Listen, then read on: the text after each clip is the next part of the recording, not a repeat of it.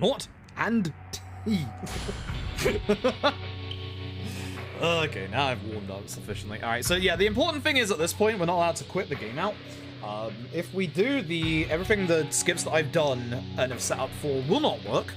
So it's very important that we don't quit the thing. Because I haven't done this in ages and because I don't have my old splits, this should be just a no reset, start to finish. Whatever happens, happens. If Bruno is a dick, Bruno's a dick. I'm expecting it, to be honest.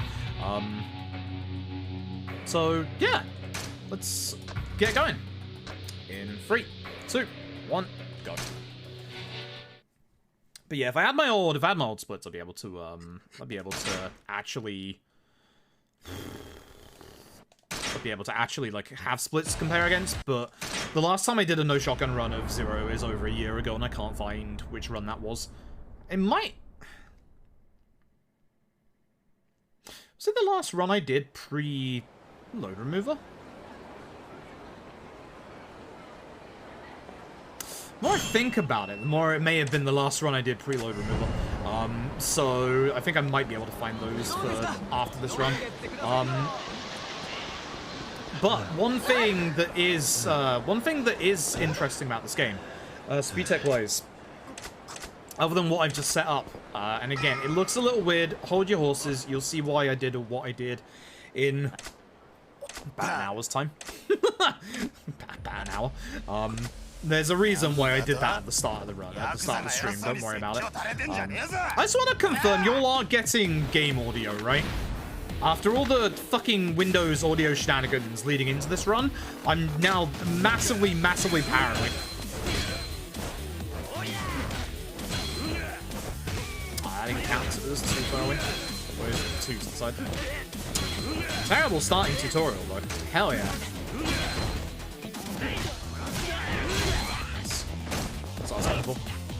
Audio's okay? Okay, cool. Because again, as you heard, like, oh, 3 of them are aggro. That is really not good. If you're wondering why 3 of them being aggro is not good, it's because they are going to interrupt all of my combos, although I actually got them in a decent position, to be fair. Fuck you, dude. Not bad. For having 3 of them aggro, I'm actually okay with how the ending of that went. The start of that didn't go well, but the ending of that actually went kind of okay. Could have actually got them gathered a bit more together, maybe because of the aggro, but that wasn't actually too bad for... That wasn't too bad for, obviously, having 3 enemies aggro. So, the different states in this game, it's been a hot minute since I've actually described them, and it'll be a perfect time with the aggro state there. Essentially, when enemies aggro, they get really aggressive towards you. Doesn't matter the difficulty you're playing, they get, like, extra aggressive towards you. Now, with the aggro state, enemies then get a tiny little bit of hyper armor. So, you'll get the unfortunate thing that not only are they more aggressive towards you, but they also have hyper armor. So, the ones that are aggressive towards you and attacking you from behind can interrupt your combo. The ones that you are attacking, because of obviously the hyper armor, they can just attack through your hit, and they can attack you and interrupt your combo as well. This is again why this route is different, is because, you know, we have to actually deal with enemy aggro as well this time, for once, instead of fucking just shotgun everything, which is nice. This is any percent. This is why it says any percent on the things. New Game Plus in this game is a route I will never, ever, ever fucking do, and you cannot pay me to do. And I genuinely mean that. There is no amount of money in this world that you could give me to do it. Even if you were to say, hey, I'll give you $1 million. No, fuck that. Try and imagine how fucking mind-numbingly boring... Actually, I would for $1 million, I'm not gonna lie. Mind-numbingly boring the New Game Plus of this game is. Because think about it, you just get to max level on your styles and then that's it. You one-shot everything. Yeah, that's a great speedrun right there. That sounds really fantastic.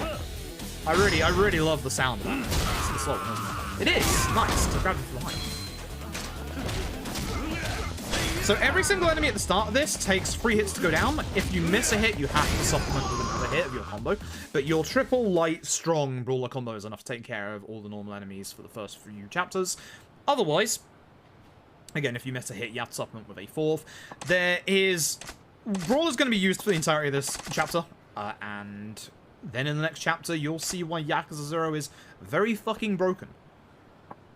Yakuza 0 is very broken. Very, very broken. What? FOV speedrun using K2, max. It's a shame. Max is needed for the finale set piece, but also for... Not necessarily for spawns earlier on in the run, but it does help with the spawns earlier on in the run.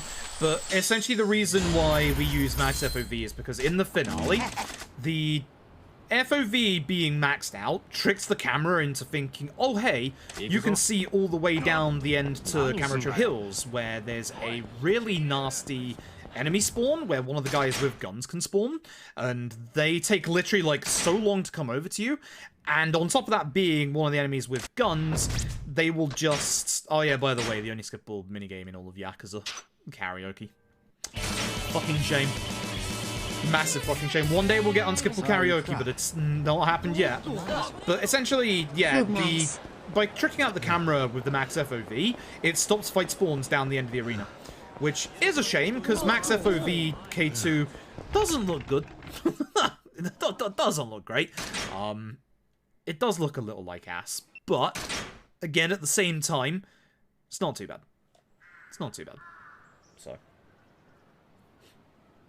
that's the reason why we have it at max. But it also does help with fight spawns around Kamurocho. There's one fight spawn in... It's either chapter 9 or 10. It's the one with fucking Takashi, where you start in the Champion District and you have to leave Champion District. With the new FOV, I've had less spawns of the one fucking fight spawn that literally just kills the run, which is nice. So the high FOV also helps with that. It also changes like enemy positions a tiny bit in fights and stuff like that. So it's one of those things. It's like, you know, it's not something that's nice to run with, considering it looks like ass. But at the same time, it helps a lot. It saves you literally 30 seconds in that finale, or it can save you like 30 seconds in that finale. Like, it's a big difference. Like, and the fact that it also makes one part of the run that's not usually that safe into something a bit safer. It doesn't guarantee that you won't get the bad fight spawn, because I've still had the bad fight spawn. But I've also managed to escape from it a lot more than on the previous FOV, with max FOV, which is good. So, it's one of those things you get used to. Also, here comes fucking Bruno. Calcium, thank you very much for the 6 months, I appreciate it. Hope you're doing well tonight.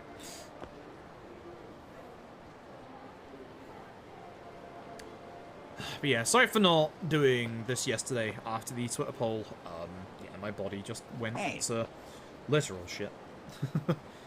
We are talking solid food that I ate essentially came out like 30 minutes to an hour later. Like, my body just went completely shit yesterday, which sucks. So then I had soup, which, as you can probably guess, also had the same effect. But at the same time, soup wasn't as painful. And then I have eaten a full, proper fucking meal today, so we're all good. Usually when I have a bad stomach day, I'll usually just go with rice and chicken. And and I mean plain, like no flavorings. With today, because I don't feel like actually sick or anything like that, I went with just sweet and sour sauce. Good shit. Good shit. Anyway, this is Bruno. Fuck Bruno. Bruno is one of the hardest bosses in the entire game. I'm not joking. I'm really not joking. Bruno is actually one of the hardest bosses in this game. Consistency-wise, Bruno is an absolute dick. Bruno decides what Bruno wants to do. Now, we want Bruno specifically to come after us at the start here and go into a corner. With Bruno, the quick way to finish any tutorial fight is to do it with heat move. Your heat moves in these tutorial fights, for some reason, do mass amount of damage. Don't know why. Rush, which we have to use in this tutorial, doesn't have that much of a set of heat moves. Now, that's not the best angle, Bruno, but it works. So, the reason why that worked is because we knocked Bruno into a wall. That's the perfect kind of Bruno. That's the perfect Bruno that you want. You want him to guard after those first initial dodges instead of try to attack you, because Bruno has mass amount of hyper armor. And obviously, as you can tell from what I said earlier, he's just going to punch you because fucking Bruno. With him guarding like that, you get a free full combo on his back, you bounce him off the wall, you get enough heat, that makes it so he stays on the floor, you have enough heat to do the heat move, and that just ends the tutorial. The amount of times that happens consistently is probably like 6 or 7 out of 10. Like, there are times when Bruno just does what Bruno wants to do, because Bruno is a jackass. And Bruno is literally like the first big reset point, because you will literally lose like 15 to 20 seconds on Bruno if he decides to not guard there. But you also need to bounce Bruno off of a wall to get the heat needed for the heat move. The only heat move that you have on Rush to begin with is... Oh, where's the fight spawn? There, okay. Means that it shouldn't be one here. The only heat move that you get on Rush at the beginning is obviously the one where there's on the ground. And the reason why you also want to bounce him off the wall is because if you don't bounce Bruno off of a wall, Bruno stands up almost immediately. You have like a 1 to 2 frame window to get that heat attack off. Which, if you've ever tried to 1 or 2 frame heat attacks in a Yakuza game, yeah, these things are bloody finicky. Even at 60 FPS. Just games like, nope. You wanted to do a strong attack and whiff completely. Absolutely, that's exactly what I wanted to do. So, we're going back to Brawler because Brawler is stronger and faster than Rush. It's not faster, you know, it's not. I did not want to miss this guy, that sucks. Also should have ranked those two. Again, it's been a hot minute since I've done proper Zero runs, so we'll see. For this room, what we actually want to do is we want to heat attack this guy, because it's going to get the other two into the corner, hopefully. Nope. This guy just moved a little bit too much, or I didn't really aim enough to win. And this guy sucks because he actually hits really fast. You can use Brawler's counter. Every single one of your styles has like a unique trait to it, etc. Brawler's unique trait is the fact that if you get punched, you can counter back with that hit. You can use that to interrupt him, and we actually, in the old route, we actually used that for a specific fight. Well, that was the old route. Which, yeah, that ain't getting used. That's for sure. Don't ask why I'm panning my camera down. It's like I'm playing the old PS3 Yakuza again. Fuck knows why. Fuck knows why. So, one thing that I'm about to do now is I'm about to take a little bit of a detour. We're on the way to going to the Dojo Family HQ. I've said this multiple times. I think that Zero is one of the best Yakuza games, but it is very much open to massive criticism, especially from the gameplay aspect, where the first 2 chapters of the game aren't the best introduction to Yakuza. And the problem is, in Chapter 2 with Kiryu, we're going to have to get 5 different pieces of alcohol. And the game obviously doesn't like giving you checklists, because that's how a Yakuza game works. And essentially, I need malt and sweet potato shochu. You can get the malt anywhere. The sweet potato shochu is only available here. And the reason why we're doing it now is the shop clerk there becomes a friend event in a certain part of the next chapter, when literally all the side content opens up. Literally not all the side content has opened up right now. Sub-stories are also off the map until we get partway through Chapter 2, and I'll explain when they actually open up. So already you've got a bit of a slow start. But essentially the game asks you to get 5 pieces of alcohol, and it doesn't do anything nice for new players. Essentially Kiryu only goes, oh, I'll probably find this at a convenience store, or oh, I'll probably find this at Don Quixote. The secret is all the alcohol is at all 5 convenience stores, which is not good. It's really obtuse.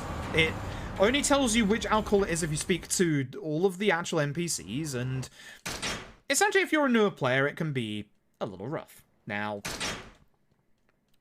it doesn't signpost you, it always signpost you back to the homeless guys. So what we're going to be doing in the speedrun is obviously we're going to be grabbing the alcohol ahead of time at the right times. Hence why we do it with the lady there before she becomes a friend there. Yaneda here is a fucking asshole. I'm going to hopefully hit him with... I didn't want the legal block, so I wanted to hit him against the wall, but as long as he dies, I'm okay with that. Yaneda sucks. Taking him out with a heat attack is good. I don't want to grab this guy. I thought I said before team right. What just teleported me away there? Cool. We're going to get Power Surge 1 because that does an insane amount of damage. We're now going to be absolutely demolishing a lot of enemies here. You can now miss a hit with your combo and attack enemies. Everyone's kind of too far away. I should be using the thing. So you can do that as well. There we go. See, now we just have to connect with the strongest. Now, being near this door at the end is good. Hitting them through the door, not great, but that's not too bad. Please Oh, it's a guy in here that's... I thought it was the guy on the floor. Holy shit, that guy actually copped my hit. Good shit. If I realized that, would have been good. Yoneda's a little bit finicky here. You can take out Yoneda quite quickly with this upgraded damage, but it's a little finicky on the timing and the actual angle. Yeah, usually he'll just guard and then just have to hit him again and then he'll guard again because fuck Yoneda. For this set piece, what we want to do here is we want to run forward, run past these ads, take care of this guy with a heat attack while our heat is still maxed out. That's why you can't use heat attack against Yoneda. Run forward. Do this QTE. This is going to spawn in the last set of enemies here whilst keeping the other two still alive. When we deal with all the enemies in this bit, it's going to pull us forward. So what we'll do first is take care of these two behind us. Hit him once already, so... Shame. I was hoping those two would get together in that time. And that takes us up 6.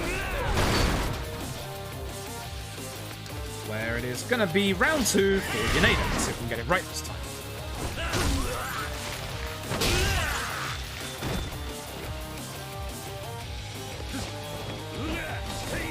Too early on my part. So there you go, using the counter of that was not great. Not great. And also, I don't get as much money by ending that fight, like, after being hit, but also not with a strong attack. Depending on how you finish fights and how quickly you do it, and if you obviously do it damageless, you get, like, money bonuses. The money bonuses at the start of the run aren't massively important, but the worse I do, the potential to delay a upgrade later on I have, so... Although with the no T&D route, it should be fine again, so...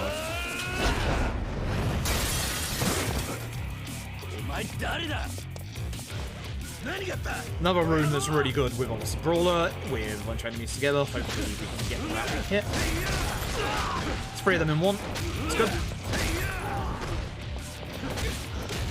And time to do Yoneda, hopefully properly this time. So, final for Yoneda is actually quite easy to do.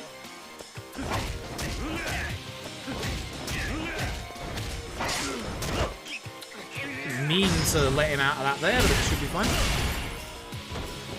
Yep. You want to do 3 hits, then 4 hits, and then grab and do the heat attack next to the sink.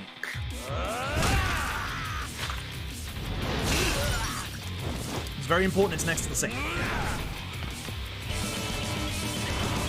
Exploding Laser, thank you for the 19 months, hope you're doing well. Yeah, I am very nasally today as well. Right. And now we go fight Kuze. Good old Kuze. If you mean the No T&D on Legend, it's actually really cool. It's not as hard as Judgment Legend, but then nothing is. But it's good. It's very good. I like it a lot. So for Kuze, we're gonna do 2 full combos. Pushes him back towards the wall. Do a heat attack. Now his QTE phase is coming up, so we have to be a little careful.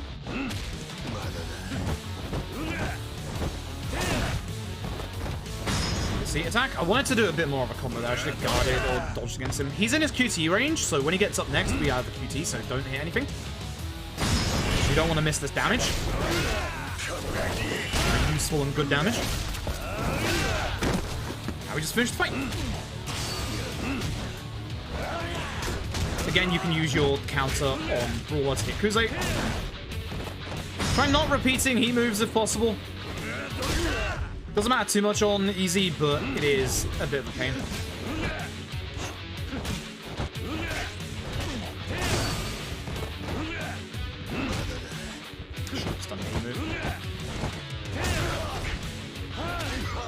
So I didn't want to do that. By kicking him, it actually rolled him over. That's one of the things that you can do with your normal attacks. That's what I didn't want to do, because the other attack would have been faster. Oh well, whatever. It's all good. I don't remember if this game has an auto splitter or not. Yes, it does. Neat. Neat. Very neat. But yeah, honestly, I can lobby some more criticism constructive criticism towards Zero. It doesn't really tell you to get ready for that set piece. Like, you could easily have just had a line from Nishiki about, you know, hey, maybe you should go and get some food or some healing items, etc. But one of the other criticisms that I have towards Zero, and this is a big one, that's one on the left there I can see. Zero doesn't teach you how to guard until this chapter, which is a pretty big criticism considering the amount of shit that this game throws at you in the first place, and it can't tell you once to just hold L1 to guard. The reason is that it uses the guard tutorial in the beast tutorial, but that's not good. That run back there was your last time to go to the Popo as well to get those alcoholic beverages before the lady turns into a friendship event. So.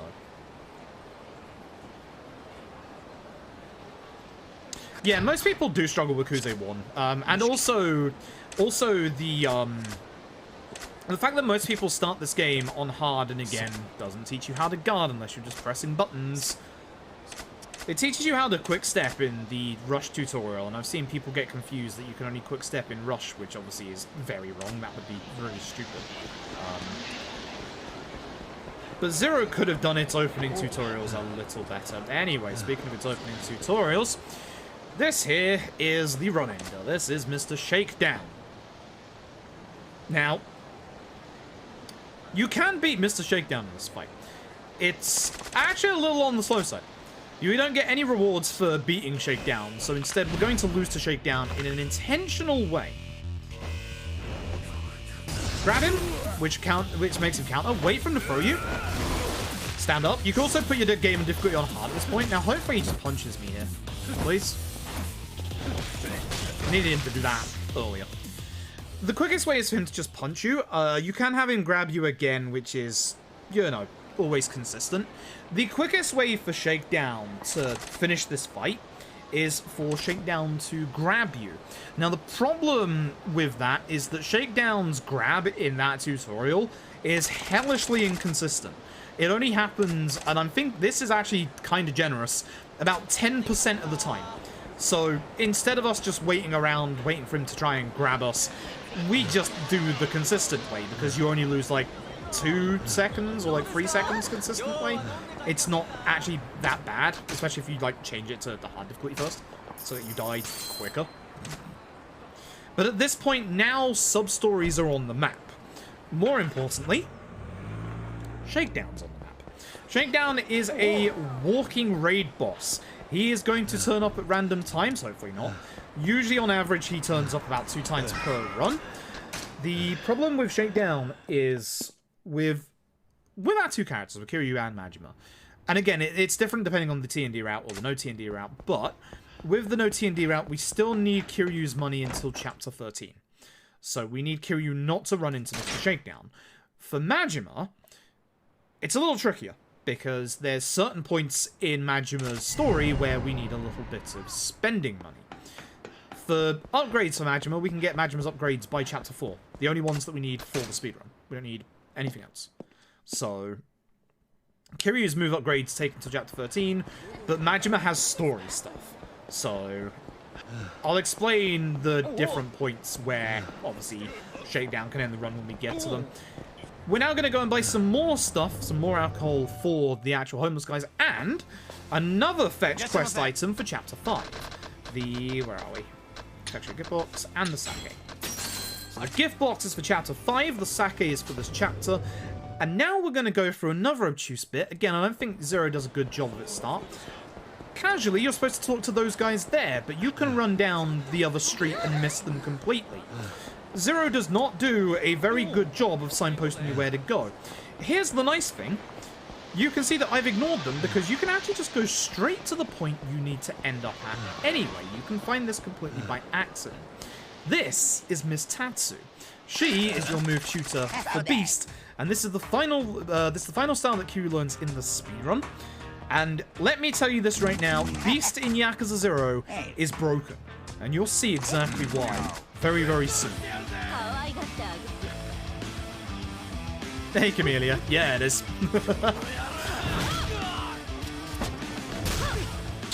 that's like a quick overview of Beast.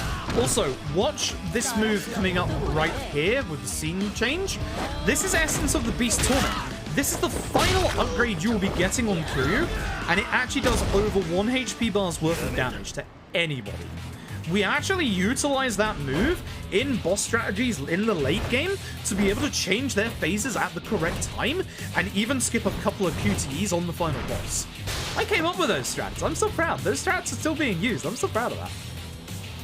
5 goddamn years later, baby. Alright, that shit good. Alright, that shit good. Tiger is a bit more fluid, but damage-wise, Beast is still better than Tiger, in my judgment. So, tutorial time, as you know, we're going to change to Beast. Now, Beast automatically picks up weapons. Now, you have to use a new weapon each time, which is why we sit in the corner, and you'll probably wonder why I'm not grabbing the sign. Is because I need that in a bit. So I'm going to intentionally try and hit as many people here so they start hitting me, because we do have to be hit whilst guarded. Ideally, you can have at least 1 or 2 enemies here aggroed, so that, you know, they don't waste their time, or waste your time here. Having no one aggroed is kind of bad. Okay, so, into your abilities. In Beast, Power Surge 1 should be pretty bloody obvious. Heat Retention Damage 1 doesn't really matter. What does matter is this. This is Golden Fist. Boost the power of your attacks when in heat mode at the 2nd and 3rd bar. So, light attack every single enemy here. They go down in 1 hit. We are now at full heat. You'll see why this is going to matter in the next fight coming up right now. Mitch, thank you very much for the Prime Gaming. I appreciate it. Well, here's the thing, Firehawk Bird. Beast in Yakuza Kiwami got massively nerfed because Golden Fist is not in Kiwami. Max Crush is the other thing, but Max Crush is a glitch. Max Crush is a glitch. It is unintentional damage. It is not supposed to give you extra damage, but it does. Yakuza Kiwami is a broken game. Beast is worse in Kiwami than it is in Zero, because of literally the removal of Golden Fist. So if you're wondering why I said you need your heat bar at the 3rd bar, this would be why. Oh, you actually dodged me. Fuck you.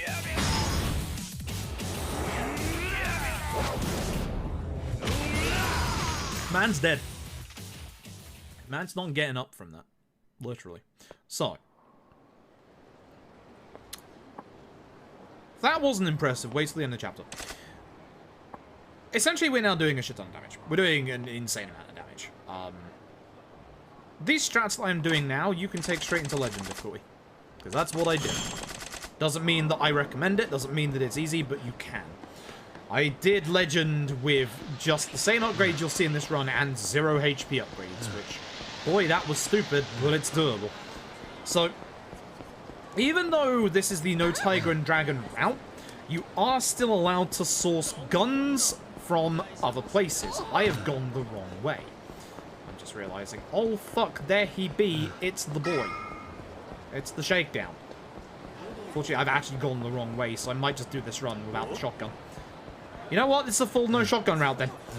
Because, fuck, I was supposed to go and do the sub-story anyway. So, with the No Tiger and Dragon, the ruling is No Tiger and Dragon. So, no crafting shotguns or daggers. You can still use any guns or daggers you find from other sources. So, obviously, for Shakedown, for Kiryu, you have his first sub-story here that gives you a free shotgun. I was going to pick that up and use it, but because I've gone the wrong way, fuck it, we'll do the old-fashioned route. We'll do the very, very old-fashioned route with no shotgun. Because I was going to use that shotgun during Kiryu's set piece in Chapter 6. But, oh well. Anyway, there's your first Shakedown slaying. Again, we want to avoid Shakedown as much as possible. We need this money, and we actually need this money right now. If we get into a fight with Shakedown right now, we have to win that fight, which is obviously going to take a tiny bit of time compared to not fighting him. Because we need to buy a couple more items. We're not done with our alcohol. By speaking to that guy, we now get a new set of NPCs to speak to at the top right. There he is for a second time. The boy, that's not great. That's actually really not great. Okay, that is fun. So, this is the Vincent Crossroad. This is one of the most annoying places for fight spawns in the entire run. Hopefully my sub allows you to buy shotguns in the future. Hopefully. Jay, again, thank you for the 2 months. I appreciate it. Hopefully you'll get a situation like that where the 3 enemies will be walking away from you, or you'll have an enemy aggro from the road before. I've got to remember Zero Taxi List, because it's been a hot fucking minute. It has been a hot fucking minute.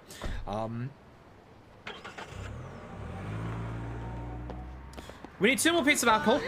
The interesting thing about these 2 pieces of alcohol is these are the only 2 pieces of alcohol that you can get into different places. We're going to be getting the Scotch whiskey. Damn it. I forgot Zero's menuing was terrible as well. If you're wondering why I don't just menu to the top, that only works in the console version or if you use a mouse wheel. It worked for one patch and then they broke it again. I don't understand why either. So, the other one we're going to be getting here is the champagne as well. You might notice that there is champagne and gold champagne. There is no difference between the 2 of them. The only reason to buy the gold champagne is that you get a trophy/achievement. Literally, yeah. Avoid that sub-story. So, the gold champagne and the Scotch whiskey are in a second place that you can get other than the shops. I accidentally held my stamina too long. Those places are the dream machines, specifically the 10,000 yen dream machine and the million yen dream machine. You'd think the champagne would be in the million yen dream machine. No, it's actually in the 10,000 yen.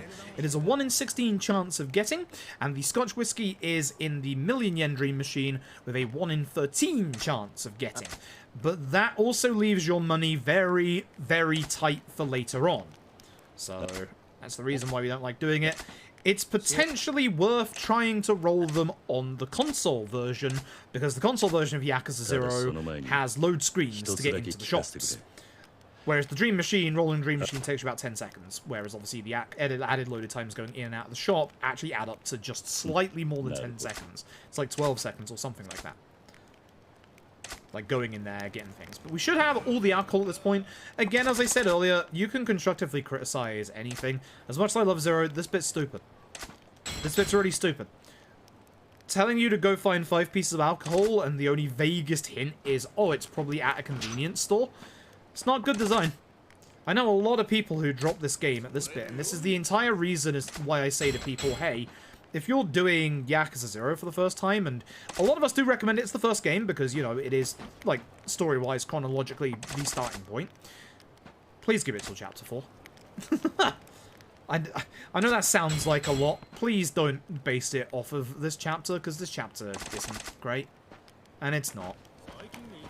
It's commonly accepted that Kiryu's part starts off a lot slower than Majima's part.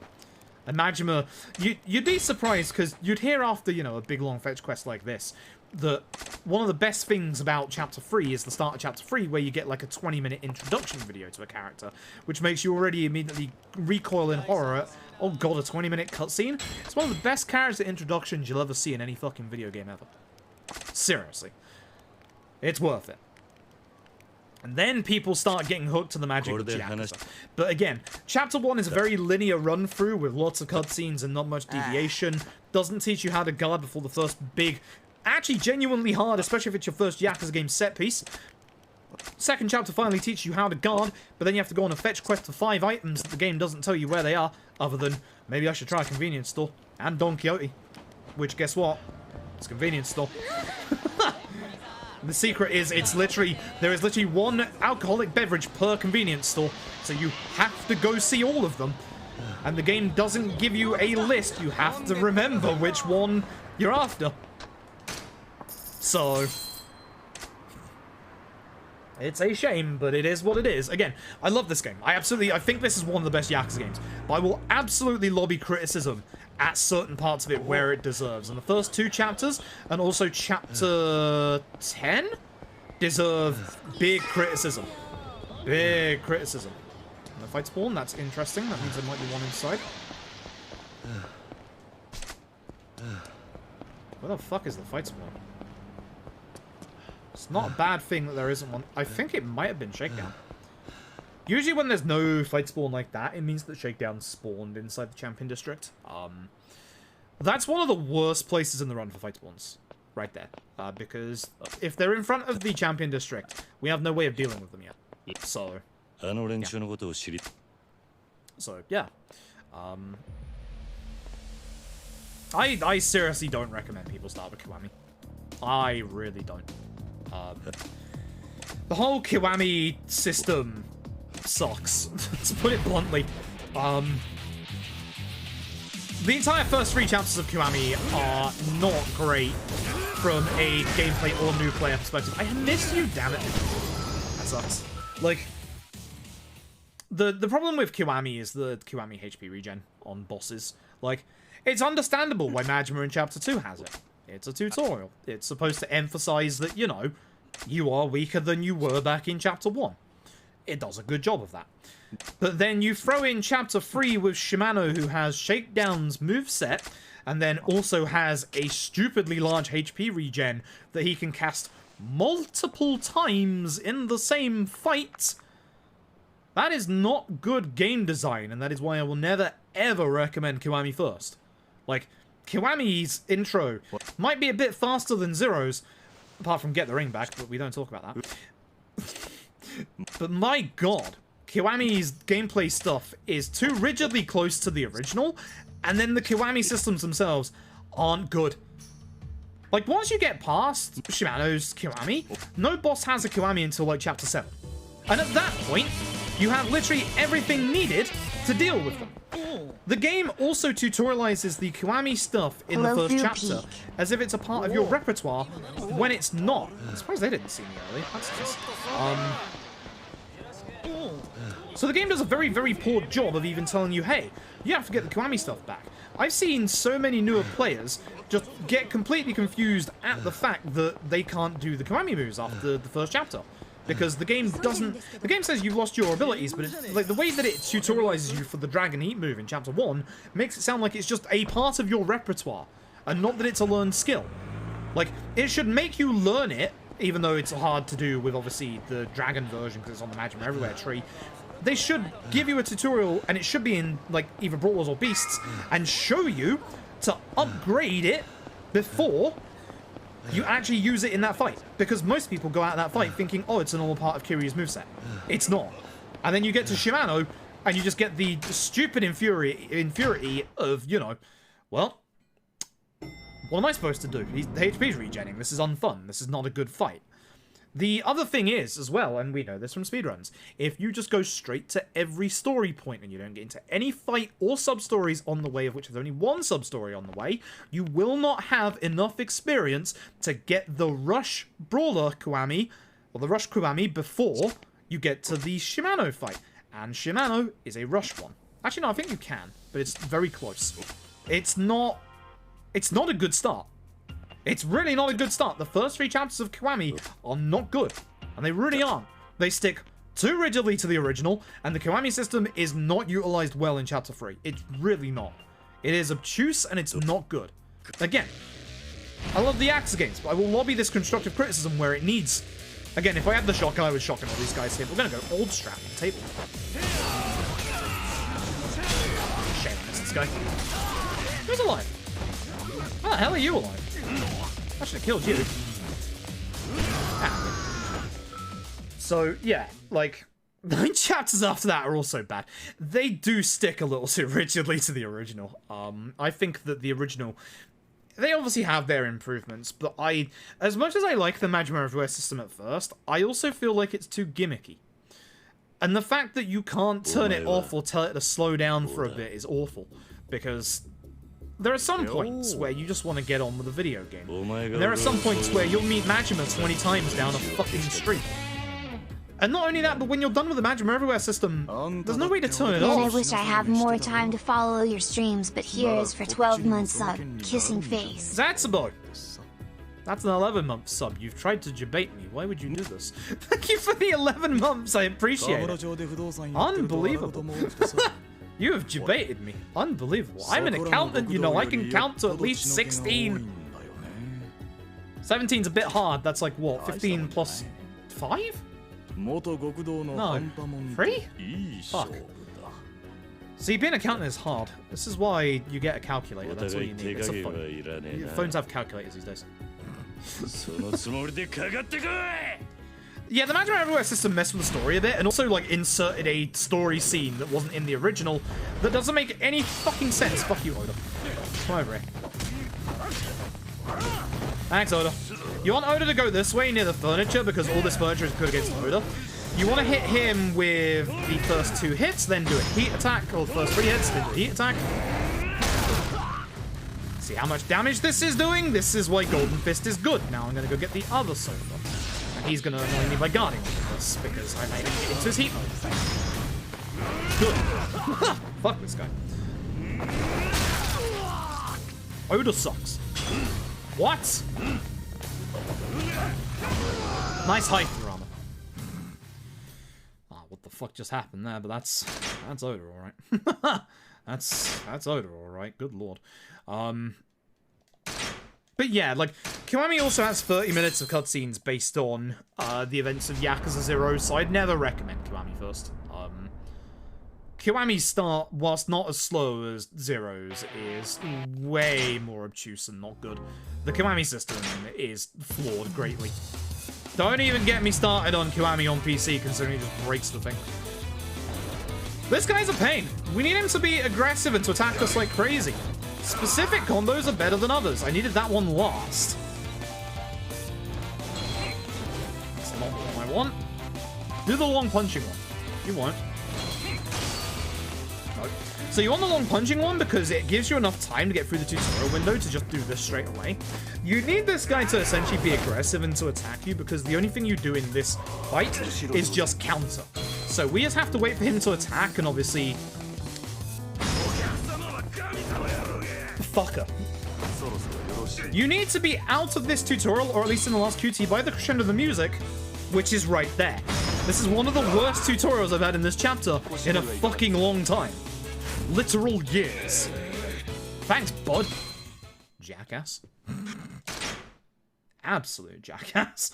That guy, ironically enough, that tutorial's a lot better on Legend, because as you could probably imagine, on Legend, he just wants to punch your face in. So you can very quickly, pretty much no downtime to any of his attacks unless you're like massively unlucky. Whereas, obviously, on the normal any percent... Fucker. Absolute jackass. Absolute jackass. This door's hitbox is broken. You'll see why later. Broken in a good way, not a bad way. Usually we say broken when it's bad, but no, in this term, broken in a good way. Now, with the start of this chapter, there are going to be conversations that have multiple choice... What's hard? Multiple choice conversations. So, we're actually going to be picking here the one with more dialogue. But the reason why I picked the one with more dialogue is because on the other set of dialogue, she has a longer unskippable animation. Which means that even though it has less dialogue, it actually takes a bit longer.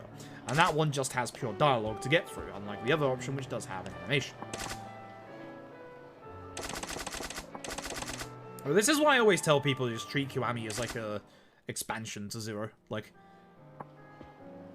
they nerfed Beast hard into the ground with the removal of, obviously, Golden Fist. And also the big problem that I have with Beast in Kiwami, and this is a big problem, it's kind of the opposite problem that I have with... It's kind of the same problem, no, it's the exact same problem that I have with Lost Judgment, and then obviously going into... Judgment going into Lost Judgment, is... In Beast in Kiwami, you flinch from attacks to begin with. Any attack can interrupt you, whereas obviously if you've seen so far during this run, we have Hyper Armor. With K1 Beast, you still have Hyper Armor. The trouble is it's buried within a tree. It's buried within one of the trees quite far down. So, you're not getting that until 2/3 of the way through the game, essentially. Not great. Not great. It sucks. It sucks. And it's like that with Judgment. In Judgment, you get flinched a lot, and enemies don't flinch to your attacks. There's one move you can get very early on, which is what we do in the Legend difficulty, because it just changes everything. And in Lost Judgment, they're just like, nah, fuck it. You can have everything. You can have max combo speed, enemies flinch to your attacks, you don't flinch that much to their attacks. It's fucking great. Lost Judgment just wants you to play the video game. Come on, hit me. Sometimes you can be quick enough there that it's still registering him as being turned around and doing the attack. That's why you'll normally see me, like, do an attack like that.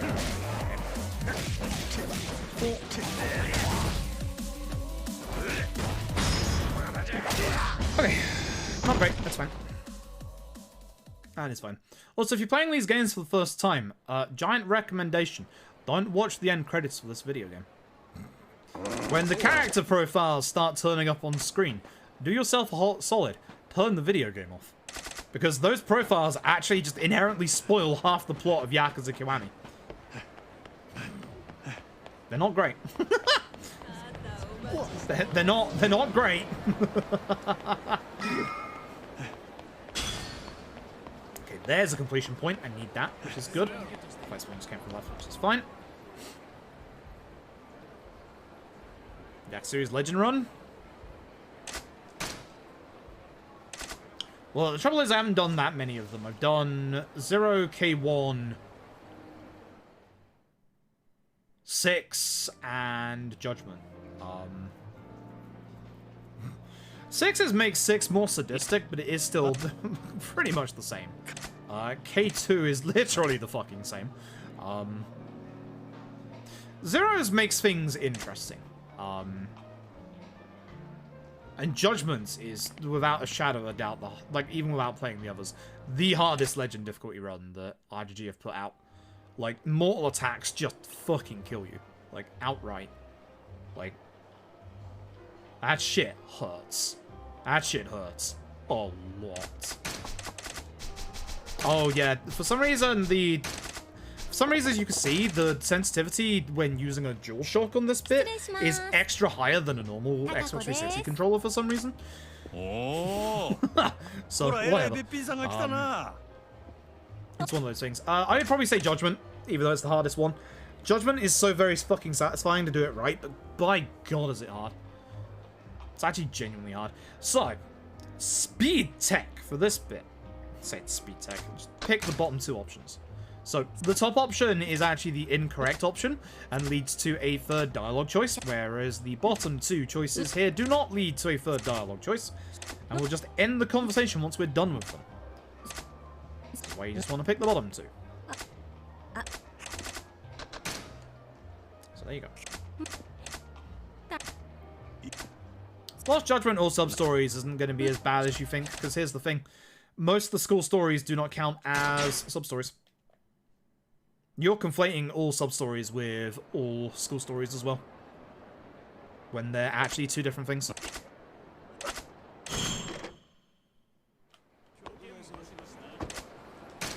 Again, Zero Taxi. Just gotta remember not to go to the Tiger and Dragon once we're done. No more shotguns. Fuck shotguns. Me and my homies all hate shotguns. No Shakedown. Good shit. Shakedown has a very... There he is. Yeah, as I said. So Shakedown, as you can see ahead of us, loves to spawn on this road. The problem with Sotenbori is that Sotenbori is a much, much smaller map than Kamurocho. Not in terms of, like, kind of size, even though it is slightly smaller, which is important for what I'm about to explain afterwards. But because there's only, like, two main roads, this road we're on now and the other one, and then a bunch of little branch-off roads. So, Sotenbori has way less places for Shakedown to spawn than Kamurocho does. Now, the interesting thing is, Sotenbori as a map actually fits into Kamurocho's, and ironically enough, you might be surprised to hear this, we're currently above Kamurocho. I'll probably show it off after the stream. By utilizing Shakedown and Sotenbori, you can go out of bounds in Kamurocho. Something that we found about a year or two back. You can't use it for anything in the speedrun, which sucks, because we used it to try and find a lot of stuff. But this game has a legit out of bounds in it. Kiwami also has legit out of bounds in it, which is also more hilariously easy to pull off, because you just walk into an NPC. But unfortunately, the only thing that allows you to do is get past the get the ring back section, where you can walk out of bounds there, and it just doesn't let you skip it. So, again, both out of bounds that we have for 0 and K1 don't do anything, speedrun-wise. They literally don't do anything. We've spent a long time trying to figure out if we can do anything with them, but no, we can't actually do them. So, oh, it's a shame. Feihu here. This tutorial is a pain in the ass. It's all determining on how aggressive Feihu is. So, Slugger. Now, we want to make sure we position ourselves between Feihu and the wall. Now, Feihu can attack very slowly, like that, or he can attack very quickly with a very quick jab. Ideally, we want a quick jab here so that he doesn't do it next time. To finish this fight faster, you do a double wipe, and because he did the fast jab, obviously I can't finish... There it is. We can't finish the fight straight away because Feihu obviously interrupted that combo. Now, what you saw there is the entire reason why every single run I say this and I piss people off. Slugger is Majima's worst style by far. It's literally his worst style. Doesn't mean we're not going to use it, because there are multiple important things we're going to use it for in this run, especially No T&D. But Slugger style is actually trash. Slugger style is actually very, very bad. Most people just conflate it as being good because baseball bat and easy. But the problem that you have with Slugger is what you just saw there. Every single fight arena has invisible walls around it, or proper walls around it. And if you hit those walls with Slugger, your damage dissipates completely. There are certain combos where you don't hit the walls as much, but if you hit a wall before you hit an enemy, your damage will completely disappear. There's nothing you can do about it. Slugger is actually terrible, and you should feel bad for using it so much. It also helps that Majima has a different fighting style that is also broken as all hell. But Slugger is actually trash. The nunchuck skill absolutely fucking sucks. The only good thing that it's used for is breaking enemies' guards. That is the only good thing about it. That is the only good thing about it. Slugger actually sucks hard in this game. Slugger gets better when you get more, like, actual moves for it. Sure, I'll give you that. But you'd be surprised. Most people just gloss over Fog. Fog has its own kind of, like, real bad points. The eye poke move that you do in the tutorial earlier is a bit... It's supposed to leave the enemy turned around long enough so you can do the essence of counter. It doesn't.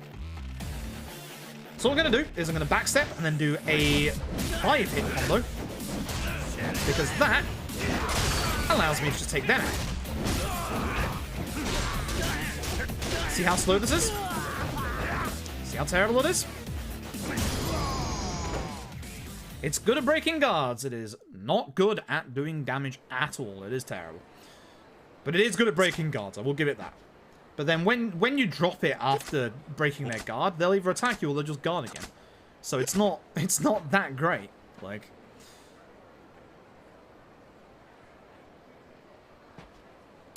But you'll see how broken Majima is in the next chapter. Because whilst Majima is not quite as broken as Beast is on Kiryu, Majima still gets a very, very, very broken style. As you will see coming up. Also, if you remember me doing stuff before the run earlier, this is where our speed tech comes into play. The entire reason why I did those things for the run is going to become apparent in this chapter. And then in chapter 5, we also have another insane bit of speed tech that, again, isn't going to look impressive, but in total in this speedrun is going to save us, and I shit you not, I do not stutter with this amount, 20 minutes. Not seconds, minutes. It is good speed tech. It is not fancy, but it is ours. It looks cool. It definitely looks cool, but it's not good. And again, there is a style that looks even cooler. That's the problem. There's a style that looks much cooler. And it's not as hard to use as most people think it is. It's a bit more intuitive than Majima's and Kiryu's other styles, but it's actually not that bad. Also, note to self, this is where we get the stamina upgrade now. Or at least the first one, because that'll be important. Taking those improvements from the new T&D route. And just casting shotguns aside. Fuck shotguns. They ruined my life. It's honestly nice to do this again and not have to worry about getting mad about shotguns or just thinking that this run is getting boring. Again, you'll see why this door's broken later. Not just yet, because we start too close to it, but you'll see. That door's hitbox is broken in the best way. It's literally like half the room. It's stupid. Whereas this door's hitbox is not half the room. It's literally the door. It's actually a little too close to the door. You have to, like, really get up close to it. Just how doors should be, you know. You can't open doors ahead of time in real life. Unless you have a stick. You got a really long stick you could. Or kick it, I guess, but you're still in kickable range, I suppose. So, storyline-wise, gonna go meet Sagawa here. Sub-stories are on the map, as you can see. That is the Shurei PP one, which is fucking great. I'm a Nancho to you all. Hope you've all got your Kalipas for the day.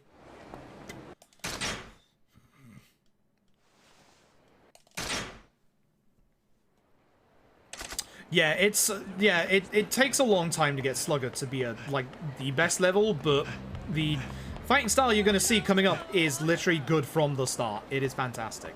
I'm going to make a small detour here. Please don't fight spawn. Shit. Oh, it's gone. Good. It's that guy there. That guy's the fight spawn. Because I'm going to exchange my completion points. Don't speak to Bob. Bob is unfortunately DLC, so we don't want to speak to Bob.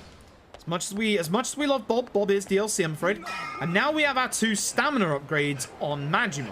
This is good. This is going to allow us to run a lot further. So, in the... I said in every fucking speedrun I've ever done, fuck stairs. Fuck stairs, my literal mortal enemy in any fucking speedrun. Any Yakuza game, stairs. Titanfall, stairs. Fist of the fucking North Star, stairs. Fucking stairs. I hate them. It's not even the going downstairs, it's going upstairs. Oh, I completely forgot what I was talking about now. Fuck stairs. But yeah, essentially with the stamina upgrade, we can now run a lot further, for example. The first mainline game to get sprint upgrade is actually 0. But it's not the first Yakuza game to get said sprint upgrade. By the way, chat, it's been a hot minute since I've told you to do this. We get a libido in chat. Here he is. It's been a hot minute. Hold up, my dude. Fucking libido. This is also a point where I'm paying attention to the cutscene to see if Shakedown spawns down the road. Shakedown has a high chance of spawning down this road, and if he does, you're in big trouble. The only way to get rid of Shakedown is either to go into Ebisu on the right there, or if you can make it in time, that sub-story there. But the problem with running into that sub-story, and this is an amazing problem, Shakedown can follow you into sub-stories. He can glitch himself out. I've had it happen to me twice now. It is fucking phenomenal. And you can't get into a Shakedown fight right now. This is the reason why. We're going to be getting into a story bit here where you need a minimum of 50,000 yen for the story to continue. If you do not have 50,000 yen, you cannot do this next bit. So you will have to go out and find a fight and then do a fight. No. Twitch is yelling at me about something. I can see my notice box is lit up. It's never good. It's where I find out I've been banned midstream.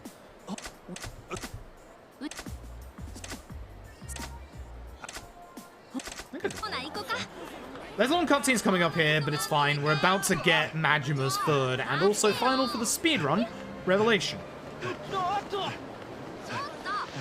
But you can see with the extra stamina here, we just run straight here, which is fantastic. This is where you pay the money for the sushi, which is why you need it.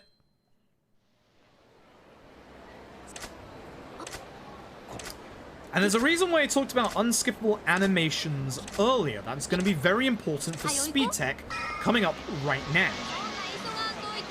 In we go. What's going on?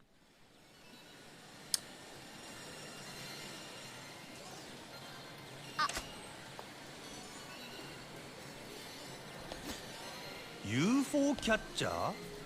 Well, I know what that notification was. That is I think it's like the 5th time I've got this one. You know how, if you're a streamer, Twitch has these really stupid... Oh yeah, it's the speed tech, by the way. That's it. You want to cancel out of this because if you actually win a prize for Akko here, she has a long, unskippable animation of celebrating over this prize.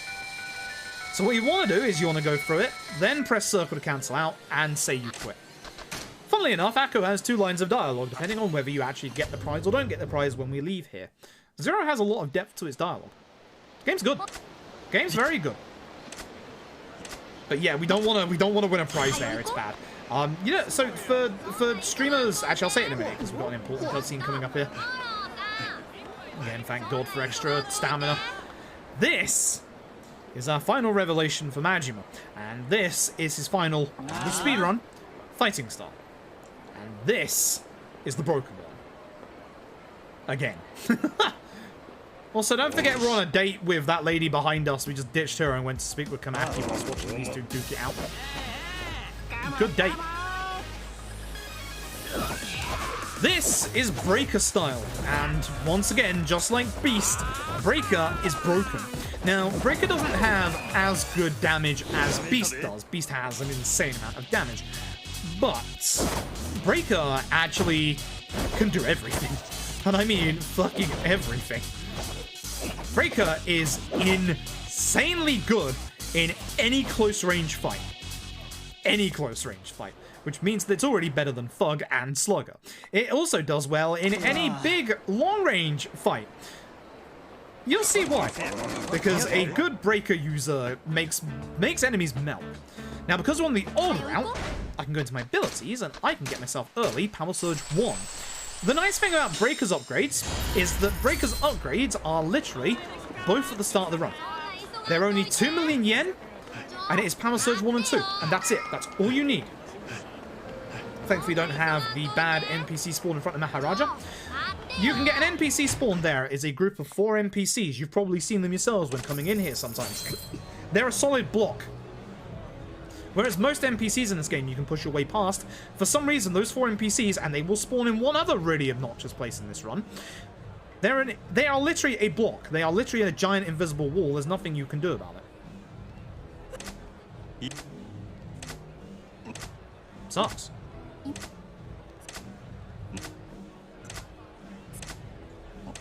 Well, time to go get the taxi. Time to go get the taxi. I'll explain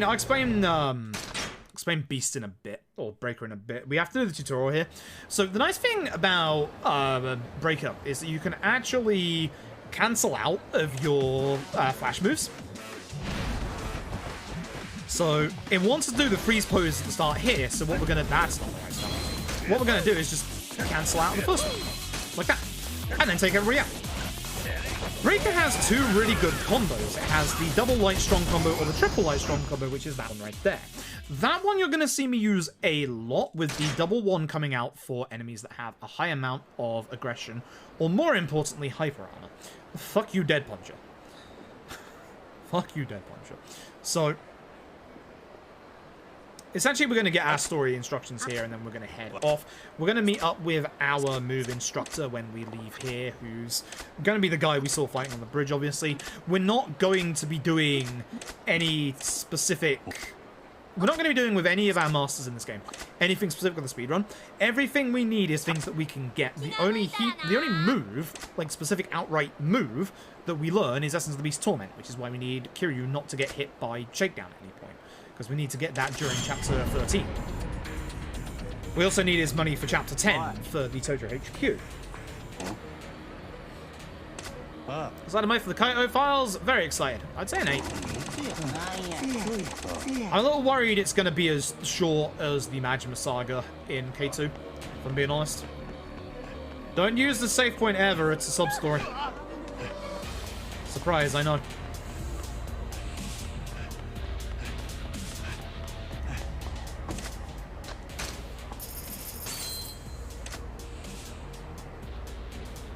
Alright. And you're also going to see our big speed tech, or our first big bit of speed tech, coming up in a second. The reason why I did the things before we started this run. You know, after we had to deal with the fucking Windows deleting my audio drivers. As I plugged in my controller. Thanks for that. Windows 10 is a great operating system. wonderful operating system. I have no complaints about it at all. No. Nope. Yep, 28th, 2 weeks today. On a Monday. When the Kaito files come out, we will be doing a full playthrough day one, obviously. Exploring as much as we can and, you know, getting punchy with Kaito. And then once we're done with them, we will be doing the speedrun for it. It will probably be... I'm hoping it's longer than the Majima Saga, which is literally less than 10 minutes long. I am hoping that it's like 30 minutes or so. That would be like a perfect amount of time. Update to 11. That sounds like an even worse idea. For a while. over what I found is it returned on audio drivers that I turned off previously. So if I ever, when I'm not going to because I don't like it, if I ever re-plug in my DualSense into my PC, this thing is going to become a speaker again. Fuck you. More like fuck Windows, I guess, but fuck you still.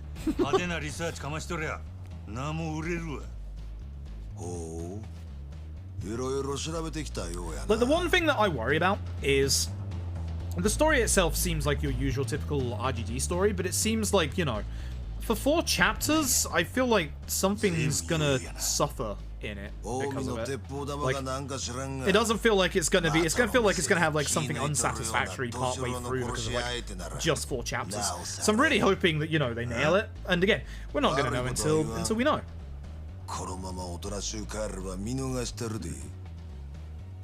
Neat.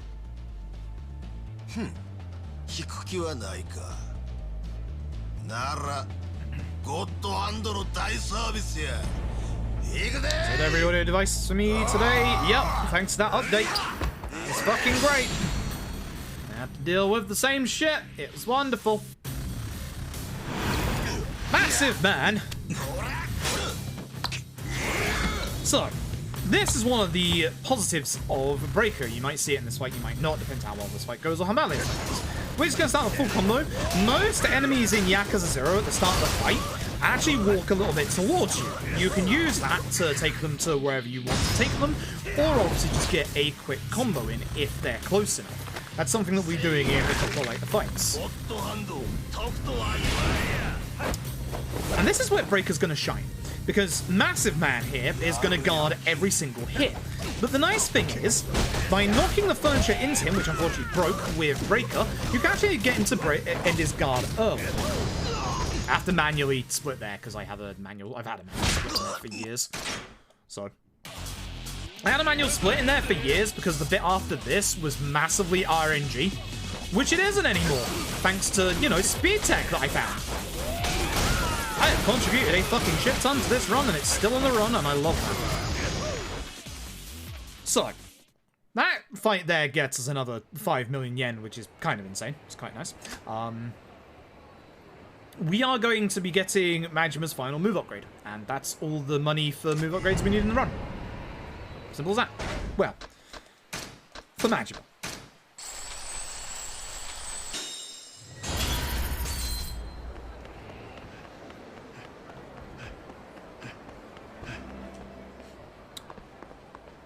So if you're wondering, because you saw me do all of this earlier, before the run actually started, you might be wondering, you know, why I did that.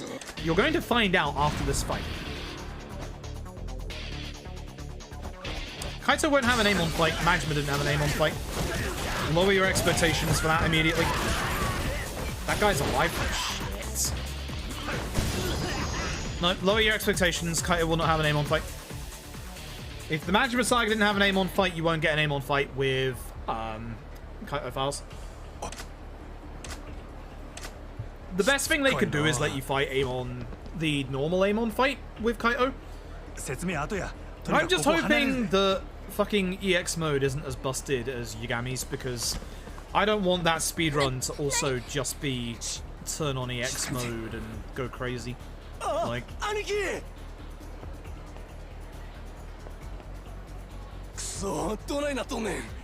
I'll drop that speedrun faster than I did Lost Judgments. Faster than I did Zero. Shocking. That would make me happy as well. It would make me happy as well, but I just don't expect it. It is interesting if you think about it, in that, like, technically Lost Judgment has now 6 different fighting styles to it. Because you've got the 4 from Yagami, including the Boxer DLC, and then obviously you have the 2 for Kaito.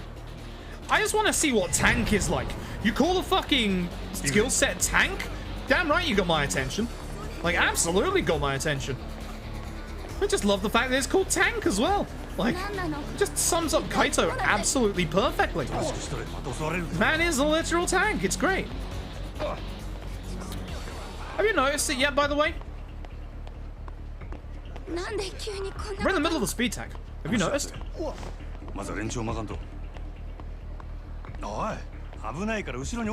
Notice how there's no fight spawns? Along the exact same pathway that we took before?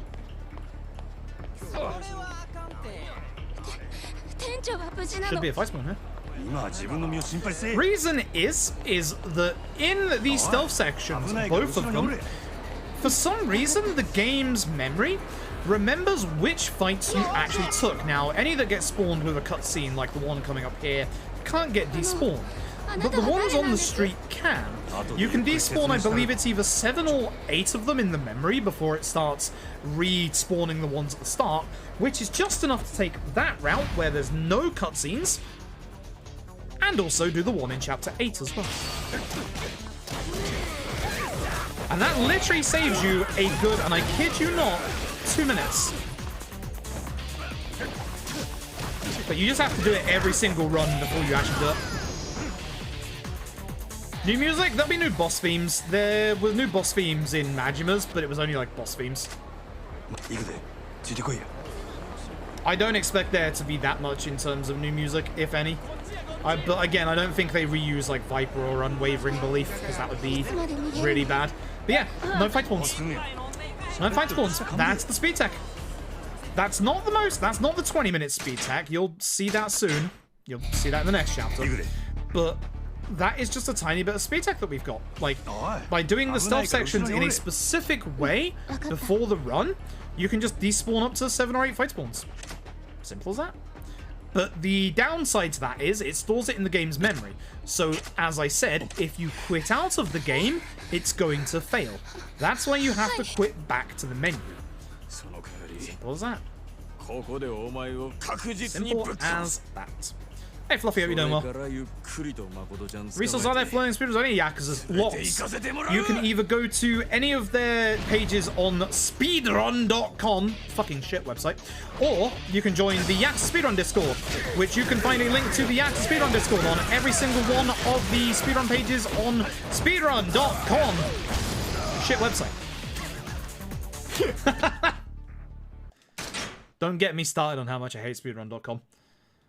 It's a good website for what we need and for what it does, but it can also be a lot better than what it currently is, and it should be a lot better than what it currently is. I have a hatred towards speedrun.com ever since being a leaderboard mod for years and finding that, you know, making any kind of change can fucking break anything. You can't preview shit, you can't do it in a quick and easy way. Speedrun.com could be a much better website. As a user of it to see runs and stuff, it's okay. It could be better, but it does the job. As an actual, like, admin user of it to do leaderboard setup and stuff like that, by God, it's a ball ache. It's terrible. Like, genuinely terrible. The actual user interface for that website fucking sucks. It's starting to improve, but it's still terrible. It's still ass. There's no fight spawn out here, which means there's probably a fight spawn in here, so I'm holding my stamina for a second. Hey look, there's the fight spawn. See? It's almost as if I know where the fight spawns are going to be. It's almost as if I'm wall hacking right now. Zero's fight spawns are very predictable. Zero's fight spawns are very, very easily predictable, which is nice. They can only spawn a certain fight spawn in a certain distance from another one, and if you haven't seen them, you pretty much know at that point, oh, I'm likely going to be getting a fight spawn coming up, aren't I? Which, yes, you are. Yes. Thank you. Video game.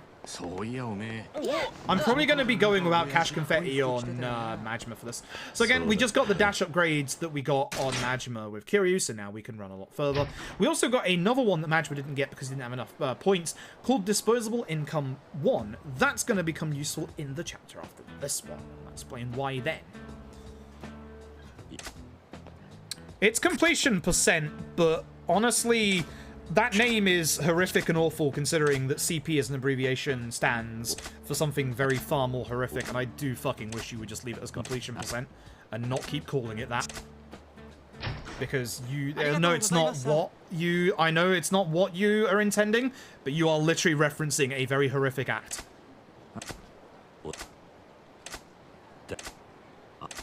Don't call it 100%, because it's not 100% of the game.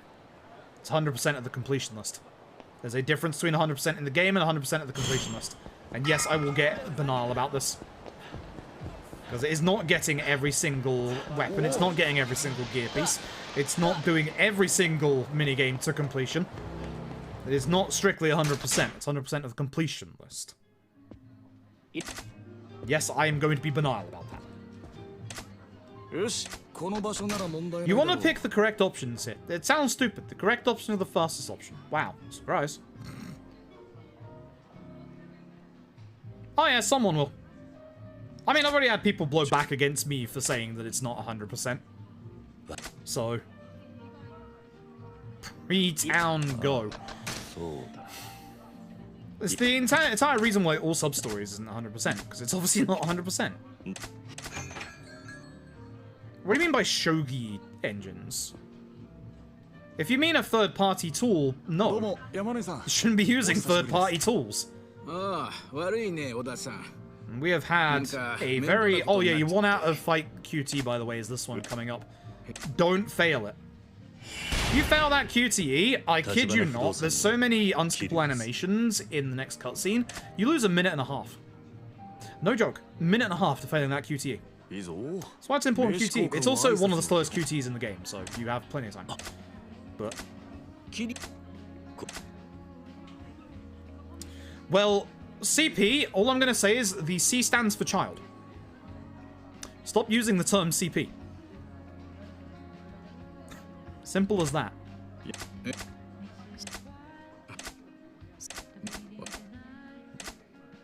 And this is where the conversation ends. Yeah, don't Google. Yeah, now you understand. Stop saying it. But this is where this conversation ends.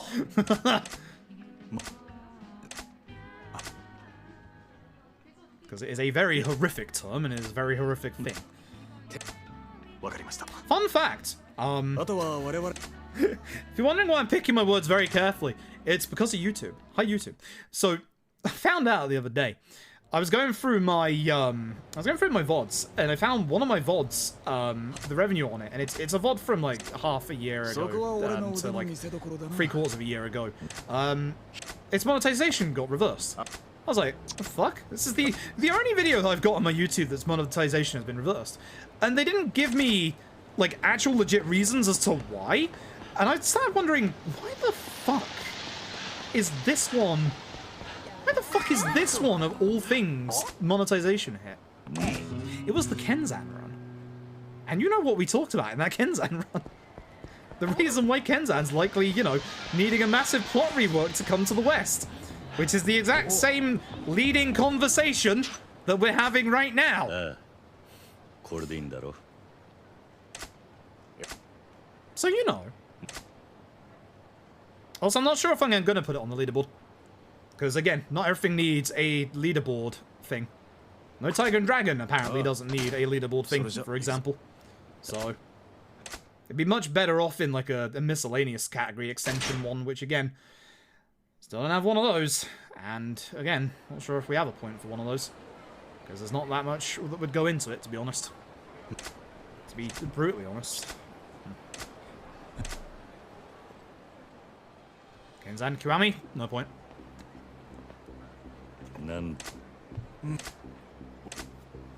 I want to say that I'm someone that loves Kenzan. I think that it's a very, very good game, despite the fact that it is the first Yakuza on PS3, and it's probably aged worse than OG 1 and 2, to be brutally honest.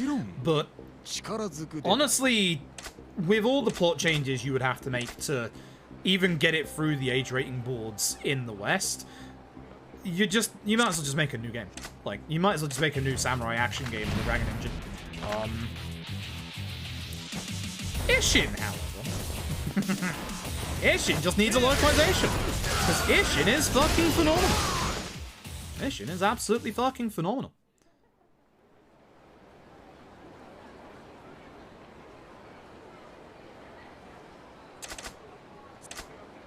Yeah, because I've had a couple of people actually quite recently say to me that they would actually, and I'm going to call one of them out, Lord Fluffy, who was in chat earlier.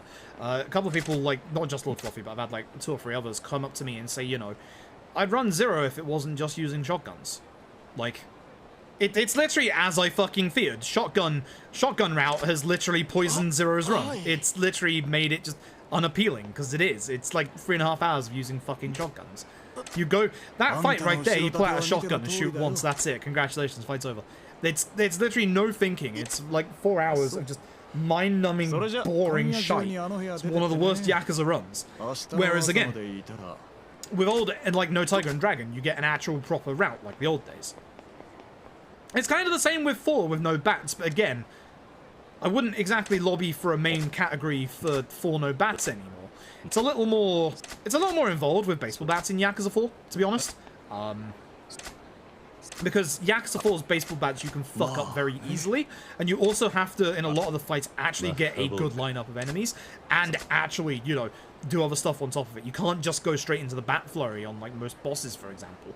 So, 4 has a lot more in-depth to it, other than just get shotgun, shoot shotgun. Because that is shotgun, that is Zero's route. That is the 80% route. Which, again, I'm not saying it shouldn't be, because, again, the point of speedrunning, and this is the most important thing, the point of speedrunning is to go from point A to point B, and point B is usually either the end of the game, the end credits, whatever. It can be a little different depending on, obviously, the run. From point A to point B in the fastest time possible, and Shotgun Route does that. Tiger and Dragon Run route does that. It is literally the fastest speedrun, other than, obviously, one punching everything. Actually, you still use shotguns even in New Game Plus. I shouldn't use that as an example, but it's literally the fastest route. It's literally just, you know, it's just fast. It's literal definition of a speedrun. It's also the reason why, you know, New Game Pluses usually, like, resort to shotguns as well, is because, you know, even though you can get to level 999 in this and one-punch bosses, which is what you would do anyway, shotguns still take care of every single fight spawn. Like, every single set piece. Like, it's literally just the fastest way to go through the game. It is a literal definition of a speedrun. And that's why I would never lobby for no Bat 4 or no Tiger and Dragon to have a main category. But that's why I said a miss category. By the way, well, before I go back into this conversation, Speed Tech. There is a 5-minute real-world wait right here. Literally, you have to wait 5 real-life minutes. So, in this time, let's go and play some games, shall we? Don't want to leave you all here being bored. Might as well do something with our time. So let's go into Club Sega. Let's go play some Outrun. Get a nice, lovely, funny cutscene at the start of it. It's good shit. And then it blows your ears out because it's super loud on PC.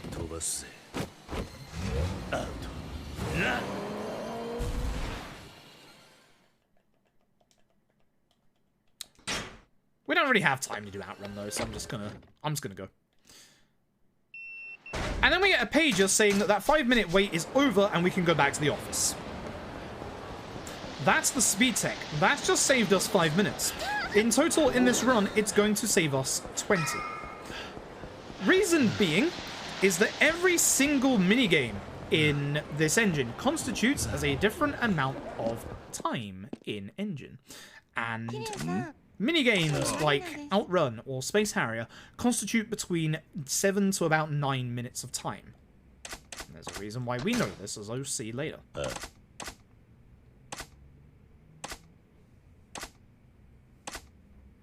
I think that 6 will have FPS sharing as like K2? Yes, 100%, because LAD does. I think Dragon Engine games are just... I mean, fuck, even K1 and... Hello? Even K1 and bloody 0 do. So... we just need to have a big, long conversation about FPS stuff in the community. It's getting to the point where we need to actually have a conversation about it. Because, like, there are certain people setups that just can't get close to... That's that fucking set of NPC spawns. Just solid. Some people just can't keep up with certain games. I can't keep up with LED, for example. There are people that can't keep up with K2. There are people that can't keep up with fucking K1. Ironically enough. It's gonna be the exact same with... It's the exact same with LED. It's gonna be the exact same with 6. So...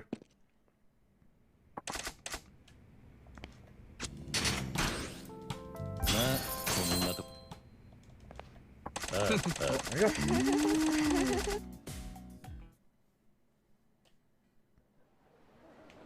But yeah, that speed tech is going to be used later on. The one later on is a bit more trickier because there's actually 2 hidden triggers to it. Which is why it's not simple to stumble over. But it is ironically the one that we found out how to do this with. So...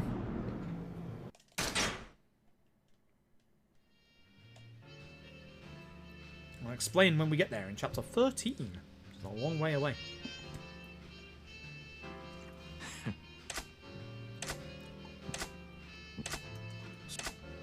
See, that's how I feel, Fluffy. And again, I'm not saying that it should be, you know, as a default leaderboard even. Like, even in just the miss categories, that it would be fine. But I basically got told to get on my bike when I tried to say it yesterday, so... 今度はユミちゃんにも会ってみたいな。歓迎するわよ。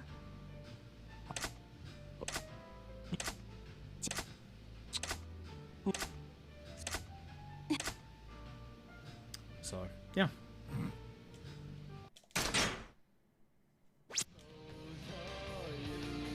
It is, I'm not gonna lie, it is kind of annoying when people outside the community then start throwing their weight in when they haven't even done a run of any game in the series. We had somebody like that like a year or 2 ago who was doing a lot of that. Like, I'm okay for people to have their opinion around, but throwing it out like they're an actual expert on the scene is, you know, kind of shitty. Like, really shitty. I definitely agree that people that run the game should have, like, a bit more weight to what they're saying, but... someone who hasn't even done any Yakuza run is just, you know... So, SMT Speedrun community has a lot of those. Yeah, I can imagine. Well, I've heard a lot of things about the SMT speedrun scene, which instantly turned me off from it. Funnily enough, I wanted to... Fuck, what game was it? Was it 5? Yeah, I think it was 5. I think I wanted to run OG Persona 5 at one point, and the first thing, and this turned me off completely from joining the community. Yeah, one bad egg can literally turn you off completely from joining, like, the speedrun community. The persons went into my DMs and started talking about how, like, they started talking about, like, the actual run at first, and then, could you get stabbed? Like, that's not the right guy, fuck me. That's not good. Put that down so I can actually build up my heat. I need to hit this guy with heat attack. Great. You know what? I'm gonna hit you with this, even though it's not gonna kill you. Fuck it. Bad fight. Terrible fight. They started telling me about the actual route, and then they started going on and on about other members of the community and how it was unfair that they were banned from their channels, when it's like, bruh, I just wanna learn the fucking speedrun. I don't care about your personal beef. Let's just say I found out why they were banned. They're not a nice person. I blocked them immediately that day. I think you know exactly what I'm talking about? Probably. Probably. And you shouldn't, like, base your entire community, like, interactions on one person, but that one person just did enough that night to just make me not want to run an SMT game. Like... And for a reason, oh yeah, this is a person that regularly used the N-word to describe people. So, you know. Well-adjusted person of society, that. Fuck them. Jesus Christ. Some of the shit that they were saying on top of that as well was awful. I blocked them. Like, fuck them. But you'll always, like, no matter, like, the size of the community, you'll always have, like, 1 or 2, like, rotten eggs. The nice thing is, and again, you say this often, is that, like, the Yakuza speedrun community is a good community. We've got a good bunch of people in it. I used to say, like, obviously we have, like, one of the best communities out there, but since going back to Titanfall 2 is the best community I've ever been in. I'm sorry, but it is. 訳あってまだ接触はできていません。 It's kind of stunning how like really awesome the Titanfall 2 community is, despite the fact that, you know, there's so many members of it. Like, again, that's not to shit on the Yakuza speedrun community, but just the Titanfall 2 speedrun community has grown so large, and it's just so autonomous at this point, and like, even the top runners have time just to help anybody out. Like, it's fantastic. Like, it really is. Like the Titanfall 2 speedrun community is where I wanted the Yakuza speedrun community to be, but that's not happened, and that's not, it's not in a place where that can happen either, and I think that I am one of the problems to that, if I'm being brutally honest. So the sooner I end up getting out of the Yakuza speedrun community, probably the better, honestly. So also, I washed my hands of Kiwami's board, by the way. Great. If you want leaderboard shit, go to tap. I'm not dealing with it. I really am not. I've fucking busted my back over Kiwami's leaderboard for the last year. I've had enough. I'm not dealing with it. I really am not. So please don't come to me about it again. Because you're just pissing me off by continually coming back to me with it. I'm just not dealing with Kiwami's board anymore. I'm just not. I'm just really not.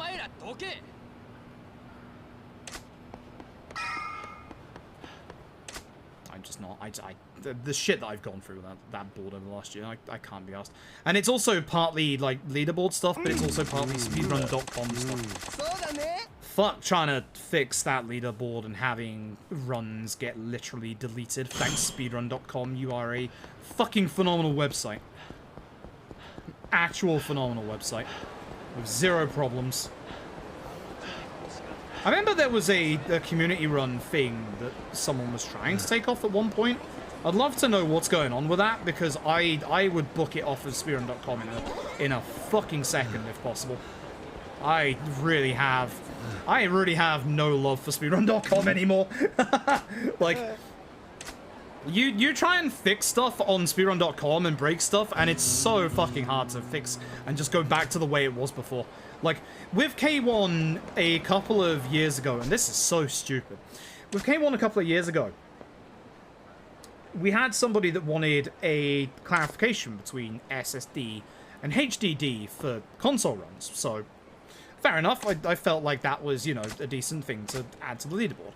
So, what I did was I made a variable for SSD and HDD. And I set the SSD one as obviously the default, and I set a run. I set a couple of runs, including obviously the runner's run because they used an SSD, to the SSD variable.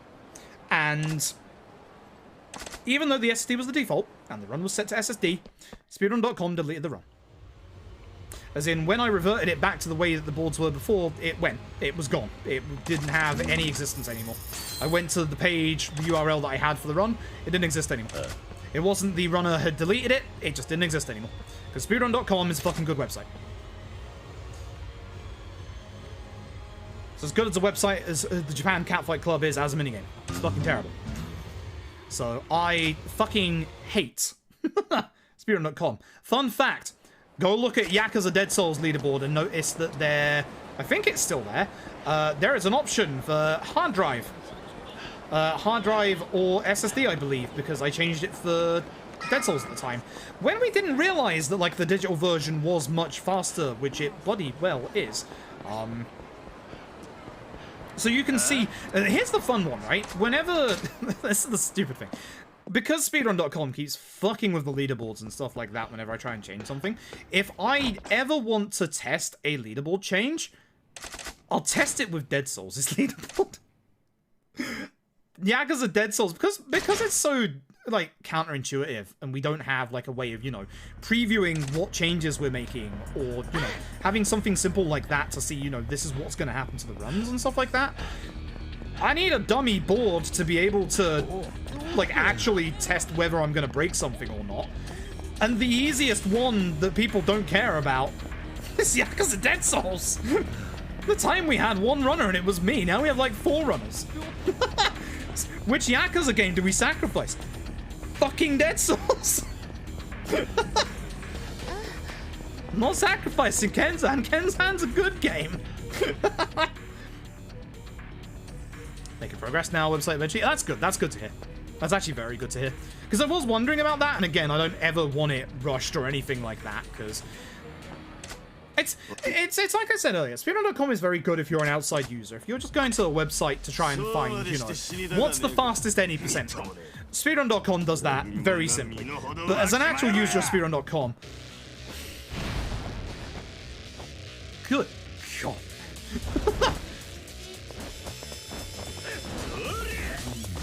See, if I had the shotgun from the sub-story like a walker, I'd have used it in this fight. This was 100% the fight I was going to use it in. But, oh. From Dead Souls from England? I mean, we're in the hellish zombie wasteland that is England, so makes sense. So I said earlier we were gonna...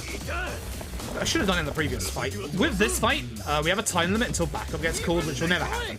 What we're going to do is we're going to drag all the enemies over here by running over here and getting close to the bike. Unfortunately, we've got a couple of enemies that are not together.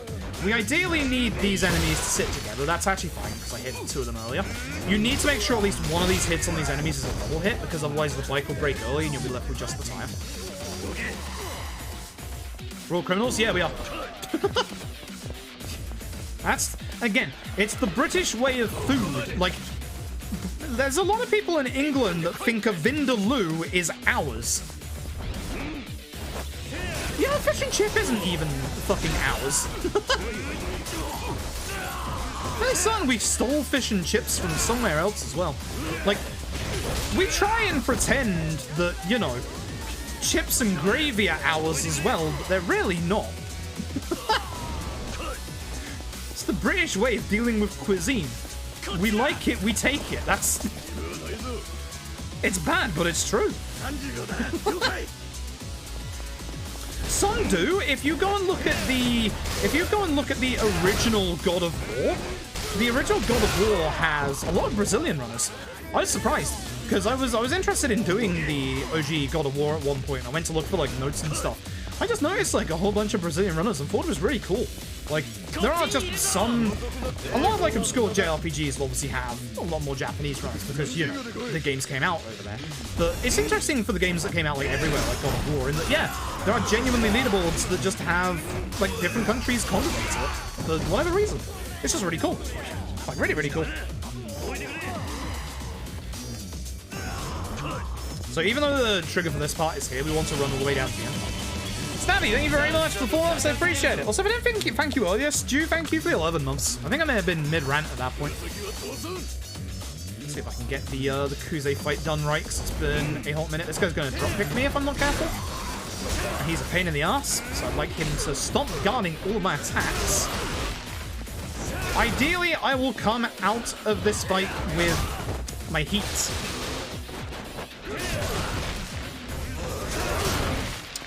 Yeah, this guy's gonna fuck me up. I should have used the heat attack of the last hit on the last sign on him, but now I just have to deal with him the slow way. I don't know what's going on with the other guy. Yeah, you. That was slow. That was terrible. That was awful. Again, if I had the shotgun from the sub-story earlier, that's the set piece I would have used it on. 100%. Anyway, there are some boss intros you can't skip, like this one, which is one of the best boss intros in the series. Hooray. Maybe we're Polish runners for some inane reason. Interesting.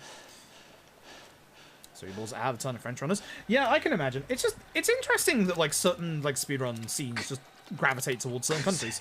We're quite nice in the Yakuza scene where like we got a lot of runners from pretty much everywhere, which is nice. Outside the Yakuza Dead Souls, because we're the only ones stupid enough to run Yakuza Dead Souls.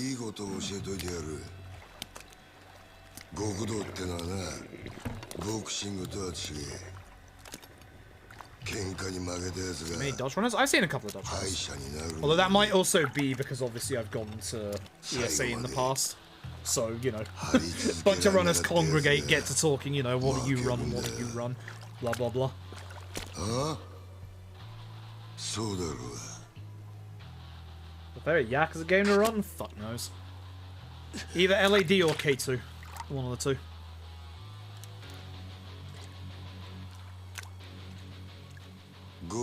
Gotta be 5.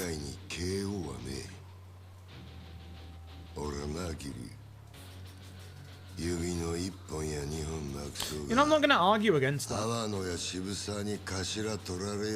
Like, with the changes that have happened to the vast majority of the runs, 5 is still really good. Yeah. Yeah, you're not wrong. Like, every other run is getting, like, so much shit at the minute, like guns or baseball bats, etc., etc. That's why I put this on the Twitter poll, was just, you know, fuck it. Don't need a leaderboard, just enjoy video game. Anyway, for what is one of the best boss intros of any game ever, Yakuza is one of the easiest boss fights in the entire series, as you will see. If I can do the actual combos right, this is going to be a very quick fight. We're going to start by doing a normal combo and a heat attack. Then we're going to build up our damage again with Agon Fist. So we want to start doing damage to him. So by charging our last attack there, you can actually make it so that Kuze drops his guard. Literally. I don't know why it's not doing the... Oops, that's too early on my part. I don't know why it's not doing the... that on the last hit. It's supposed to charge your last hit, and for some reason it's not doing that. Stop doing that. Oh, dude, you know you have to wait for this. Because you can actually do more damage to him if you do the charged third. But for some reason the game is not letting me do a charged third attack. Which is weird. One of these days I'm not gonna fuck up the charged attack though. Oops. I gave him a chance to hit me, and he still didn't hit me. God. It's... Kuze doesn't do jack shit. Kuze just doesn't do jack shit. Like, and here's the funny thing, that works on Legend as well. I'm not kidding you. I've seen so many people struggle to that fight on, like, normal or hard. You do that on Legend, Kuze doesn't do shit. I'm not even joking, he doesn't do anything. Like, it's kind of hilarious. It's just kind of hilarious that Kuze is just one of the easiest bosses in the game. Like, it genuinely doesn't do anything. It's great. It is nostalgic. It's also, again, I think, like, with everything that's happened with my kind of ambivalence towards speedrunning lately, and also with my kind of, like, pent-up rage towards, like, just stupid little bullshit in these runs at the moment. Like, it's just nice to do a run like this again, like the old way of doing it, without any pressure, you know? I just want to speedrun for fun, and I think that's the difference between, like... I'm gonna mention it, this is the dumbest shit. This is the dumbest shit, and I don't mean the actual award or anything like that. The entire, like, discussion and, like, surrounding this is just the dumbest shit. They had this thing called the Streamer Awards lately. I don't know, the first time I heard about it was just seeing on my Twitter a whole bunch of, once again, speedrun drama, because speedrun drama goes hand in hand with anything speedrunning. And it was about Small Ant winning an award for being, like, the best speedrunner this year. Like, when multiple people were being like, you know, oh, this person didn't submit runs, blah, blah, blah, they just created content, they're not even, like, top 100 of the games that they run. But looking into it, they do a whole bunch of, like, meme category runs and have fun with it. Like, don't need to... There was a speedrunner category, yeah. Why didn't you win that? Because apparently it was a popularity contest. Lord Mouse, thank you for the raid, by the way. I appreciate it. I hope you're doing well tonight. Yeah, like... Apparently it was just basically fans vote for their favorite, and whoever got the most votes win, which is why Small Ant won. It was even nominated. I don't know, because the only thing I can find is just Small Ant won, and a lot of people are angry about it, and then a lot of other people are defending Small Ant, and I'm just sat here thinking, man's doing what runs he wants. That's really cool, actually. Listen, Tab's GameCube thing has been fucking fantastic. It's been genuinely nice to just chill to every day. Like, genuinely nice to chill to. Other than certain games. I will admit that Fire Emblem is not a good match for GameCube thing. But I actually think I think your way of doing Fire Emblem was actually a smart one. I think that actually worked quite well. Also stopped you from going crazy during it as well, which is good. Yeah, I don't know, like, I don't know either. I only noticed it on Twitter when people started bitching about the small ant thing for literally no reason. And also, people started sharing the meme that Germa won 2 awards, and the second that Germa sat down with an award, he broke it. Which is peak Germa. Let's be honest. That's just such a Germa thing to do. Yeah, it's like the bingo runs we did of Zero, Yumi and Long. Like, they're not proper speed runs, but what you see from it is different ways to do things fast. Like getting through Kiryu's business section to get to the Electronics King as fast as fucking possible. Like actually farming Shakedown in a quick and efficient manner. Like a good actual, you know, change your mind. Do I need money? I now need a money route and stuff like that. So the reason why I really like those bingo runs, I'd be down for more bingo runs like that. I would be. They were good. They were good fun. Actually, yes, he did. One of his real life sim streams. Those were phenomenal. Like, I didn't get to see all of them. I didn't get to see all of them like at the time, but those were. I saw the highlights. Those were fucking phenomenal. Like, holy shit. Like holy shit. Lisa, 大丈夫だったか? 応援かき集めてきたよ。そいつリサ狙ってる。 So yeah, exactly. なかなか楽しかったで。 Yeah, that's why, you know, I've just been enjoying this run tonight. It's like, I wish I had my previous splits to actually like compare this to, although I don't think I had loadless for the last time I did. No shotgun. But it's just nice. Like, I'll do this run again every so often, whereas I don't want to do shotgun route. Like, and again, it doesn't need a leaderboard for me to do this run, you know? We should.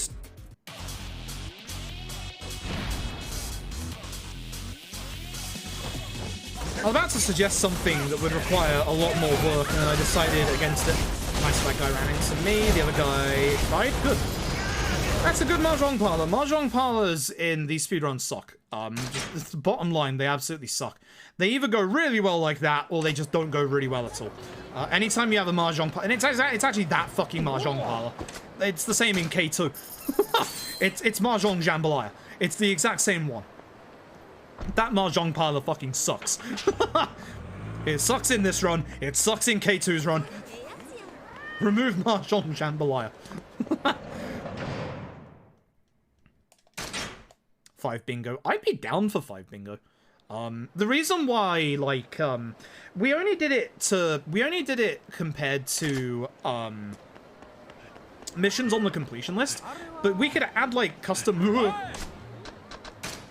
I didn't want to tag that phone booth because it is a sub-story, but that stopped me getting into fights, so I'm okay with that. With the Zero bingo, as we were doing it as like a kind of like, not a last minute thing, but as we were kind of doing it as a testing thing for Bingo Fon, what we decided to do was just match up the objectives with the completion list, because obviously with the completion list you get a nice symbol in the corner that says, hey, you did the thing, so it's easy to track. Yeah, as Lord Mouse says. The reason why it works really well with Zero is that if you've ever tried to go on to Premium Adventure with this game, what you can do is you can start Premium Adventure fresh without a save file. So what that means is you start in Premium Adventure with like 30,000 yen, 0 upgrades or anything like that, and you just go. Like, there's no story, all sub-stories are unlocked, you just go. It's fantastic. It works really well. I don't know if 5's Premium Adventure is like that, but if it is, 5 would work really well as well. And considering it's from that same... You can do that in 5? Yeah, considering it's from the same era, I was hoping you would. That would work well as well. What we did as well is we teamed up and we delegated, like, which like item was like a hard difficulty one, you know, the ones that would take a couple of hours to get to, like the very final like cabaret club, for example. That way, that's the only option. That's the bottom one, I remember. That way, if you know you don't want to accidentally have to do 4 hours of the business minigame and cabaret on top of that, you could avoid that completely by just selecting easy or medium, for example. So, yeah, that would be a good idea. Because 5 has obviously a lot of content. So... Also, if you've ever seen a K2 run, or you're wondering what the hell I'm doing here, I'm showing you how to run a successful cabaret business. If we interact with this in any way, shape, or form, that timer at the top stops, and we also get a little bit of extra frames at the end of this minigame. So, the ideal way to do this minigame is to do nothing.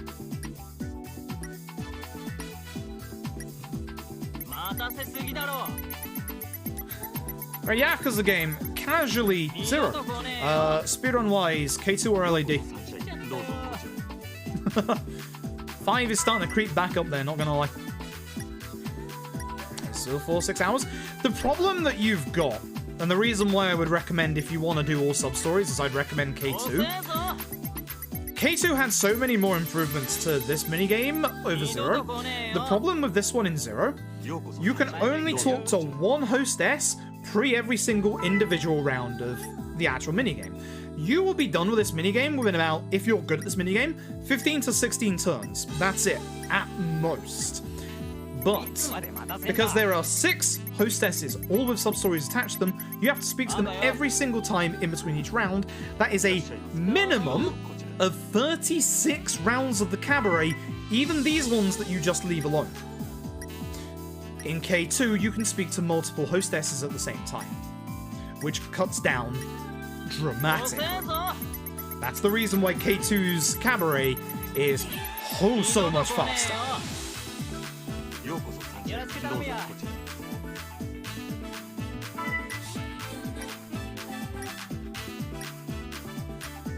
Six hours cabaret? Yup.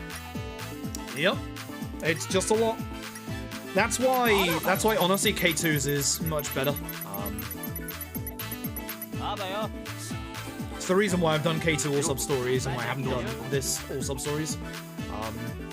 Most Yakuza games have unfortunate bullshit tied to their sub-stories, not all of them, but most Yakuza games from the PS3 era, they had a sub-story attached to every single girl in the clubs, like your Asia, your Shine, your Jewel, etc. And you had to raise all their relationships to max to be able to get them. So, they took a long time. 6 isn't too bad. I think 6 took me an hour? Which isn't too bad. Hour might be enough. Might only been like 45 minutes. 6 was pretty decent.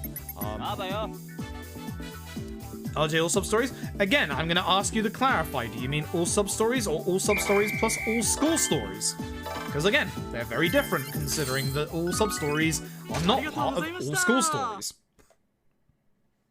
They're very, very different. They are very, very different. If you interact with the minigame, you get a second hostess there. That's why it takes longer, because it's longer to get rid of the box. Lotline Vision School Stories? Is there? Which one?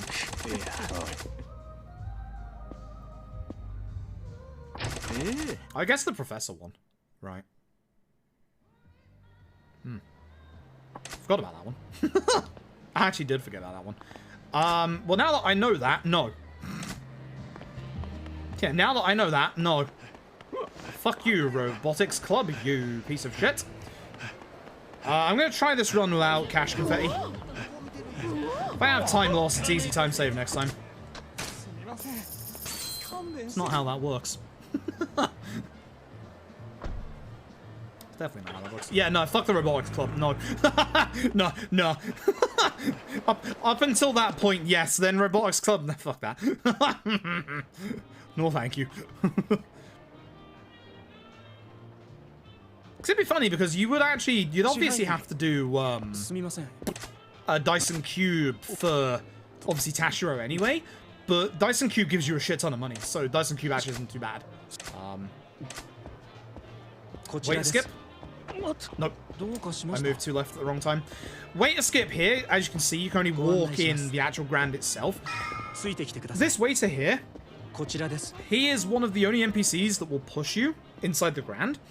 And if you can have him hit you in the back and you're angled at the right corner or the right line, he will actually push you down those initial stairs, and you'll basically stagger down those stairs and not take your time to get down those stairs. Unfortunately, I turned left too late, and as I was turning, the game counted it as me walking into the actual waiter, which staggered him instead of staggering me. It only saves you like a 2-3 seconds, so it's not like the biggest time save in the world, but like, it's a nice one, you know? It's not like the 15 minutes that we'll be saving in Chapter 13.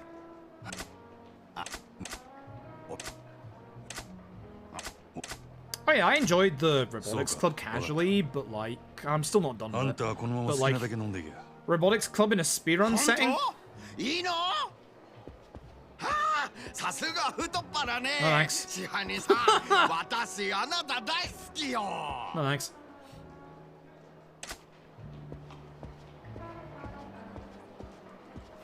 Very much no thanks. But this is usually the point of the run where about halfway through. This halfway point is actually kind of like the low point in terms of things that happen. A lot of the Yakuza games from this era have really packed beginnings, really packed endings, but they kind of just lull in the middle. 5 does it, this does it, Ishin does it. Yeah.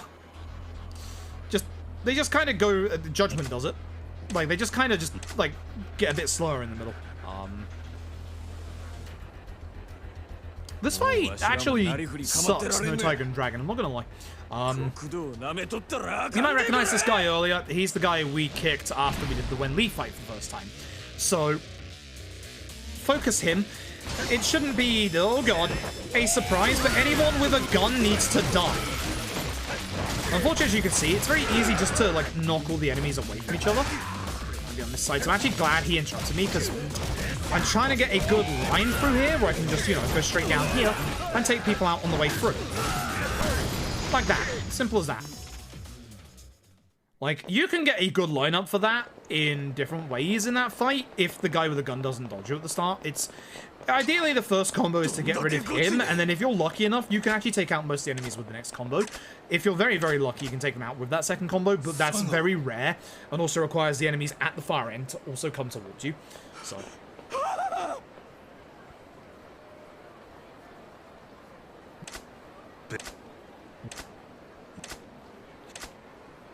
But that is actually one of those fights that I enjoy. I'm not gonna lie.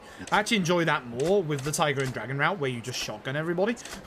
Because you don't have to worry about enemy positioning when you got a shotgun, that's for sure.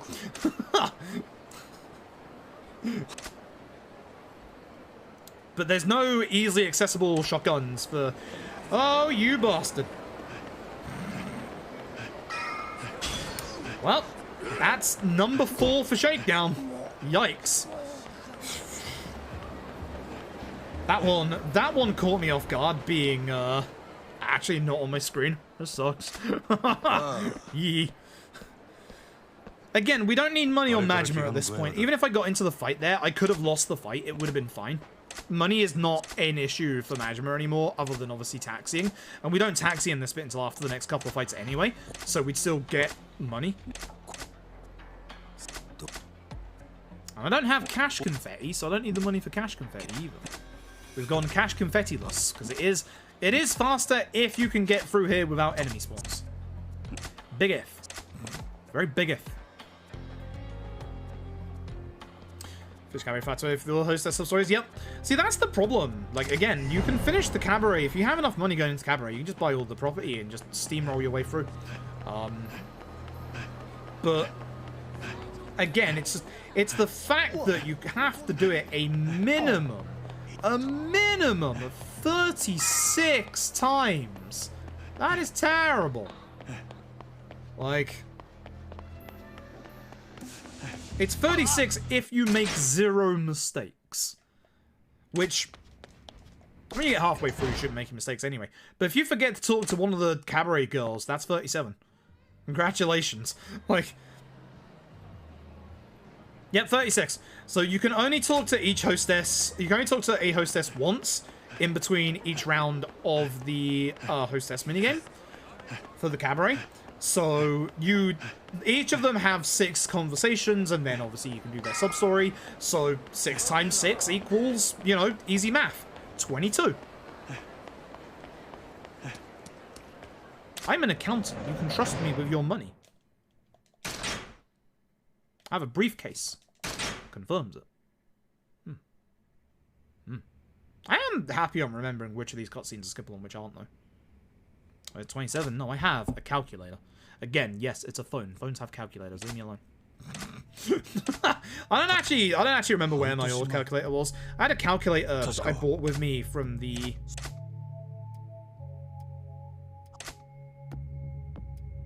Jesus fucking Christ, the timing on this. HMRC Digital Self-Assessment Reminders, new message.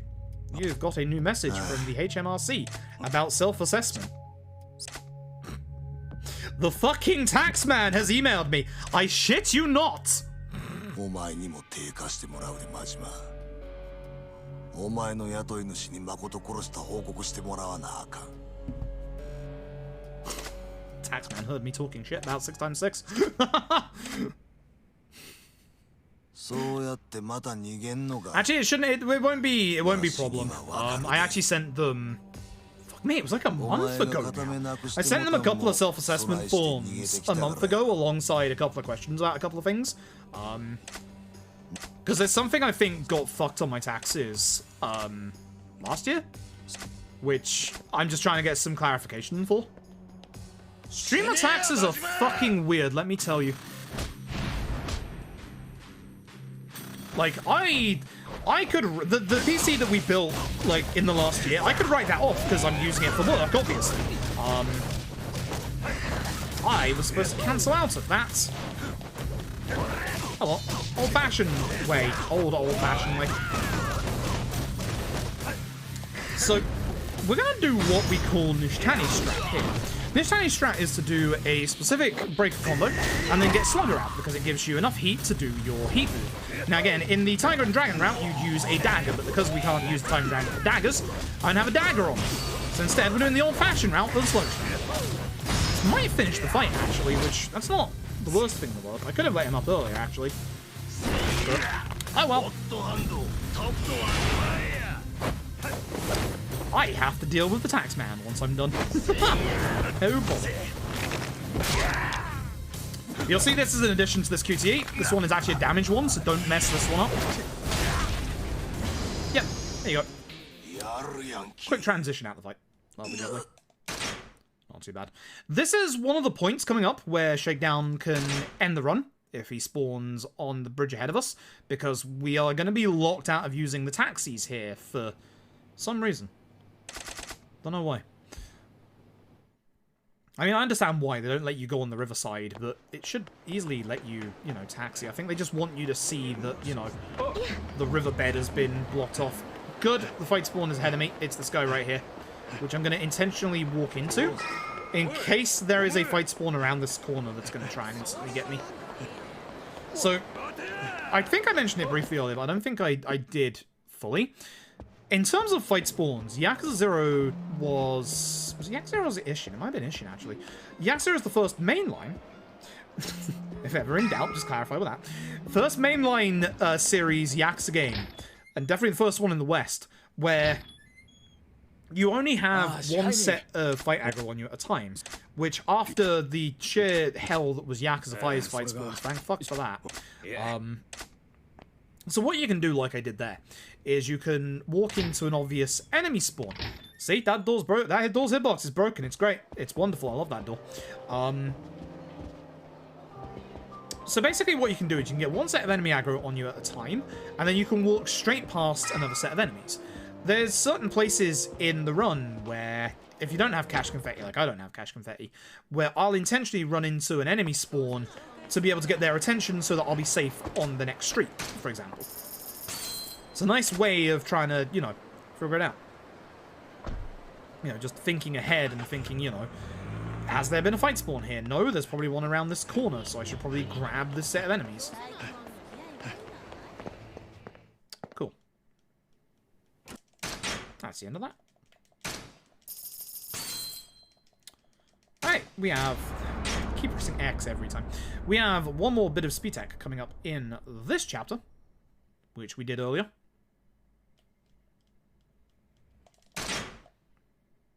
Also, we have a weird... With the Yakuza games, there's always weird exemptions, like any rules, and like, if you're wondering why some of these cutscenes are skippable and why some aren't, couldn't tell you. Literally couldn't tell you. It's really weird. Yeah, the older Yakuza games, On the PS3, you used to only be able to skip the CG cutscenes. Simple enough. When Ishin and Zero came along, we can now skip the other cutscenes, but randomly. Most of the times, you can't skip a cutscene if it leads into a fight, but this cutscene leads into a fight, and you can skip it. It's very weird. Either way, Nishtani. Start with a normal combo, hopefully push him against this invisible wall. We don't want him moving too far away from us. Because I don't want him to get up here. Which is pretty bad. I actually got lucky there.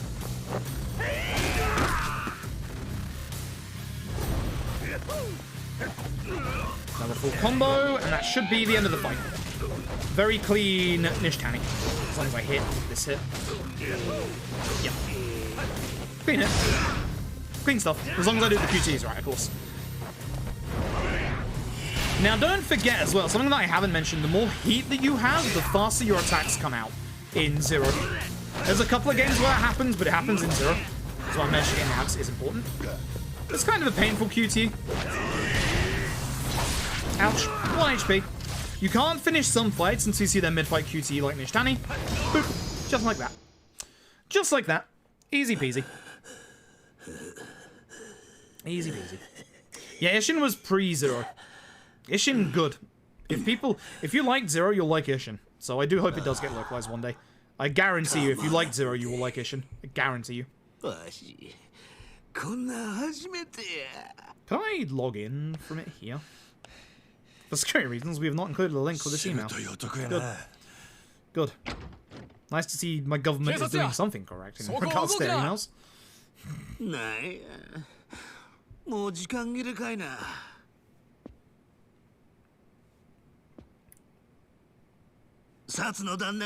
new projects? No idea. Also, it was RGG Japan who said that. So unless it's like remakes, which again, Ishin does not need, then it's probably not Kenzan or Ishin. They could always, they might do if they consider like porting Ishin to PS5, Xbox, and PC a project, then they might do. You never know. So. You never know.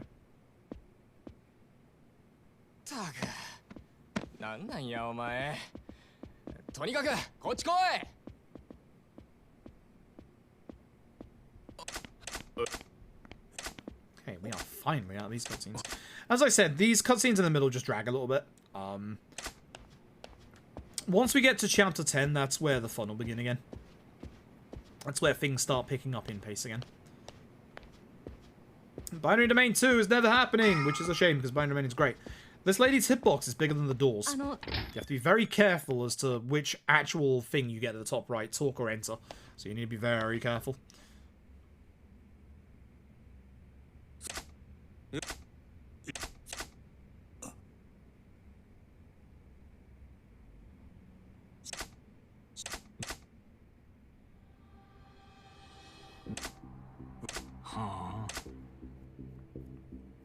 Yeah, that's a translation guide for Ishin. It's actually pretty good. I don't know if the website is back up or not again yet. I'm assuming it's not.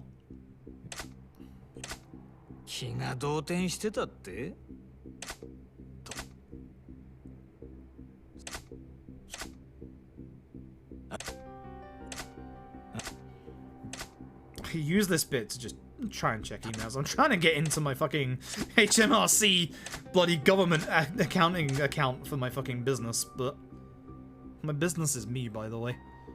What a sad fucking business. It's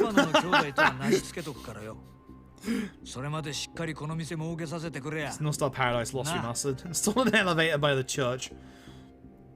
That will slightly save it. Slightly. I just don't know why the city didn't have fucking fast travel. Like, my god. It's like the city itself is bigger than bloody Sotenborg. It's just a pain to navigate. It's awful. Again, it might not have been their A-team, but holy hell, it was terrible. Like, decisions in that game are just awful. Oh, 支配人さん、待って、ちょうどよかったよ。Oh, into this bit, right. Stealth section 2. Or stealth section 2.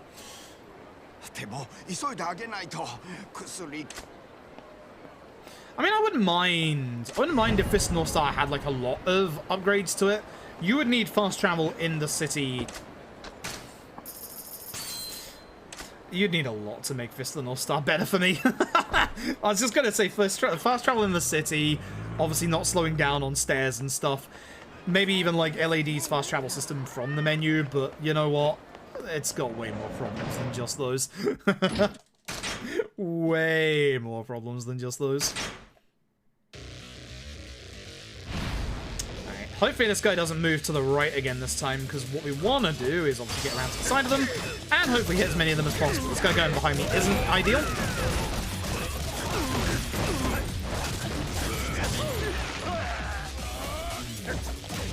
Okay, multi-hits are the name of the game, folks. Good stuff. Breaker is very, very good, as I said. Breaker is absolutely disgusting. Like, it's such a good, fun, like, actual style as well.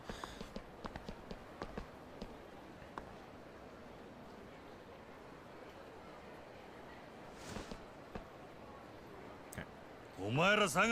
Hopefully only 2 more fights left in this chapter, including this one and obviously the next one. Nose is going crazy. So, we actually want to... I used to be able to do this a lot better than I have been lately. I want to start on this guy on the right because he always goes after Makoto. The guy's going to go after her, I think. Yeah, he's looking at her. Oh, he actually went for her and then missed or something? What the heck? So if we were on Legend, we would have had to stop that guy. Now, unfortunately, my camera positioning is bad. Your camera positioning here is dependent on where your camera was positioned at the end of that last fight. And hey, look, much like earlier, there's no fight spawn here. That is our speed tech. This one only saves you about, like, 15-20 seconds, but it's still invisible walls. Forgot about that. It's still a big time save. It's still a very big time save. And thankfully, these 2 groups of enemies for some reason just don't see you this far away. I don't know why that hiding space is there. You really don't need it. So. Calling IGN on me. Oh no. Oh no, don't make them do a devs watch video. They'll call me a bloody... Fuck, what did Nagoshi call that one guy? That one esports player? Because you know he'd have a field day with me. You know he would have a field day with me. So if you mess up that QT right there, you get an extra fight, which obviously we're not going to do. Definitely haven't messed that up in the past. This is actually also one of those fights that is quite nice when you have shotguns, not gonna lie. Because this fight just sucks. All 3 of these guys have massive hyper. I don't like any of them. We'll start with the guy on the right, though. Look at that. Look at that. He just doesn't give a fuck.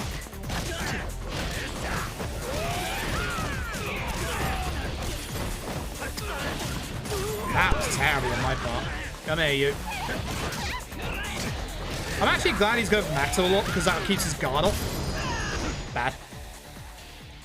Yeah, as Tap says, a bunch of dudes who look like they eat cheese gyudon, which, yeah. Alright.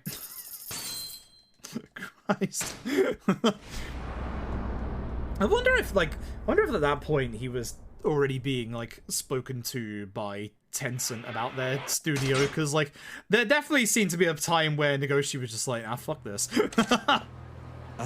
It's great. It's great. I am really curious as to, like, what Nagoshi's new studio's first game is going to be. Okay. This is also the other part of Yakuza 0 that I will criticize quite heavily. So, the whole point of the plot here is that you are supposed to hide away from the Dojima family, from, obviously, the Tojo. So, you're supposed to find a hiding place, at which point the actual trigger to get to the next part is the Kazuma family office, the member of, you know, the Tojo clan. You would think that, logically, hiding from the Yakuza, going to a Yakuza office wouldn't be your first port of call. You would think it'd be Serena, and Suna is the right answer, but you have to... And the actual trigger for that cutscene is actually quite close to the door. You have to actually go to the Kazuma family office before you can go to Serena. And the minimap doesn't tell you anything at all, and the game doesn't tell you anything at all outside of just hinting at you. You need to find a safe place to lay low for 24 hours. It's obtuse. It's stupid. And it really is. Like, as much as I think that Zero is one of the better Yakuza games, again, this bit deserves all the criticism it gets. Because it's bad. It is bad. Thankfully, it's the last... it's the last in the speedrun bad bit for Kiryu. Come back at chapter 13. Where I will show you a 15-minute time save. Ran around and triggers you in business minigame shit. Exactly, yeah. Like, okay, I get the fact that, you know, you had to have the cutscene there and then have Kiryu get beaten up, but one, I don't understand why it couldn't have been the entirety of Tenkaichi, and two, even if it's just in front of the Kazuma family office, why is it not the entire sidewalk? Like, left to right. Why is it literally only just in front of the door? Because if people are running down Tenkaichi from the taxi to go to Serena, you can legitimately very easily miss out on that cutscene. Like, as much as I love Zero, this bit, much like getting the alcohol earlier, ain't good. It's really not good. So stop Google? Yeah, exactly. Like, I don't blame anybody for looking up what to do in this bit, because it's so stupidly obtuse and it isn't good game design. Like, again, most people's initial thoughts would be Serena, and again, you're right, the answer is Serena, but you just have to go see the Yakuza first, which you're supposed to be hiding from. Like, I know they're different families, and that obviously you used to be a part of the Kazuma family, but you were told to hide from the Yakuza. Like, it doesn't make sense. Logically, it doesn't make any sense. You should probably check the Titanfall 2 speedrun Discord as well. If you're wondering, in terms of the Titanfall 2 speedrun stuff, I am in the quarters of the Simulacrum bracket, which means that I am now up against some hard, bloody opponents. My opponent is either going to be, and I'm seed 6. I'm either going to be up against seed 3, or I believe seed 21, who did a massive upset over somebody.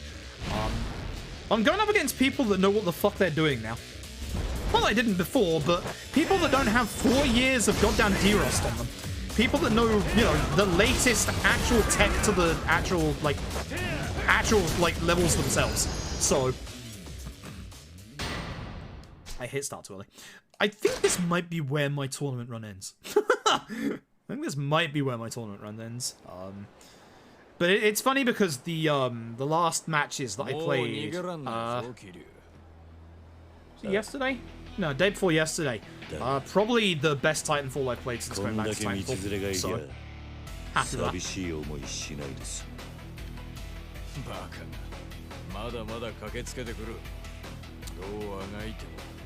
This fight is a lot harder without shotguns, let me tell you. So, ironically enough, what we're going to do is we're going to try and grab one of the swords. There's a guy in front of us that starts with a dagger and a guy that starts with a sword. There's also, more importantly, an enemy in this fight that really sucks, and we do not want to let them have an attack at all. And it's actually that guy with the stun gun. The stun gun guy can attack faster than you can in Beast and can just interrupt you completely. I managed to hyper-armor the way through the stun, which is good. I didn't actually get the sword early, so at this point, fuck it. And I'm attacking early here, because I don't actually want to pick up the baseball bat. Baseball bats are only good in certain Yakuza runs. Because again, and the reason why it's bad on Majima with Slugger is that all of your damage with baseball bats, all of your damage is stored up into the final hit of your combo. It's the same with Kiryu, and Kiryu also has the same kind of drawbacks with baseball bats that Majima has with Slugger. You hit a wall, it's going to bounce off, you're going to lose your damage. Nothing you can do about it. So, Baseball bats in 0, not good. Baseball bats in K1, the best. Baseball bats in 4, insanely good. Baseball bats in 3, they're okay. But 3 works differently. 3 works very differently. Thankfully, no weapon is good in Yakuza 5. Thanks, Yakuza 5. Yeah, the baseball man strat of never using baseball bats. And the match I was going to stream the other night, the person never turned up, so they were DQ'd. So it's a shame, I would have done those matches, but because they didn't turn up, they were DQ'd. So. And that meant I did my matches at like, my next match at like 5 in the morning. Because I was waiting around for a fucking long time. I think it was 11 hours in the end or something like that. This fight's actually quite fun without shotguns. We're going to dodge to the right immediately to not get hit by Kuze.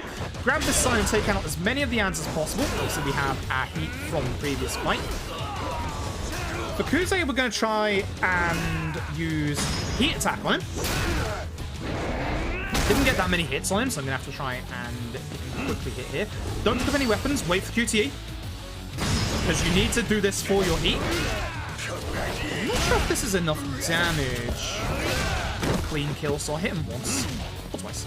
Now, in the previous round, certain enemies have knives. And that's the end of Kuze. I love the fact that strat still works and it's still good. That's the end of Kuze. That's how you do Kuze without guns. You literally just grab the knife and stab him. If you have guns, you just shoot all the enemies, pick up the knife, and then stab him. Simple as that. So it's literally the exact same strat, but just minus shotguns, which is nice. You have more to do. But yeah, that fight is kind of really nice. It's a lot quicker than Kuze 2, but it's actually not as easy as Kuze 2, because Kuze 2 does nothing, whereas Kuze in that fight can fuck you up if you let him, which is weird. Speed tech.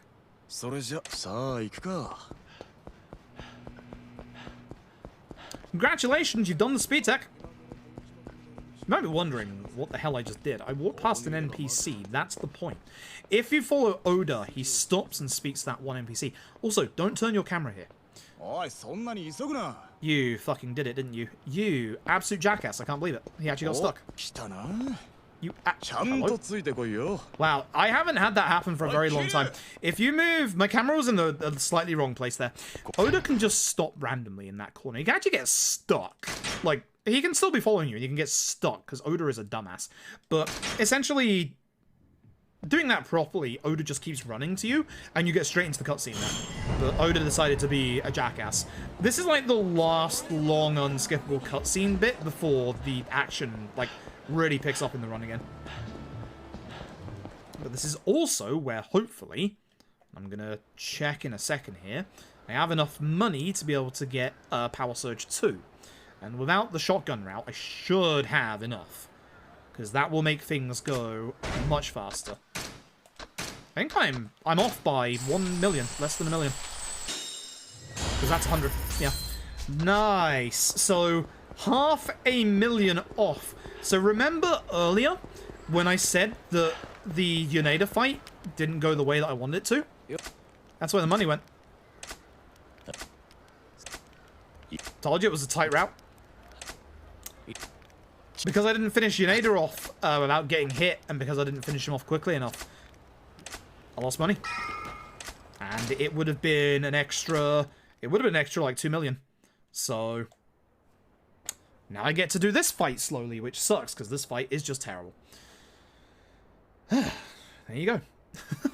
As I said, the No T&D route is actually genuinely actually kind of scary. You do have to do well in your fights.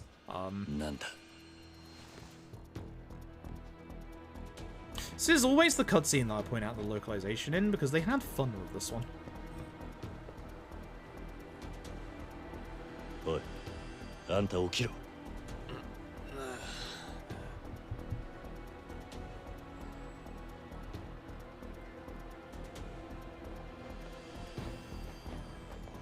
Well, yeah, I do need to actually shit. What's gonna happen tomorrow? So I can finish off can do whatever they want for me for the tax stuff tomorrow, but like, I just remembered tomorrow I'm gonna be waking up very early to look after Doggo, so... そっちのやつなんかホームレスっぽくないじゃん。別にいいんじゃね？ここにいんだから同罪だよ。 I don't know what happens with tomorrow's stream. I don't know off the top of my head. 逃げんなよ。 This guy's name is Bum Basher. Oh damn it. 何命令してんの？やめてくださいだろ。 Yeah, this is just an unskippable cutscene. This is the last long unskippable cutscene of the game. なんだこいつ。 There's kind of one more at the start of the Camellia Grove, but that one doesn't last as long as this and gets directly to the point. This one does not. どうしようもねえガキどもだな。そうです。僕らガキの未成年です。人殺しても罪になりません。罪にならなきゃ罰は受けねえとでも思ってんのか。世の中そんなに。 This is why I like Zero Kiryu. He's just so brash and it's just like, I'm just gonna punch you. おい、こいつ俺のこと殴ったんだぞ。ぶっ殺せ。ダメ。そろそろ本気でやっちゃう。いっぺん人が死ぬとこ見てみたかったしさ。 Yeah, if I had Power Surge 2 at this point, this would go a lot faster than it's about to go. It sucks. Probably tap. We're starting to run through all of our actual guest characters. Dodge out of his way so I don't use the baseball bat. I was hoping the other guy would be getting to ultimate at this point. This guy's low HP. I thought he would run over, hence why baseball bat would have been fine. That does not give me enough for the 100 mil at this point. Good lord. I have definitely messed up some fights in this run. Yoneda's definitely the one that I remember, but I've definitely messed up some other ones. Yeah, Zero Kiryu does like punching dudes. It's not finish Zero completely, yeah. He becomes a bit more wizened unless you do K1's sub-stories, at which point he's gonna fall for literally every variation of scam under the sun. Thanks, K1 sub-stories. See, again, that's another downside and bad thing to K1 over OG1. The problem that you have is it follows a lot of things far too rigidly. Even the sub-stories, which are all, you know, Kiryu gets scammed, Kiryu punches a man, etc., etc. And it's kind of the same for... It's kind of the same in that, like, they took out a couple of, like, sub-stories as well. Some of them that were exactly the same. But they could have just done a little bit more with K1 sub-stories. So I need to take out enemies kind of fast here to build up my damage. Now I can get my damage. Which also means I'm 30 million off of essence. We should be able to get that in the next chapter, which is important. Obviously, if you can get to this side of the room, or the other side, because it's similar on the other side. Chairs. Chairs good. Any two-handed weapon is very, very good. That was a really bad angle that I tried to do that at. Aggro guys, remember what I said about them earlier. Nice dodge. Meh. This guy hasn't taken any damage at all. What's wrong with you? If any movement parts change to rush, rush is the fastest movement. Punch door. Try and get here at third heat still. That way you'll have almost full damage for obviously the next bit, which is good. Yeah, the original Yakuza games, like OG 1, 2, and 3, had really restrictive sub-stories that were even, like, chapter-locked. Like, I'm really glad they obviously, like, the quality of life improvements, like Kiwami, etc., like, allowing you to finish sub-stories whenever is good. What am I doing? I'm trying to hit them both at the same time. I just missed both of them. Terrible.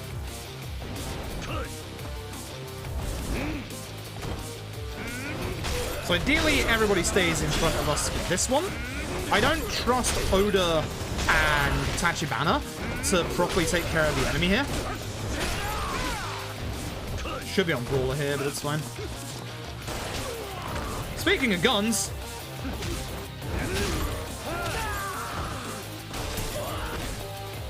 Gun good.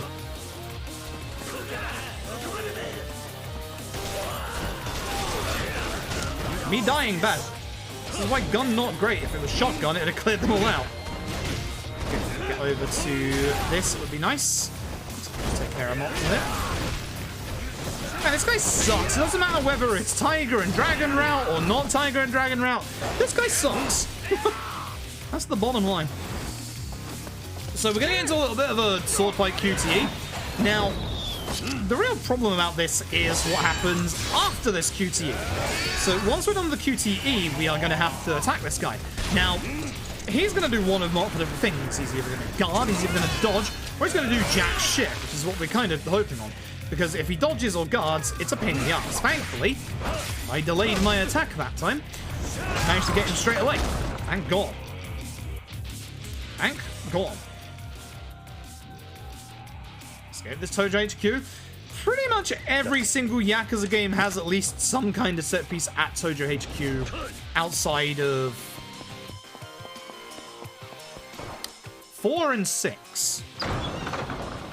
And Delegate. 3? I'm gonna punch him so he doesn't run away from me.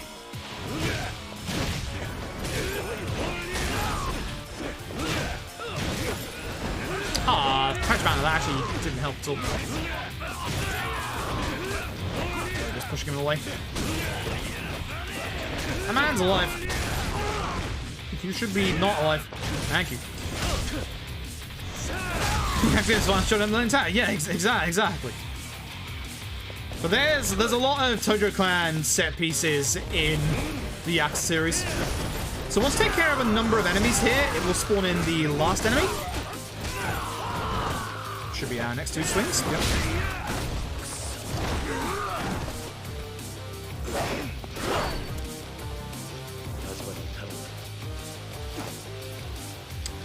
Sword guy here is annoying. So we want to try and focus him first, because he's going to guard obviously a lot of hits like that. If he's going to be a jackass, don't be afraid to use the heat move. You'll lose a little bit of your damage, but he'll be dead, and you can pick up his sword. No, you can't. It actually disappears. I forgot about that. I don't think there's any... Yeah, there's no lanterns down here bar near the door, so... Not a good fight. I think there's still a guy behind me, isn't there? Yeah, there is. Coming up. Not good. Bad set piece. Bad set piece. Yikes. Name set pieces or long battles better? What do you mean by that?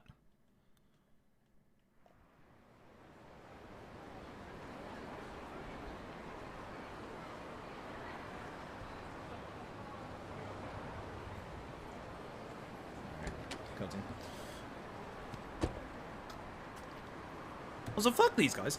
They drop us off here next to the business minigame. And they bugger off to Little Asia, which is where we want to go anyway, and they don't even bother to ask if we want to lift. Fuck those guys. There's a fight spawn in front of me. It's the drunk guy, so we've got at least a good fight spawn in front of us. This guy, I'm going to intentionally run into him. Reason being, if there's a fight spawn here, it's now not going to get into a fight with me. Because it was close enough that there could potentially have been a fight spawn. Kind of at least ask me if I wanted a lift, you know. Okay, should be good.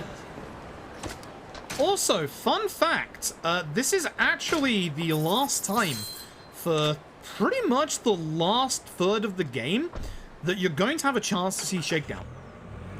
Because there's a couple of rules about Shakedown, and those rules are about to go into place in the next chapter. Because Kiryu is going to take a jolly old vault over to Sotenbori. Majima is just going to leave. Unfortunately, Majima has the nasty Shakedown spawn coming up. The really nasty Shakedown spawn, and then after that, everything's good.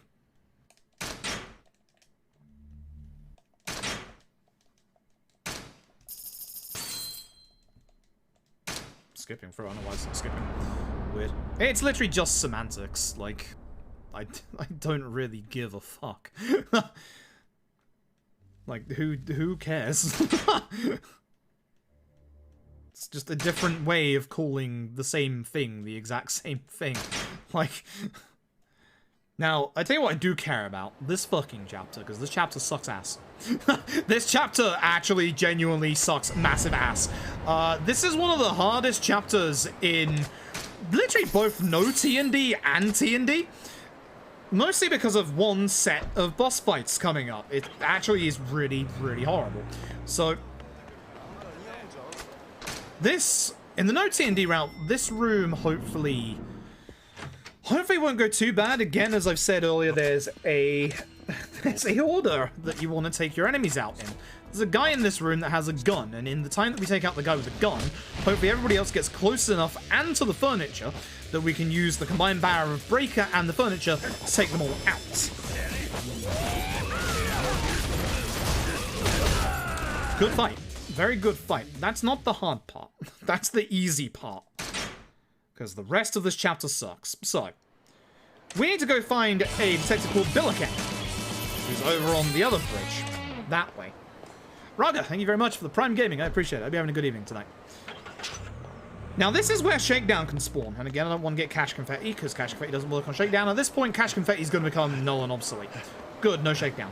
So, if Shakedown's on this bridge walking towards you, you have to deal with him. You can't deal with him with the save point, because the save point is a sub-story. So, you get very, very little options of dealing with Shakedown if Shakedown spawns there. So that's one of the really nasty Shakedown spawns in the entire run.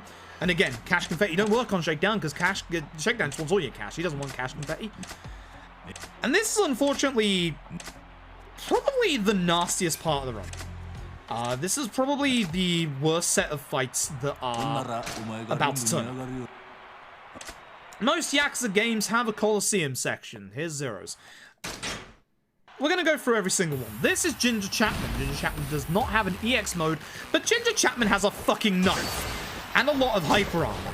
So I'm actually moving a little away from him to make sure I can hit him without him guarding, and then also have him not stab me. And as you can see, he just gets up and he just starts stabbing. Fuck you, Ginger Chapman. I tried to dodge down, but I actually messed up. So you're going to see me actually use the double one here, because I can actually bounce off of the actual enemy and the wall. That one right there that I did is a little better at breaking enemies' guards than doing the other one. For the other one, I have to be a little more aggressive. Dr. Kirito has 2 knives, but does have a lot of hyper armor, and more importantly has an EX mode. The EX mode is actually quite useful for us in this fight. Trying to hopefully not let him get into EX, he will. Yep. So when he goes into his EX mode, that's a free Nishtani strap. Now, unfortunately, this is a bit late into this fight to build up my heat back up for the last fight, which is really bad. I would ideally like to be at my 3rd bar for the start of this last fight, but it's not going to happen. 2.5 is okay. Now, the worst fight, that's actually a not too bad first 2 fights. For not having done this route in a while, that's not too bad. The worst one is this one. This next fight doesn't have a weapon, which you'd think would make it a lot easier than the other 2. Incorrect. Very incorrect. This is the very aptly named... Wait for it.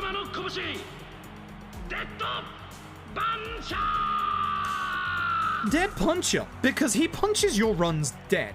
Dead Puncher might not have a weapon, but Dead Puncher has some of the highest hyper armor in this entire fucking game and can interrupt any of your combos. By not having my combo speed for this fight, that's pretty bad. He also gets hyper aggressive when he goes into his EX mode. We want to delay his EX mode as long as possible. Cop size that one shot? I don't know, because it's not like that on console. So I'm going to be moving away like that to try and obviously stop him from guarding. It's also the case that obviously it's really hard to get him on the ground, which, as you know, is how we do the majority of that combo. Unfortunately, by getting knocked to the ground, I also lose my heat as well. Dead Puncher is literally one of the harder fights in here. And as you can see, this only does so much because he's actually hyper-arming against it, but I'm getting lucky to knock him out of it. this up, please, as long as possible. Yep. So, oh, that knocked me to the ground. That's the other thing about that, is that it can sometimes knock you to the ground. So here's the thing about Slugger's heat move. The other reason why Slugger absolutely sucks. You cannot use Slugger's heat move if the enemy is in the middle of an attack. It's a pretty big thing, if you ask me. He's staying on the ground. Good. Oh, that's lucky. That's lucky. That is not the best dead puncher, but that's a lucky dead puncher. So usually when you knock dead punch to the ground, be it via the heat move or via a normal combo, dead puncher acts like Bruno. He gets up straight away. We got very, very lucky there that he was actually on his back and decided not to stand up straight away because it gave me enough time to get my combo off, even at base heat level. Now, unfortunately, this also means that I'm going to be at base heat level going into the next fight. Because the fun here doesn't stop here, folks. We got one more. We have one more. And this one can go a little crazy. If it decides to go a little out of its way, it can be a real pain. So, we're off to go see our old friend Nishtani. Over in good old prison, because of course he is. But that was, I would say, for a D-Rust, that was a very good Colosseum section. I'm very happy with that. Very, very happy with that, actually.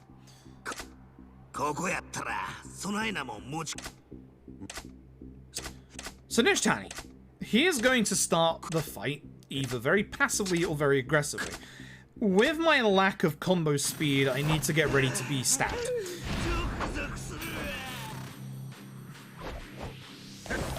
Okay, I caught him as he dodged. Good. So, we are pushing Nishtani this way. Mostly because we don't want him to escape, obviously, our combo like that. And then we're going to do Nishtani strat, the aforementioned. We want to keep Nishtani down as long as possible. And the reason why it's called Nishtani strat is not only do we find it against Nishtani, but it also keeps characters with the body size of Nishtani down the best. As you see, Wen Li is already up at this point, but Nishtani stays on the ground. We're going to do one more. No, that pushed him away. That's the reason why you don't want to be in the corner. That's going to make this a little tricky for our final combo. Because this... We're not going to get the quick transition if we get the QTE here. So I'm just going to go straight into a breaker combo and hope for the best. Because this is not going to do the damage we need.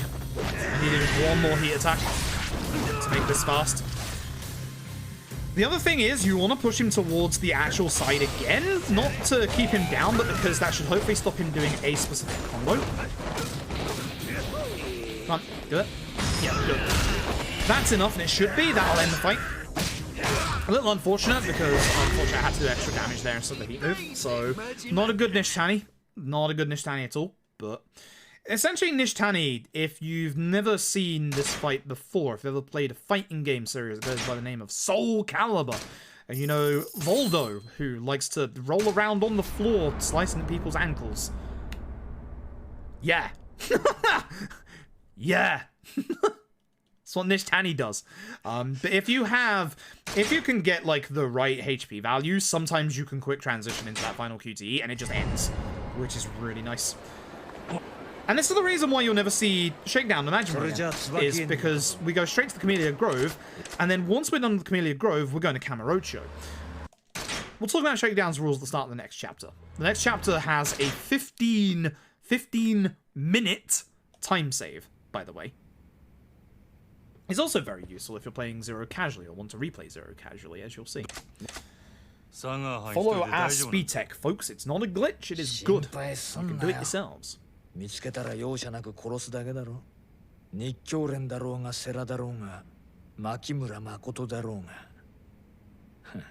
Costing you beating me in there too, kind of spells. Yup.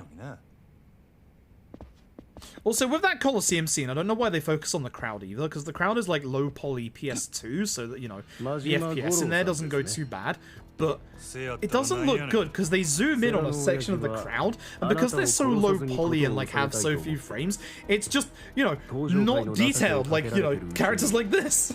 It's great. So, Tiger and Dragon makes this place an absolute breeze.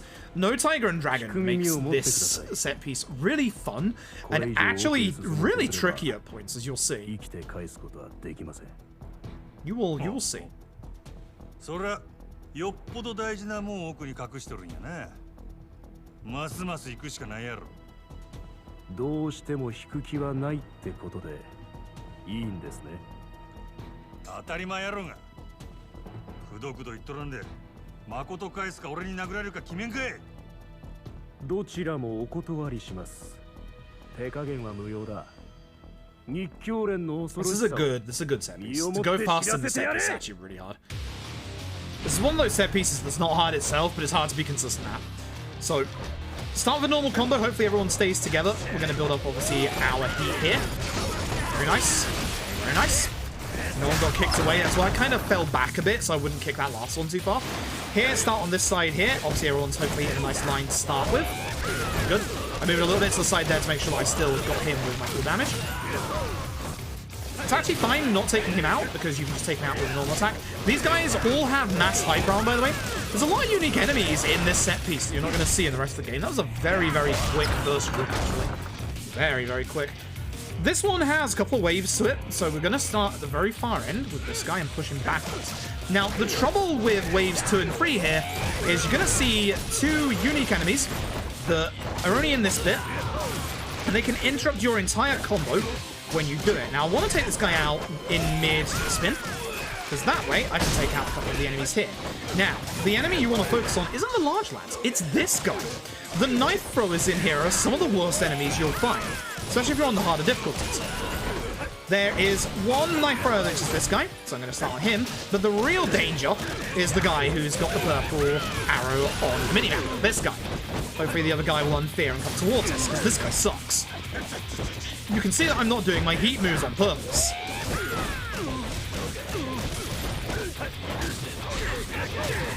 You can do a... This is bad because he's aggro. You can do a slugger heat attack if you want. I should have God, I should have dodged that a lot. I also should have done my 2 light instead of triple because he was guarding too much of that.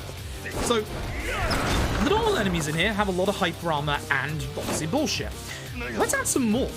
This is the geishas. The geishas are unique to the Camellia Grove, and they have an insane amount of hyper armor. The trick here, or with most fights, is to go after the majority of enemies stuck together. For the geishas, you want to go for the ones that aren't guarded. That geisha drops their guard, so I know that they're not actually going to be able to guard again. That one's aggroed, so I know they're going to run over to me, and then they're just going to take automatic hits like that. This is the thing with the high aggro enemies in Yakuza 0 speedrun. You can actually make it so that they go towards you. You can actually plan around their aggressiveness. This room you would think you'd start attacking. Incorrect. You go all the way down to the end because this guy's range is the entire room. So he needs to go.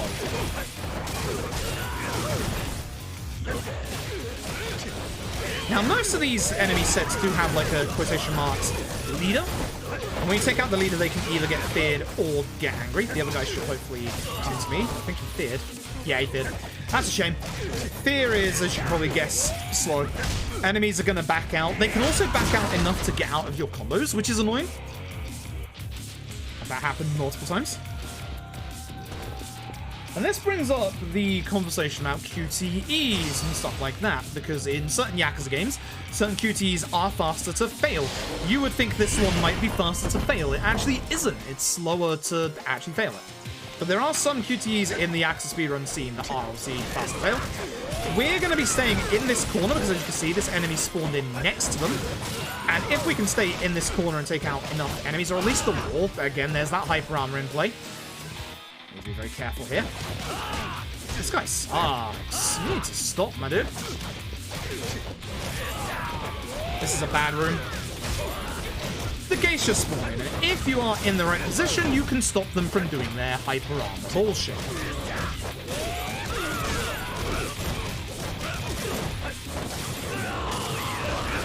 So aggro is not ideal. I'm actually going to focus them because 2 aggro is very bad. Thankfully that guy's aggro. Now you're going to get to meet our biggest fan.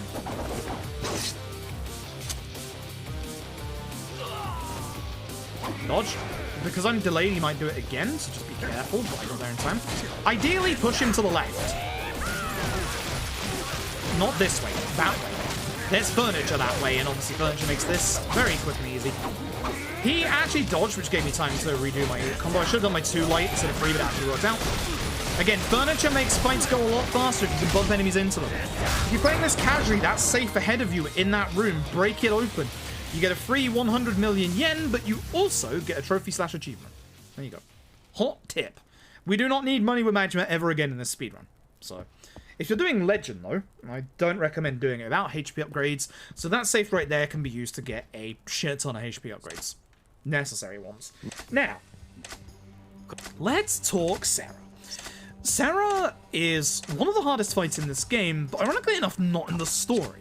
Sarah's hardest fight is in the climax battles that you unlock on the title screen, where Sarah's fight is actually probably the nastiest one.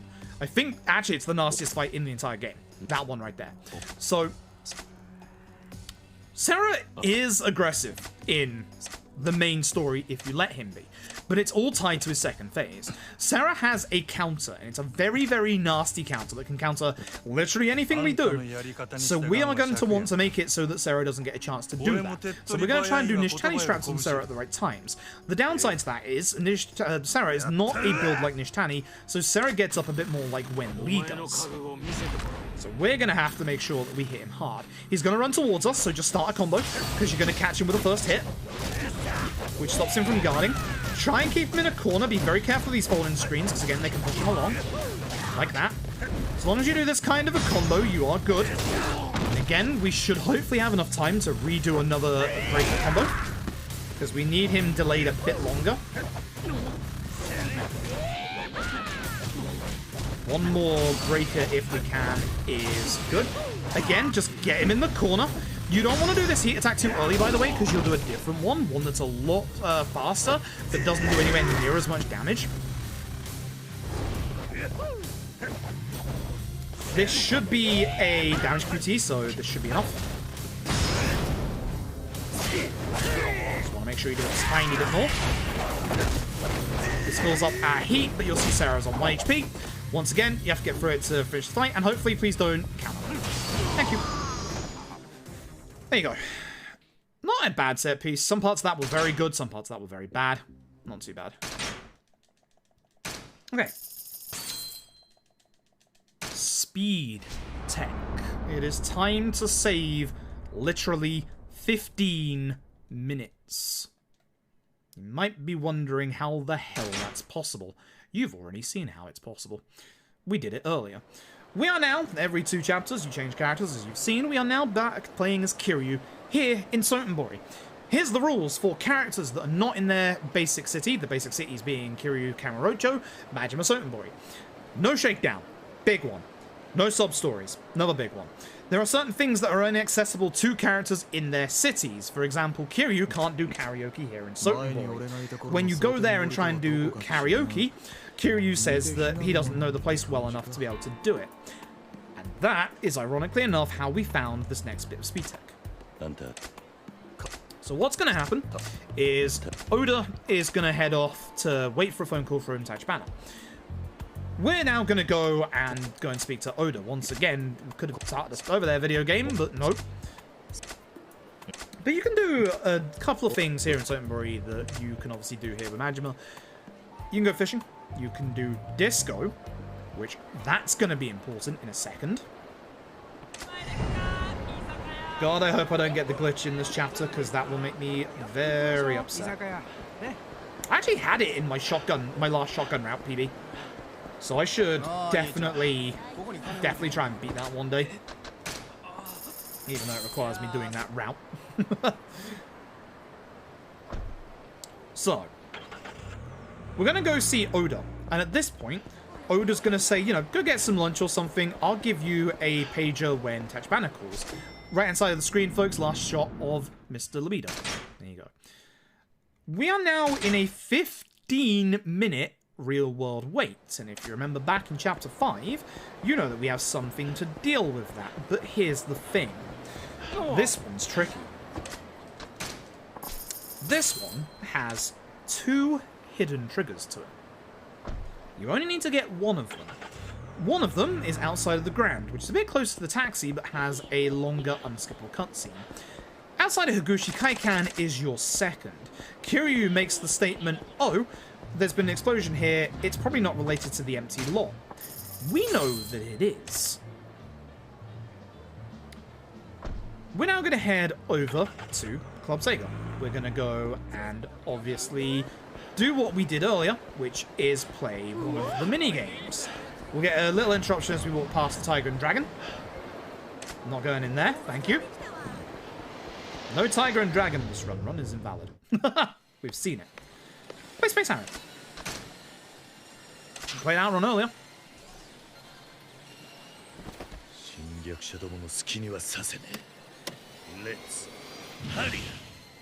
I love Space Harrier. It's such a good game. But we are in the middle of a speedrun. But I do really love me some fucking Space Harrier.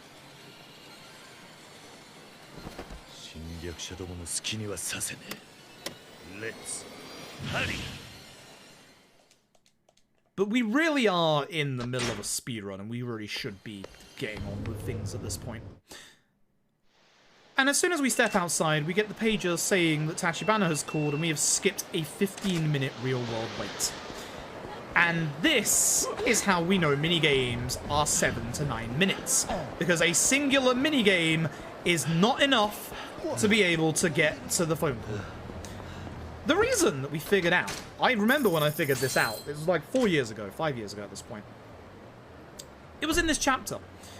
I was mad that we skipped karaoke in this run. So I was like, you know what? I'm gonna do karaoke. I went to the karaoke place. Well, let me do karaoke. Alright, now I'm really mad. So instead, what I'm gonna do is I'm gonna go play disco instead. So I played disco. And then as soon as we came out of disco, something curious started happening. I started losing time. And I lost 7.5 minutes to the run where I did disco in. Why did I just lose 7.5 minutes? And that made me start to wonder. What did I do differently? The only thing I did differently is, of course, disco. And it's from that we learned that disco freezes time. The run before, I did fishing. Now, you want to not kill all these guys too fast, because the camera will glitch out here until you take care of certain enemies. Fuck me, I glitched out the highway again. Oh, this sucks. Nothing I can do about this. Not until it fixes itself.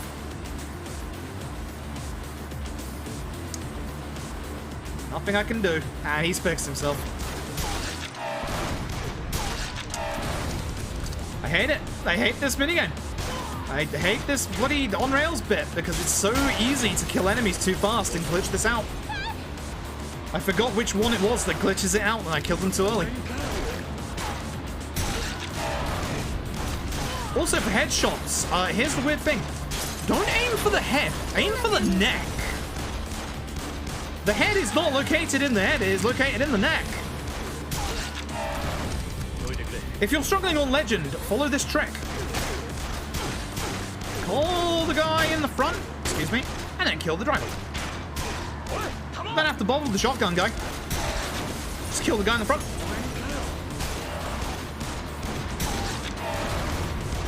Uh-oh, thought I was going to kill. Somehow hit the guy in the back.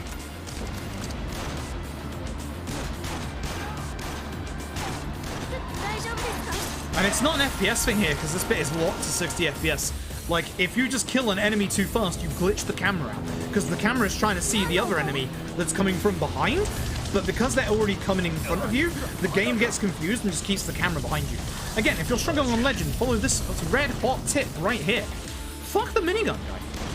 Focus on the guy with the rocket launcher. You should be focusing on the rocket launcher guy anyway. If you're on hard or Legend and you get hit by a singular rocket, that's it, game over. You think this bit would be hard on Legend? It's actually not if you know what to do here. If you know what's coming and you just ignore certain enemies like I'm pointing out, it's really easy. Also, don't use Heat Eye. Heat Eye slow. The fucking nerve of this lad driving a helicopter and then getting close enough to do a fucking drive-by with a pistol. I man earned his pilot's license. Holy shit. Oh, yes, the awful one. Incorrect. You are vastly incorrect there. Because 1, K1's car chase doesn't glitch out, and 2, if you're on the PC version, this fucking works. It's a mouse. It might not look like it. It's a mouse. For some reason, Zero on PC does not have mouse support. Everything is done via the keyboard. But in K1, you just use your mouse, and it's the easiest fucking thing ever.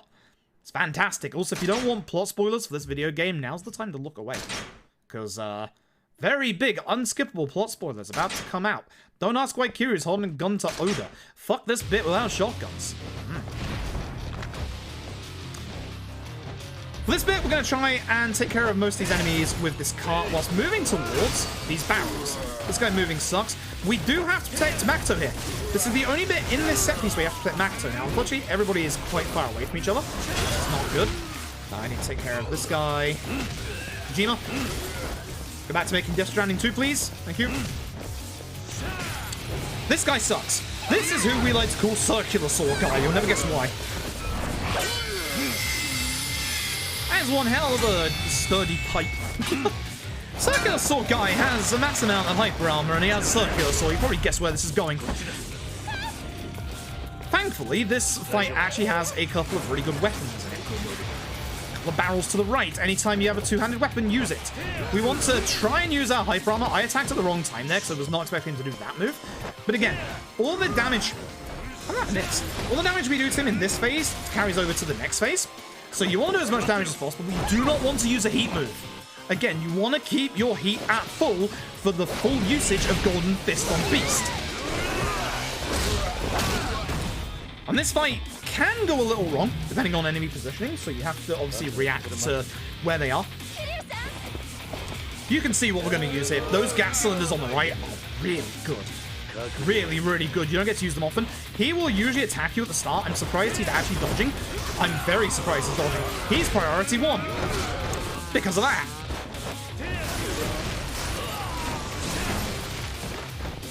Thankfully, I'm close enough to scaffolding just to use that as a last hit. Cool. By the way, big plot spoilers.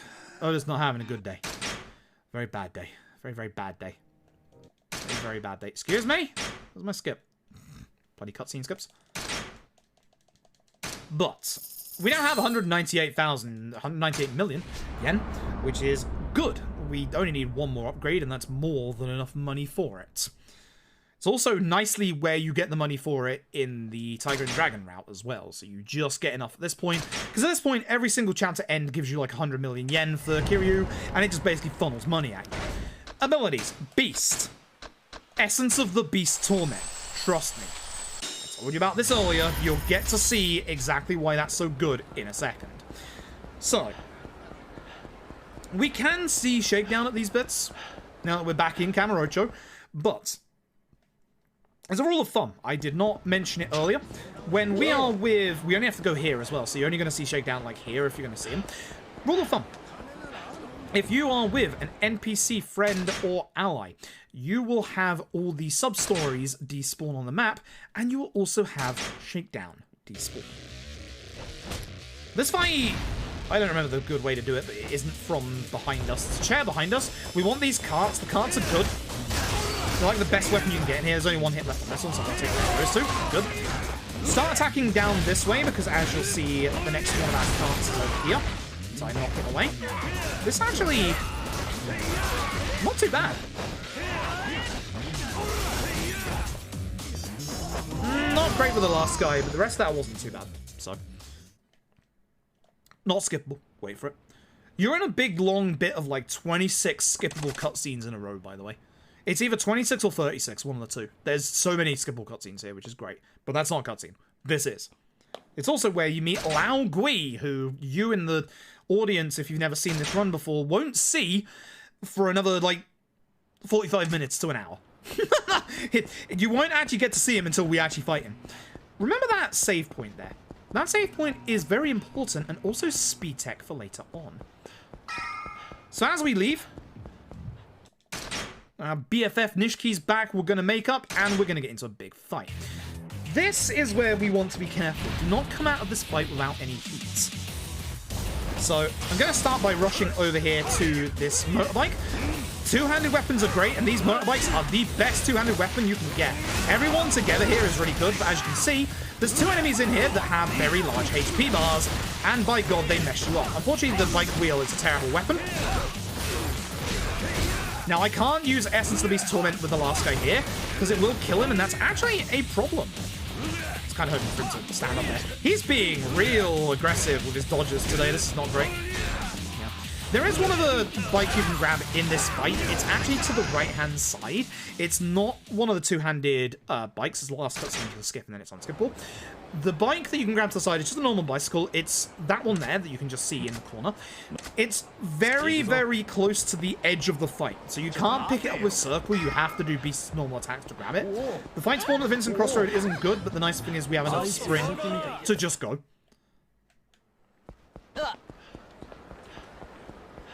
Again, stick to your walls, go around here.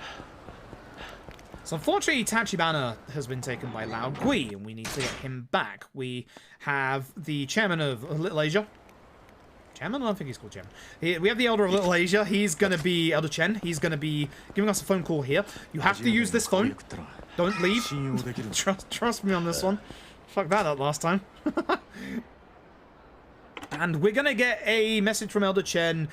Our old friend Kuze's back for the 4th time, not the final time. But the Kuze fight is very good fun, no T&D. And you are going to get to see exactly why I told you to get Essence of the Beast Torment. But the reason why we need all of our heat going into this fight is so that we have enough attack speed at the start of this fight to be able to hit Kuze before he hits us. He can still hit us. Sometimes, if you get very unlucky. But yes, with Nishiki with us, there's no sub-stories, there's no shakedown. We're now going to run over to where Kuze is, which isn't too far, thankfully. And this is going to be the last of Kiryu's normal chapters before the finale. I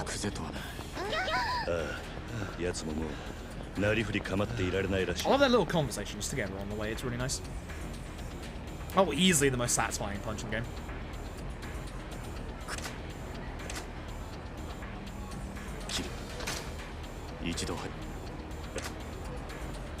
Alright. So again, big plot spoilers coming up here if you don't want to see them. Otherwise, enjoy this, one of the most satisfying punches in the entire goddamn video game. Even 5 years of speedrunning this game, this never gets old.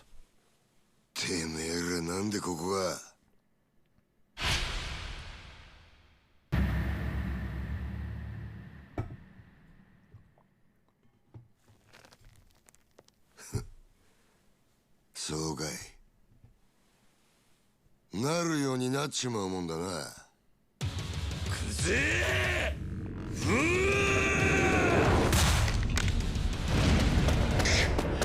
！Hell yeah. So, we're gonna fuck up Kuze from the start, hopefully. You want to start this fight attacking straight away. If you've got full heat, you should be able to start hitting him before he hits you. And by attacking, we won't pick up that torso on the floor either. So, yep, we get a full combo from him. I'm a little sad that actually missed. If I get a second combo, I'm not going to complain because we do need to do a little bit of damage to Kuze. We want him to attack us. This Essence of the Beast Torment. Watch his HP bar at the bottom of the screen. That's over 1 HP bar's worth of damage. As I said, it's one of the strongest skills you can get. Now, to build my heat back up, we're going to go over here to this trolley and hopefully hit a couple of enemies together. Now, unfortunately, everyone's kind of a bit spread apart here. You can do another Essence Beast Torment if you want. Because I rolled, I picked up the torso, which is not what I wanted. Trouble is, I can't do it here because I will accidentally Essence Beast Torment the guy behind me. We have 2 enemies in this fight that are aggroed right now, which is really bad. So I'm going to have to take care of them. Very nice. You can also do normal heat attacks. But you want to be careful because obviously by using your heat attacks, you lose your heat, which loses your damage. And your attack speed, obviously. Kuze loves to guard, as you could probably guess. But look at that damage we do, and now we're at 3, we do even more. We just do an insane amount of damage at this point. Like, not the nicest of Kuze fights, to be honest. I think it was a bit terrible. But yeah, that's essentially what you're looking for from a Kuze free, is just, you know, Essence of the Beast Torment at the right time to make sure that obviously you do enough damage to take him out. You can do it twice. Again, you have to be careful because it uses up the majority of your heat, and then you're going to lose your damage, your attack speed. It's all about maintaining your heat. And it's very important that you maintain your heat. Essence of the Beast Torment is actually going to be the basis of our final boss fight later on, which is really cool because those strats I made 5 years ago are still the same strats today. Even in the Tiger and Dragon route, still the same strats, which is nice. It's always nice when something you route years ago still, like, is the actual route. I'm gonna have to go this way because that fight spawn, that's a bad fight spawn. I went the wrong way. I was thinking of the bit after this. It's a good thing I went this way. I just did my minimap. Oops. Go, free time loss. Let's go. So once again, as I said, when you're the other character in the other city, that's a bad fight spawn. I don't have cash confetti. Very lucky that didn't aggro onto me early. Now, by running into that little bit there, that fight spawn, if it didn't despawn, is now glitched. You can get what we like to call a glitch state of alert. If an enemy spawn spots you and you walk into a story trigger like that, when they next see you, they will instantly aggro into a fight on you. Thankfully, they were close enough to get despawned from that cutscene, but if they were still around there and they saw me leaving, it would have been an instant fight. I wouldn't have been able to do anything about it. No warning, no like yellow on the minimap that goes like, oh hey, is that Majima over there? No, instant fight. That's what we like to call the glitch state of alert, because it glitches it for them to be still alerted. But when you get into the next cutscene, or obviously you taxi away or anything like that, that gets rid of that glitch state.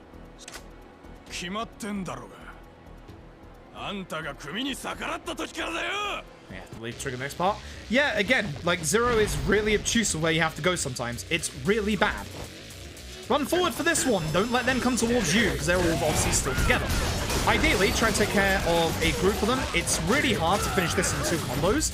It is possible. If you manage to finish it in 2 combos, congratulations, you did really well in this fight.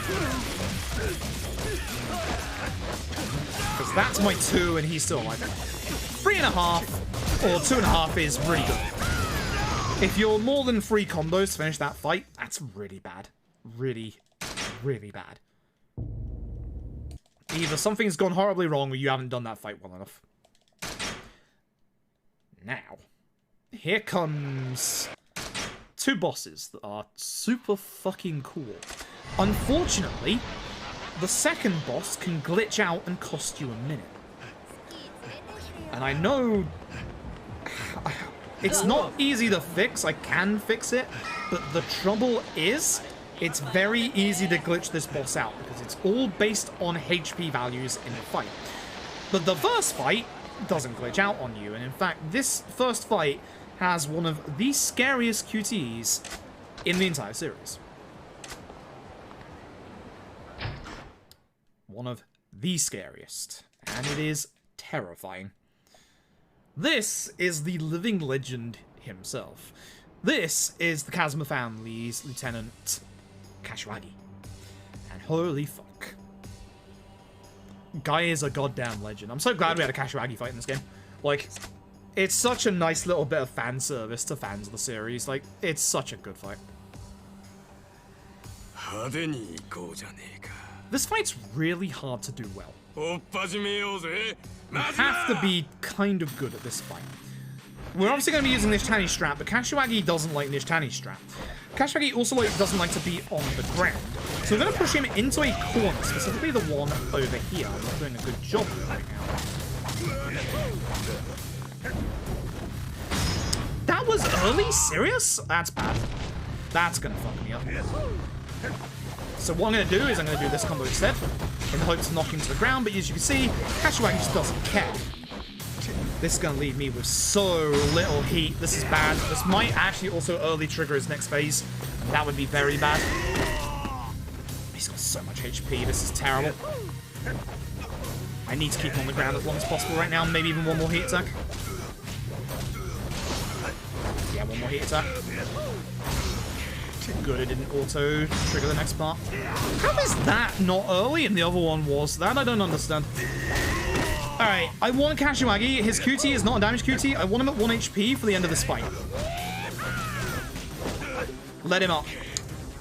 Get yourself ready. You have less time than that on Legend to react to that QTE. And on Legend, if you, like me, don't get any HP upgrades, this is a bad idea, that QTE does 7/8 of your max HP bar. That is one of the scariest QTEs in any Yakuza game, by far. And you have less than a third of a second to react to that on Legend difficulty. And yes, I fucking hit it in the past because I'm that damn good. I will toot my own horn. It is fucking hard. It is a nasty QTE. Same as walking Serena. Now, this is the fight that can unfortunately glitch out.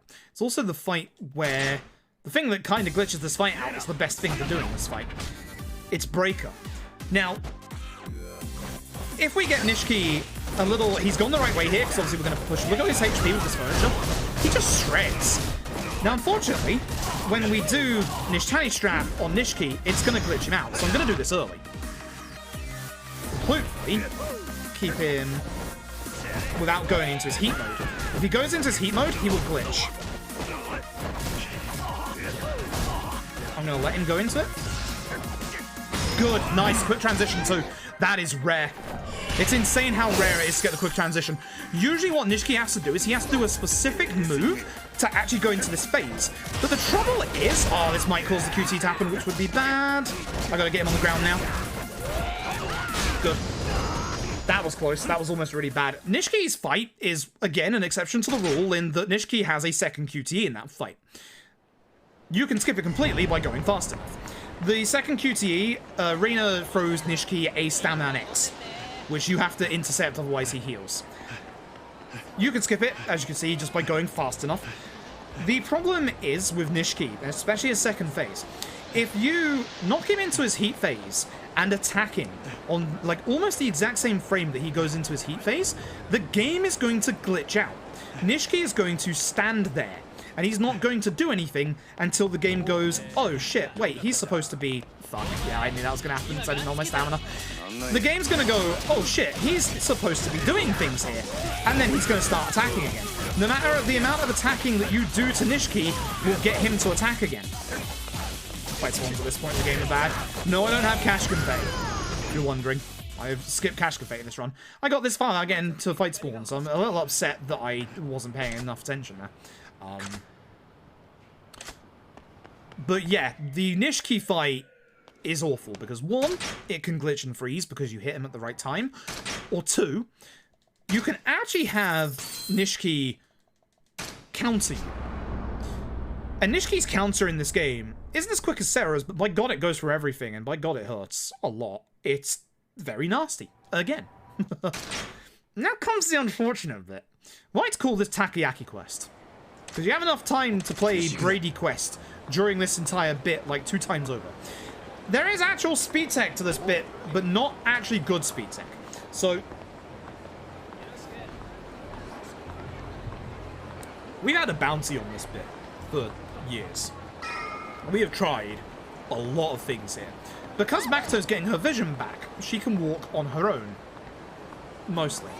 Her falling over is random. Completely random. It's on a timer.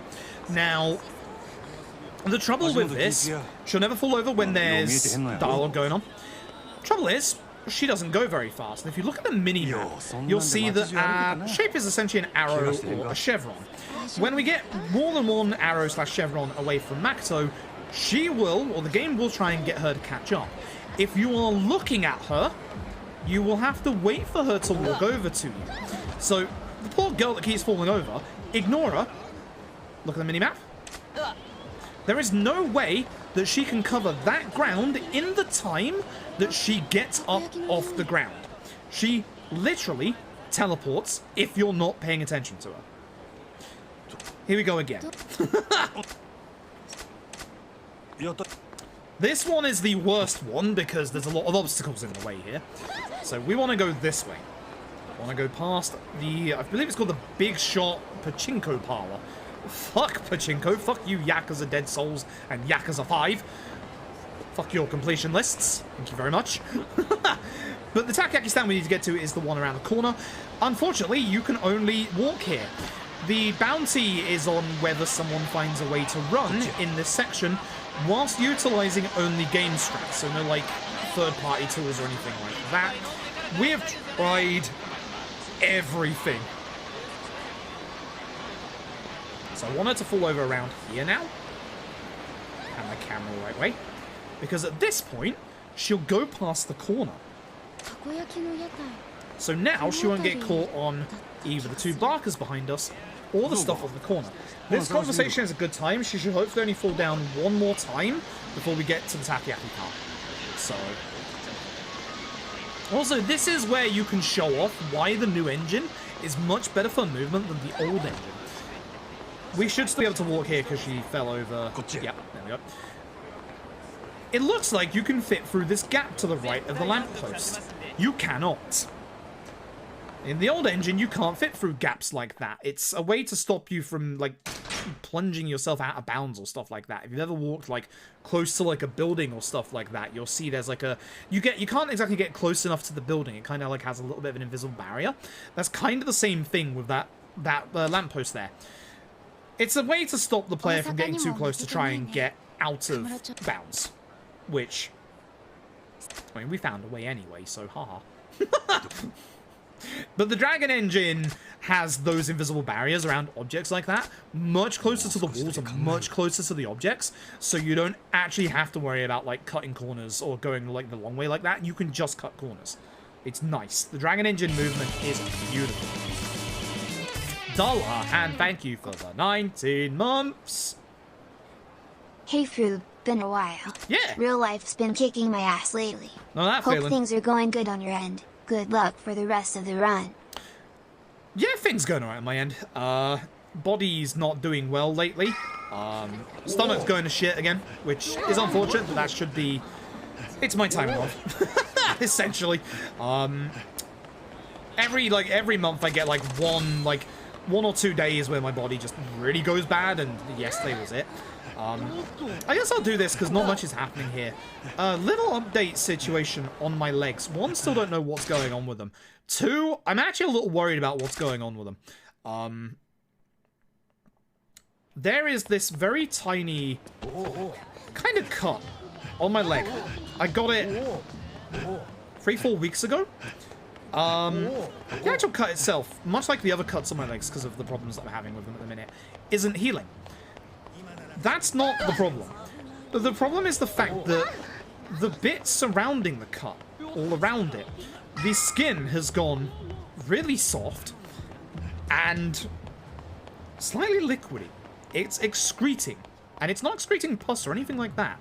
I don't know what it's doing, but it's trying to heal, and it's not healing. So I don't know what the fuck's going on, but my legs are getting even worse. My legs are now not healing even the simplest of scratches and scrapes. So I'm going to be following up with the doctors and getting that leg scan real soon. Because they're still swollen 3 times the size they should be. Shit's just going badly right now. That sucks, Leon. So hopefully everything gets sorted out as well. Yeah, it's hard to show off on stream, but essentially what you'll see here... I don't even know if I can raise my legs this high anymore. You'll see that my calves here, look at the fucking size of them. My leg has swollen to 3 times, both legs have swollen to 3 times the size that they should be. And it's been like this since August last year. Put it this way, it's getting to be painful to start moving around a lot. Things are starting to get real bad. So, I'm not going to lie, I'm worried about that. I'm doing all the exercise I can. I'm doing all the exercise I can around. We've had a couple of tests done in the past. I've had the saline test where they pump saline into your body. Oh, fuck me. That was a trip. Because they wanted to see what was going on in my veins, and there's no blocked veins or anything like that. So essentially, your arms are like kind of up like this. You're basically like a supermodel. You're like laying down for the doctors, being like, I'm fucking fabulous. And they stick a drip into your arm. And it's actually saline, if you've never seen it before. The easiest way to describe saline is salt water.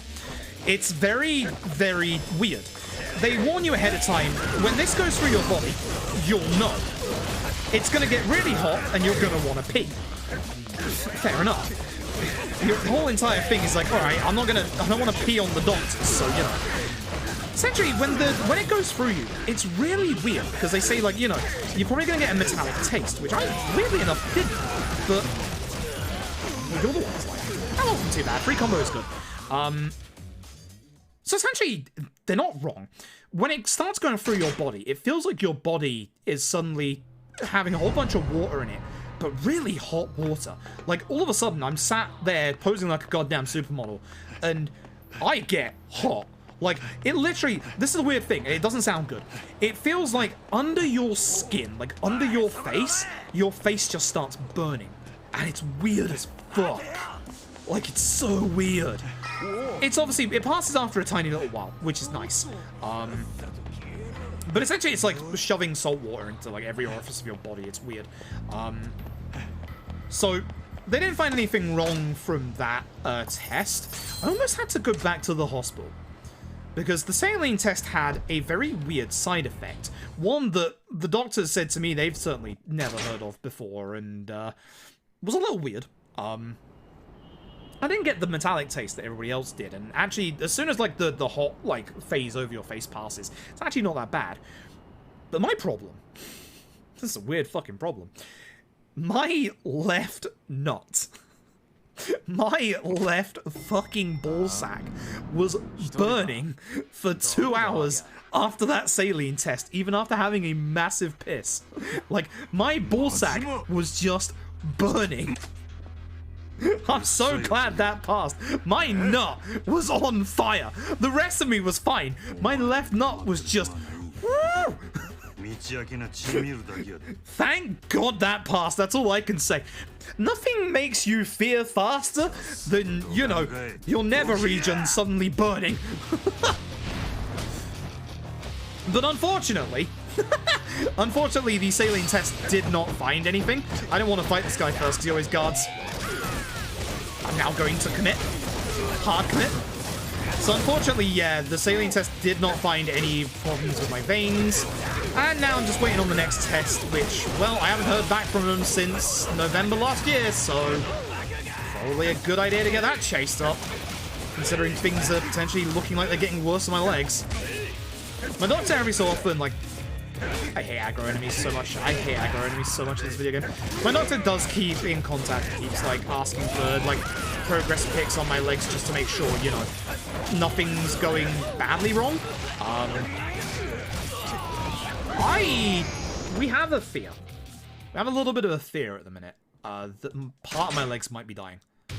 Because either they're not getting the circulation they need, or something's going on, because there is a very weird bit of discoloration around my knees, specifically below my knees. Not quite green, not quite blue, somewhat of a mix, but also, weirdly enough, the skin around my knees is starting to die. Like, even though I like bathe or shower every day, even though I do deep baths every day, the skin around my knee is also starting to die, which is a bit worrying. So, not quite sure what's happening, but I am a little scared. So we're keeping an eye on it, but things aren't going well at all. 2 aggro enemies here, yeah, they need to be taken care of. That grab immediately on phase change, how dead. They'll run towards me, as will the large lad. In this phase, you actually want to focus this large lad if you can, because he is very annoying to deal with. And being a large lad, he has a mass amount of hyper armor, and he likes to drop kick you, because that's what they do. If you can get a good combo like this, take it. God, he's being a pain. This combo's good. This combo is very good for the large lad, because he will constantly try to guard or try to counter against it. He can do that, which, you know, it's not ideal, but as you can see, every time he gets his guard broken, he's trying to counter with a counter attack. And because you just hit fast enough with Breaker at full free heat there, doesn't matter. Doesn't do shit. Doesn't do shit. So yeah, I don't know what's going on in my legs right now, but I am starting to get more worried than I was. I'm still doing all of my usual exercises. I'm exercising like 2 times a day at the minute. Fun fact is, with all the stomach problems that I've been having, doing my normal exercise, I've lost half a stone in the last month, which is fantastic. It's just that my legs aren't improving. Stomach improving. Thumbs up. Everything below my stomach not improving. Thumbs down. Not good. Don't know about the wound yet. Yes. Told me to keep an eye on it over the next couple of days. If it doesn't heal by, I think he said Wednesday, then he's gonna prescribe some antibiotics. And then I'll see whether that helps. And if that doesn't help, well, we're in big bloody trouble then. Anyway, we're in the finale. We're in the finale where Kiryu has way more to do than Majima does. So, remember that save point I told you to remember about 30 minutes ago? Here's the thing. You can see on our minimap we're supposed to find a payphone. Any save point works. When we get this phone call, it's going to be Sarah telling us to go to Elder Chen's restaurant. Here's the thing. There's one save point that is currently not on our minimap. And when we enter Little Asia, there it is. This one save point I warned you about earlier is actually the closest save point to the place we want to go to. Fantastic. Yeah, the weight stuff is good. The weight stuff is very good. The leg stuff is bad. I've actually been trying to find some time to do some more VR stuff, because VR, obviously, 1, is a good workout, depending on the game, and 2, would get me moving a lot with my legs as well. It's just with my legs swollen up to 3 times the size they should be, my legs start to stiffen up very, very fast, which sucks. Like, it's the reason why even if GDQ was in person, I don't think I could go. Because I can barely make a trip down to the bloody shops, which is only like half a mile away. I wouldn't be able to go to America. Like, so sucks. Sucks. Hey, this fight with No Tiger and Dragon is a lot more in depth. You have to be very careful. What we want to do is, once again, a couple of enemies in this fight that are really nasty. You already know, as I said earlier, guys with guns have to go first. No guys with guns. There is a guy with a stun baton. He's got to go. He's got to go. This fight isn't too hard. There's not that many amazing weapons to use in this fight. There is a sign on the right hand side that works decently well, so we'll be trying to push the enemies kind of that direction, and then we're going to be obviously trying to attack them then. That sign, the one that's toppled over. So there's a knife guy and the stun baton guy is just behind him, so again, really want to try and take him down. He's not dead, so just remember that. Oh, this guy actually managed to get a combo off, that sucks. So that interrupted me. It's the no parking sign, which is the one I didn't want, but it still works. This one does a tiny bit more damage. You're going to hit me with that. Yep. This is why I'm upset that you're not dead. Can I attack away from him so that I can actually start hitting these guys? Okay, I'm not going to be. Really want to hit the stun gun guy with that. Oh, this is a bad fight. The worrying thing is, I need my HP for this chapter. I need a lot of HP for this chapter. I have not been picking up spare healing items. So, we are being shepherded on the minimap, but this is the final time that Shakedown can spawn on the map in this speedrun. Is Shakedown going to make one last appearance? Let's find out. Otherwise, it will be 4. Not too bad, actually, for a run. Fight's one on the right, it's not great. I'm going to cash confetti just in case. Almost didn't get that out in time. I don't think I would have made it past because of my stamina management, which was pretty bad.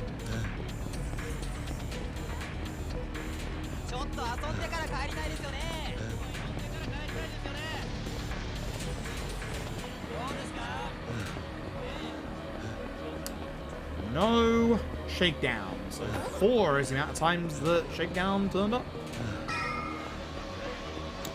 That is because, I guess, I'm doing the No Tiger and Dragon route. The old route. Which has been very good fun. Very nostalgic as well.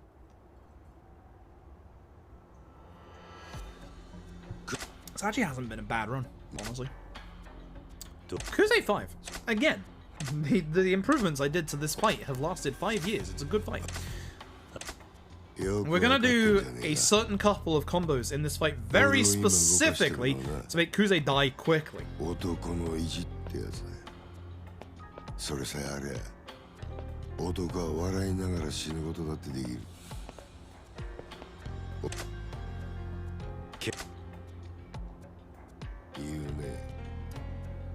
Hopefully we can get the right hits on the motorbike, because if we can finish this fight very quickly. So once again, Kuze is going to run towards us at the start of this fight. So what we're going to do is going to grab a sign behind us and do all of the hits. Now we are on full heat, so we should do full damage. S is the Beast Torment. Very important. We're going to switch to Rush and we're going to run away. So over here, we want this motorbike here. Grab it with your hands. And hit Kuze normally. He's going to guard all the hits, which is fine. And now this will take him to the QTE. Good damage so far. Best no-sell you'll ever see. Shit. View, thank you for the 3 months. I appreciate it. Hope you're doing well tonight. And now we just normally attack. And hopefully, with the damage that we've got and the 3 remaining hits, it should finish this fight. Good shot. I have to split there for Kuze, because I have manual splits in this chapter. Good fight. Very good fight. That's a very quick Kuze, other than that last little bit that I messed up. But yeah, that's a very, very quick Kuze. It's nice that those strats still work. The two-handed motorbikes are the best source of two-handed damage you can get. And more importantly, if you mess up this fight a little bit, it's vital that you do not, especially if you're on No T&D, it's vital that you do not leave this fight by using a heat attack. Need your heat coming up in the next part. God, I love that these strats still work really well. I don't route games like this anymore, that's for sure. God. I remember how meticulously I routed out Zero and then found the speed tech as well. It is always nice that something you route out, like the route, like manages to stand the test of time for like the most part. It's really nice. Really, really nice. But yeah, that's the end of the Kuze character arc. I love it. Like, I absolutely love Kuze's character arc. Kuze's character arc is fantastic. Like, from going from the start of the game to this point where both Kuze and Kiryu, like, actually, like, gain respect for each other, it's really good. It's one of the highlights of this game. Like, for sure. Like, I know a lot of people are like, oh god, you fight Kuze 5 times. There's a good reason you fight him 5 times. His entire character arc is great. So, this starts the finale. We can no longer play as Kiryu in, obviously, the normal gameplay. So, with Kiryu, we have to go and fight Kuze for a final time. With Majima, what do we have to do for his big pre-finale bit, I wonder? You know, Sagawa's still walking around out there. Could go and fight him. This is what we do for Majima's finale. We talk to a door, that's it. That's it. It's over. It's now finale time. That's it. I'm still stunned we don't fight. Sagawa. Stunned. Either way, big long set pieces coming up. My HP is a problem. So, here's what we're gonna do. Change to Brawler. And be very careful here. Use your ears. Listen out for the gunshots. Fuck, I messed that up. Use your ears, remember? Shit, I was really trying to get to him before that happened. Unbelievable, Jeff. I fucked it. Thanks, so I don't have healing items, so I haven't been picking them up. Either way. That's going to mess up my heat as well, which is bad. So I'm going to have to punch. Oh, he gives me full heat. Okay, cool. I just want to show you what you're supposed to do normally. See, this is what you're supposed to do normally. It's been a while. Listen. Because they aim. Go down here, take care of this guy first, normal attacks. Oh, the gun glitched into the wall, fuck. That gun is obviously, as you can probably guess, really quick to use. Well, free time save next time. Very free time save next time. Again, the sofas here, as you can probably guess, are ideal. The enemy really aren't getting close to each other, this sucks. God, this sucks. What are you doing over there? This is very bad. Terrible finale. Rush. See, the problem is you want the gun for this bit, so you can just use the gun on these guys. Because the gun has glitched out, instead we're just going to have to go in here a little quickly, and then... Oops. I missed, because I didn't aim. Oops. So even though the cutscene trigger is right here, you do want to change to rush, because we've got a little bit of movement coming up out here. Try and grab that on the way through, because you do actually... If you can grab that Style and Royale, you can actually do a little bit of fun stuff coming up here. Because this fight is a bit obnoxious, so instead we can now finish this fight with a heat attack. Stick to the left, it gets to the cutscene trigger a little bit faster. I'm going to be changing to Beast for this one. Table if you can. The table is best in the chairs. Damn you, Takahashi, I hate you. You have to use the chairs, but again, heat attack, good. Just damage. Ideally with a table, you do that and then get into the ground. Chase the brawler. God damn it. Too early. This is what we like to call gun corridor number 1. Try and guess what?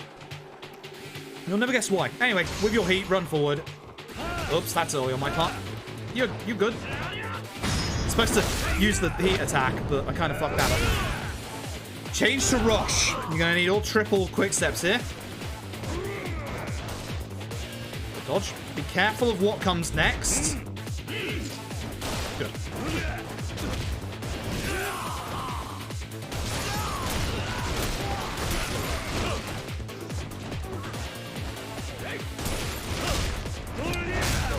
Corridor 1. Back to rush so that we can quickly run into this place. Also, the other reason why you want to be rush here is you have a smaller hitbox. This bit is the bit where you can realize you have different hitbox sizes on your stances. Because the reason for that, welcome to the chat room, my chat, interesting, Twitch is dying. The reason for that is that Beast's hitbox is actually bigger than the others. You will struggle to get through these doorways if you try and walk through them as Beast. Use heat attacks on these guys. You might lose your heat for a second, but again, you just keep attacking and get your heat back really quick against them.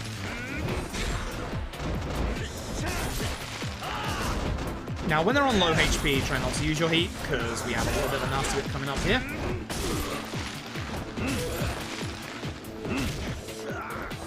Not a great one, to be honest. Gun corridor number 2. Yes, there's a 2 to a 1. Try and shimmy through here, get into this corner, because if you can get into this corner, they should all gun forward. And then you're second down. Whew. Not bad. And that's the end of Kiryu's part. If you need a couple of healing items, grab these to your right, and before you get into the fight trigger, back to Beast. And try and be at max heat if possible. Now comes the fun part. Can't jam in the chat. This bit, the old-fashioned way, used to suck, and it still does. Tiger and Dragon Round does make this next bit nice. So kick all the furniture forward, does damage, you can guess. Again, try and keep as many people together as possible. Try and aim for the guy with the suit if possible, because he's the one that has high actual defense. You aggro too late, so come over to me. So as he goes down, I'm gonna go through this door. Now, as soon as you go through this door, start attacking immediately. This next room has 3 large lads, and they all suck to try and take care of. Max hyper armor, interrupt your attacks like this. This guy's Yoshi, he's avoiding my attacks. It's HMRC. I promise you I'm not. I'll answer your email later. Not good. These guys suck. This guy's name is Shintani. That's just insult to injury. This is why they suck. You have to move away a little bit to break their guard or to get their guard. And we go through here. Now, remember when we were here earlier with Kiryu and this bit was locked? Actually, this bit with Majima is not. To go fast in this bit, we kind of need a little bit of luck and for the gun to not glitch out. The gun is in the hands of this man. I'm going to try and push him left so it doesn't glitch out under that table bit. Do a little bit of damage. That way will make this easier. Go to Fug so we can pick up the gun. Good. I actually want to say Thug for this next bit. Reason being is that this next bit really sucks to do as Breaker, because Breaker can push objects through the floor. Dodge sword, dodge shotgun, grab shotgun, and then heat attack against the wall. This is going to make it so that the shotgun doesn't glitch through the floor. Grab shotgun, Who's alive? You. Unfortunately, you only have 3 shots, which is not enough to, if you miss one enemy with the first 2. Which this guy was around the corner, so I should have moved a little bit there, so unfortunately. This next room is one of the nastiest in the entire game. This guy is hyper-aggressive, has massive hyper armor, and likes wrestling. So we're going to try and take care of the 2 gun guys. Fuck you, my dude. After all this time. Please don't shoot me. Yeah. We need the 2 gun guys gone. We just need them gone immediately. Now this guy has a resistance to guns, which sucks, but here's the thing. Even though he has a resistance to it, he still goes down to it. Actually, I'll just do the slightly. One of the gun guys is still alive.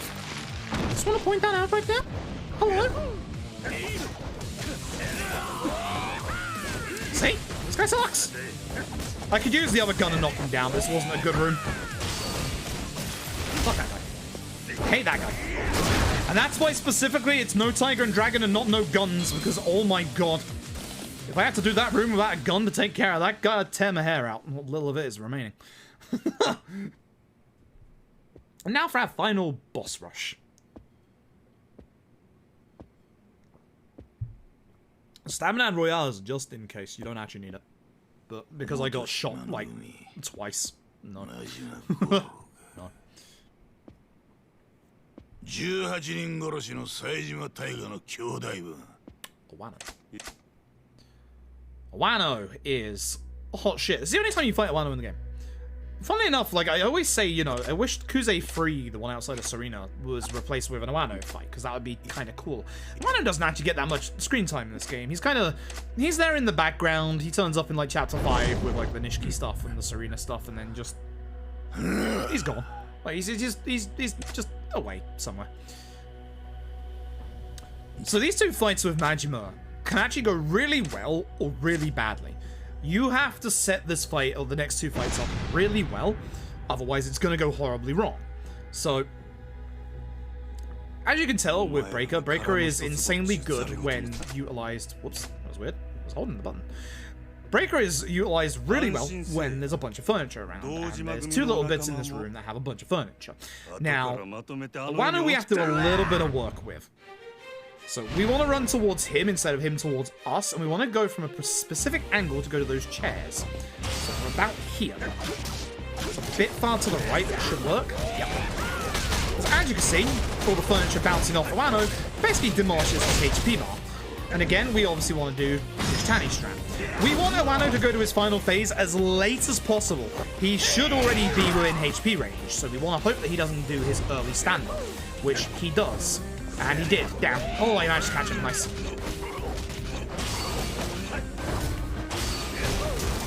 This one, do the quick one. You just need him in the next phase at this point. 1 HP. Good fight.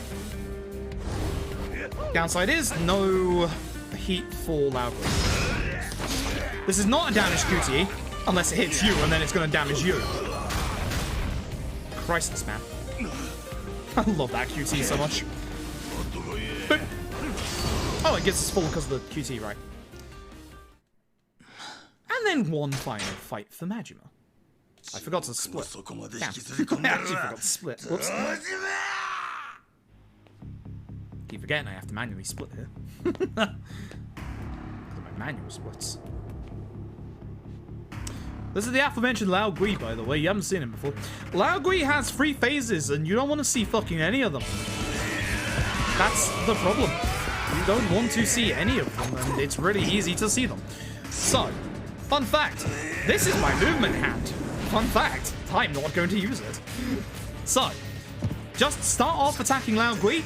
Don't have to do anything, because Lao Gui is perfectly placed to go into the furniture.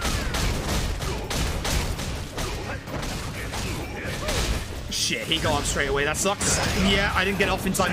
I actually heard the sound for it, but I didn't get it off in time. That's bad. Remember, you cannot do heat attacks if the enemy is attacking. That's the bad side to Slugger. Been pushing towards the furniture, that would be good. He's gone back into his heat. This is the one phase out of all the phases you don't want to see. This phase sucks. That's early. Oh god, this is going to be a rough fight. We cast Sword when it hits you. Wembley Hog, thank you for the Prime Gaming as well, by the way. Appreciate it. This is going to be a rough final part. Ooh, I'm just going to have to do pure combos. So, Landway, you can get free combo at the start of this last phase, which is usually where you kill him. The trouble is, I cannot do that right now, and he's about to become Neo from the Matrix. Wondering what I mean by that, Man decides to do that and also start running up walls. Thank God for that, because I can move over here, wait for that to finish, and then start hitting him again. Not the best loud boy, but at least I managed to salvage it at the end. And now we come to the final fight, which again has been meticulously routed out. My actual route still works really well, which is good. I'm fairly certain it's still the route that you want to use, which is fantastic. Again, it's always nice when you get to do routing and it works. We're going to start by doing a normal combo against Shibusawa, because he's going to run towards us and we have enough time to hit him before he guards. Charge. Stomp on him while he's on the ground twice. Essence of the Beast Torment. This is going to do enough damage to Shibusawa to push him into his next phase. Again, Essence of the Beast Torment is very important in this fight. Don't have to do an extra hit if you can. You can get him up earlier. There you go. This is going to be Shibusawa's essentially Beast phase. And we are, of course, going to be Beast against Beast. This song is so good. This song is genuinely amazing. Most of the Yakuza soundtracks are genuinely amazing. Even Dead Souls. Thank you very much. Do this correct for your heat to come back to full. Try and get the table. Again, as you know, table does a bit more damage than chairs. Said, for the last hit, try and do the heat attack. Ooh, not good. There is a table behind you, though. You can as well do the heat attack where you take his weapon and use it against him. Actually, at this point, yeah, it's going to transition. Very early, not good. So, here's the whole point of the final phase of this fight. What we want to do is get Shibusawa down to 1 HP. That's going to make it so that he skips the entire final phase of his QTEs. And of course, the easiest way to do that is Essence of Beast Torment. You get a free combo at the start of this, which is good. Then the next part sucks. Hence why I move backwards to try and bait out an attack, do all of this, and then hopefully, easy peasy, good recovery. Very good recovery. A run I've not done in a long time, I'm kind of proud of that. It's not bad.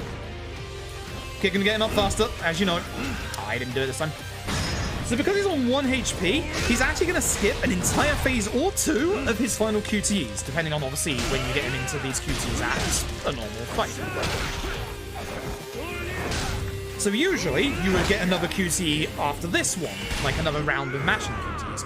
But again, because we've got him at 1 HP, it goes straight into the final one.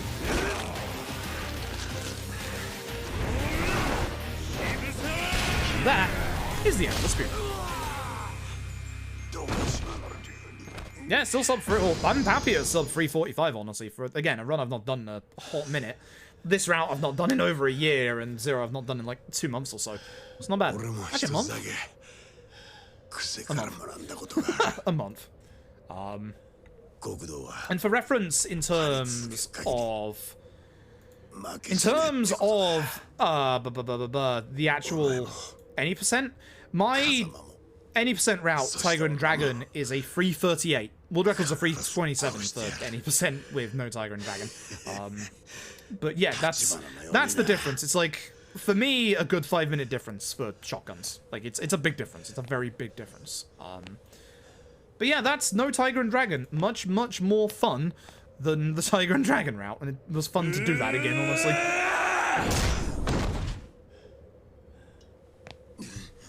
I'll definitely end up doing that again in the future. Because my end game of this run definitely went quite badly. Actually, might try looking and seeing what my old route PB was. This won't be it because obviously the death, but I am curious as to which one it is. I think I know which one it is. I think it was the one with 3 load remover.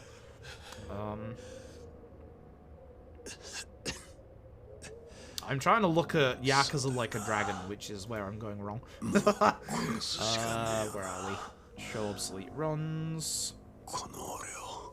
Wait, so you're a parent of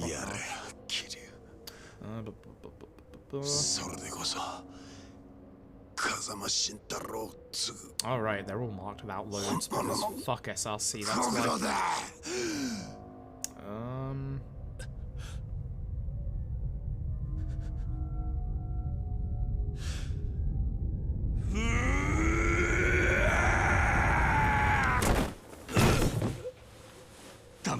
I know that's not the last. Well, that's real time, actually, right? I don't think. Yeah, I didn't do a run without shotguns that wasn't load removed. So real time was what? 352. Hold up. Save splits. Open splits. What's my real time? Where are we? Compare against real time. I think that's close to a actual PB real time, or what would have been the old route. I think. Can't tell. SRC bad. Is this gun route? Let me check. Actually, no, I don't think it is gun route. Check. Let's go to a fight. Any fight will do. That is gun route. Okay, yeah. I think that might be very close to PB for no shotgun route. Which is interesting, because again, it's been a hot minute since I've done this. Okay, cool. Yeah, sure. Sure. We're gonna add not T and not OT&D to Zero Leaderboard. Well, I asked the Discord about that last night, and to paraphrase, I was told to go fuck myself. Well, not that harshly, but I was told no. I was told, no, do not add it to the leaderboard, so. And I'm not saying, like, I didn't want it as, like, a main category. I just want it in the misc part. Because it's not the main run. I actually understand why people said no. Because it's kind of the same reasoning that I would say no any percent, no bat for 4. Like, yeah, like I wouldn't try and argue for an any percent no bat route for 4 at this point. But if someone came to me and said that, I also wouldn't be too upset about putting that in the misc either. More than one person does it at it. See, I've had multiple people, one of them in chat above you, not gonna like name drop them, cough. Who said that they would actually do a 0 run, no Tiger and Dragon, because it looks more interesting. I've had people from outside the community recently. I had Lord Fluffy when we were having a discussion the other day after my Titanfall matches, saying that they want to learn 0, but when they took a look at the shotgun route, they were instantly turned off by the entire game. So, I'm not getting into any leaderboard discussion in Discord. Yeah. we need to have lots of long conversations as a community at the minute. You do No T&D as well? Man, I fucking hate SRC so much. I don't want to deal with SRC. I don't want to add it. Jesus Christ. As pounds, goddammit. Enjoy casually. Yeah, like... So the shotgun route happened. Touching this shit game. Yeah, fair enough. Fair enough. It is annoying that a lot of the Yakuza runs have gone, like the way that I see it. It's annoying that a lot of the Yakuza runs have gone the very gimmicky way of speedrunning in that, you know, either shotguns, baseball bats, or some manner of bullshit like macros or rebinds or setting changes to make the games go faster. And it's like, we need to have conversations as a community about it, but at the same time, I can understand the position of people saying, you know, the fastest way to speedrun a game is the 80%. Fully agreed. Like, 100%. The shotgun route is the 80% route. I'm not trying to say this is the 80% route. I'm trying to say this is the 80% route without just using shotguns for 3.5 hours. Does that mean it's... Does that mean it needs a leaderboard? I don't know. Would I, even though I want a leaderboard for no T&D, would I add a leaderboard for no bats for 4? Right now, no, because I wouldn't do a run of 4 without baseball bats, even though, you know, baseball bats aren't as bullshit as shotguns. They're still fucking terrible. But baseball bats, you have to actually, like, you actually have to do tough on top of just shoot gun. Like, K2 and 6 are good runs. Like, and it's funny that K2 is like a massive weapon-based route. But if anyone came to me and said, would you allow a leaderboard for K2 without weapons, it'd also be no. Because the weapon route is the fastest route, so... It's a pain, because, like, on the one hand, I want to argue for no T&D because it is a massive game changer. But again, would I also make the same argument for 4 with no baseball bats?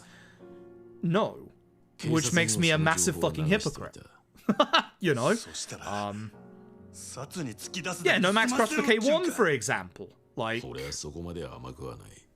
Like, they're good gimmick runs, is what I would say. Whereas the Tiger and Dragon and the baseball bats fundamentally change the thing. Although I guess, yeah, No Max Crush also does it. Like, my argument just falls completely through. It's paper thin. Like, there's a lot of hypocrisy coming even from myself about this that's just, you know... There's no easy way to do it. There's no easy way to say, yes, this should be allowed. Category extensions would be fantastic, but again, as you were saying before, Dr. T-Chops, what would we put in category extensions? Like, no Tiger and Dragon, sure. People have said time and time again, karaoke percent. I've done karaoke percent. You know? But X-Play's done karaoke percent. Or like parts of karaoke percent. So what would you put in there? Would you put in there, like, pocket circuit percent? Would you put in the Amons? And again, how the fuck do you... Oh God, how the fuck do you actually...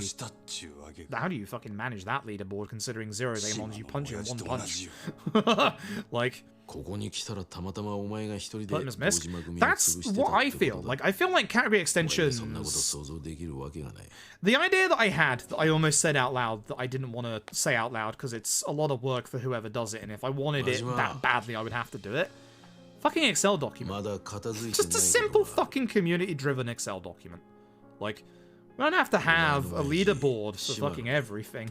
And again, that's the hypocrisy. I want a leaderboard for No Tiger and Dragon, and other people would come back with the same argument. If you don't need a leaderboard for that.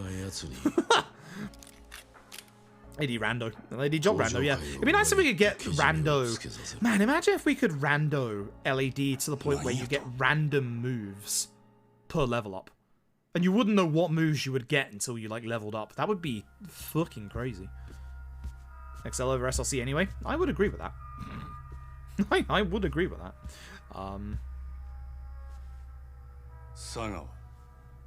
I don't want to go over people, but if multiple people did No Tiger and Dragon, I would add it as a missed category. This is why I shouldn't be leaderboard mod anymore. Because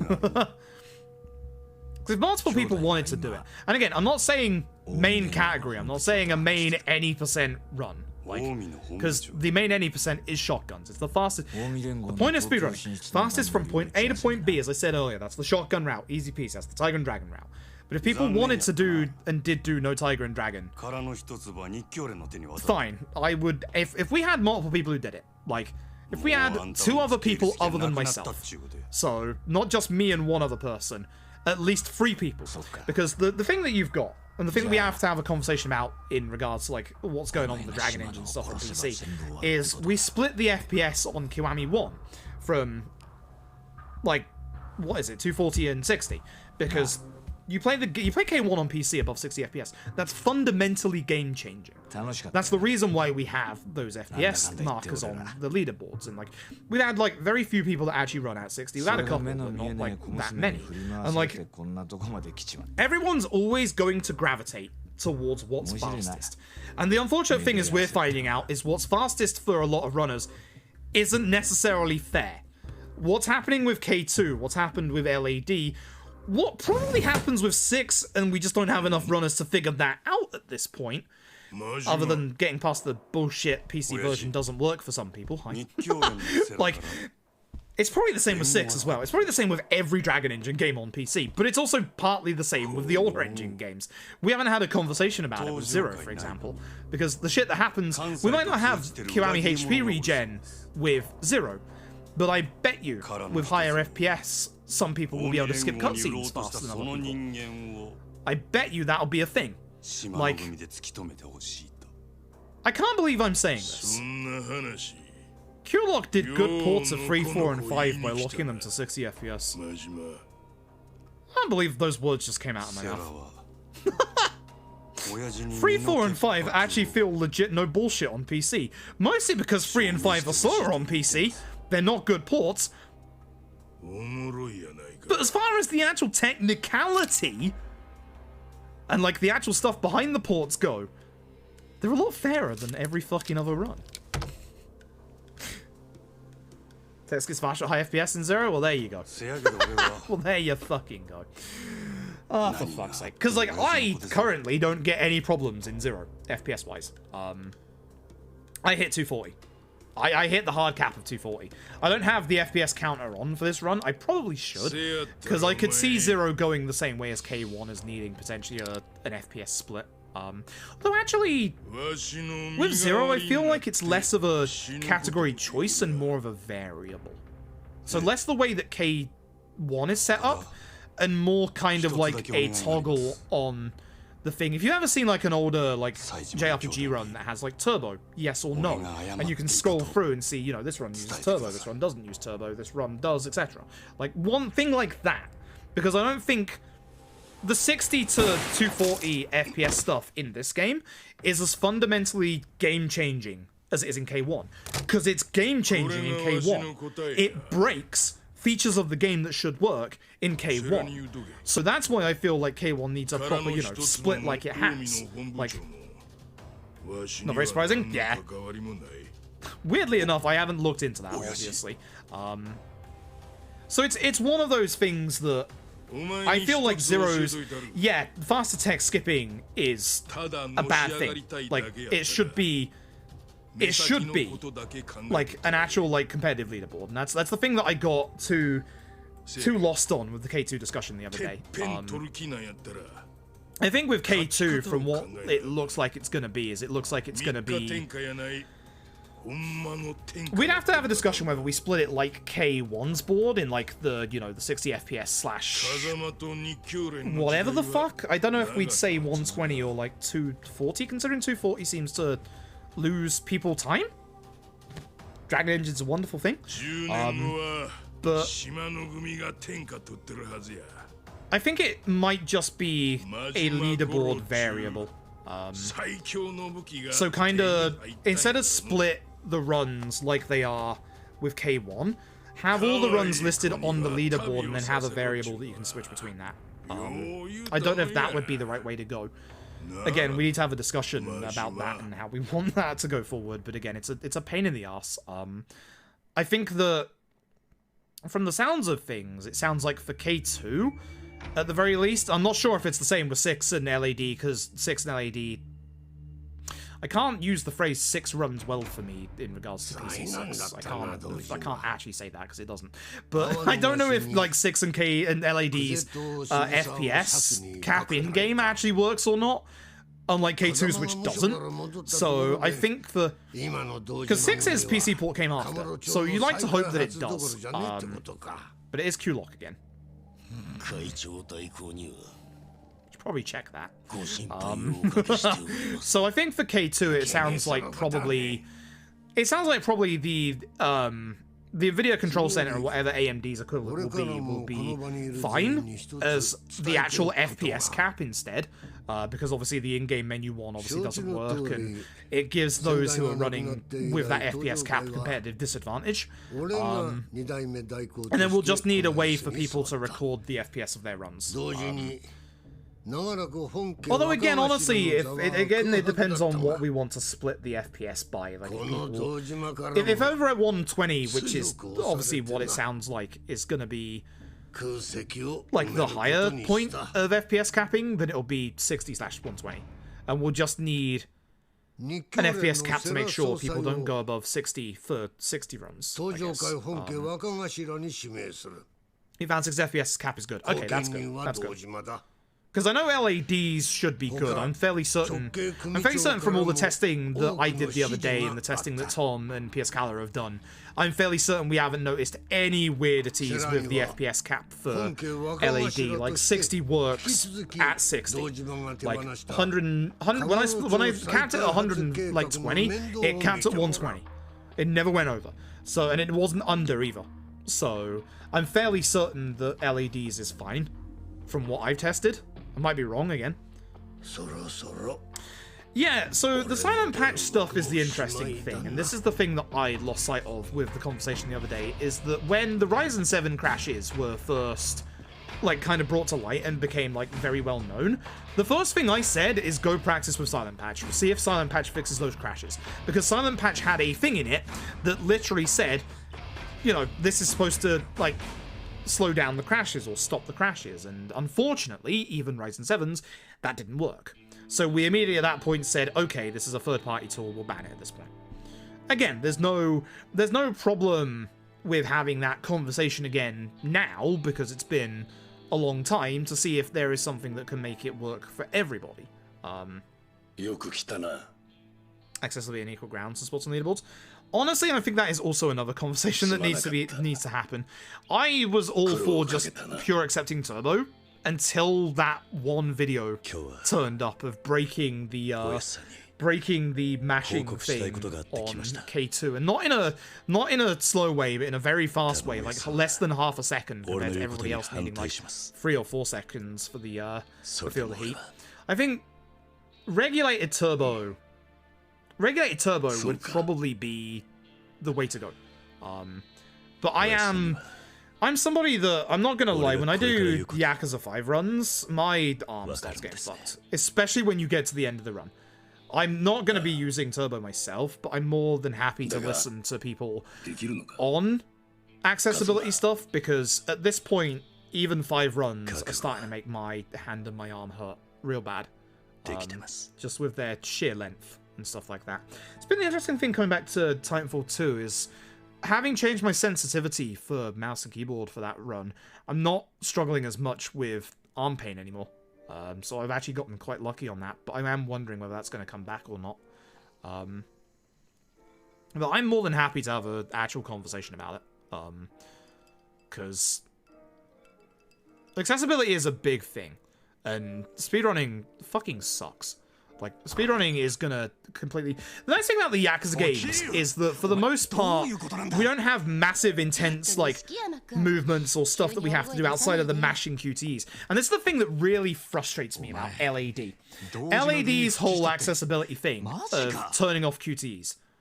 Good. But then you don't get the extra damage that you would from those QTEs. Bad.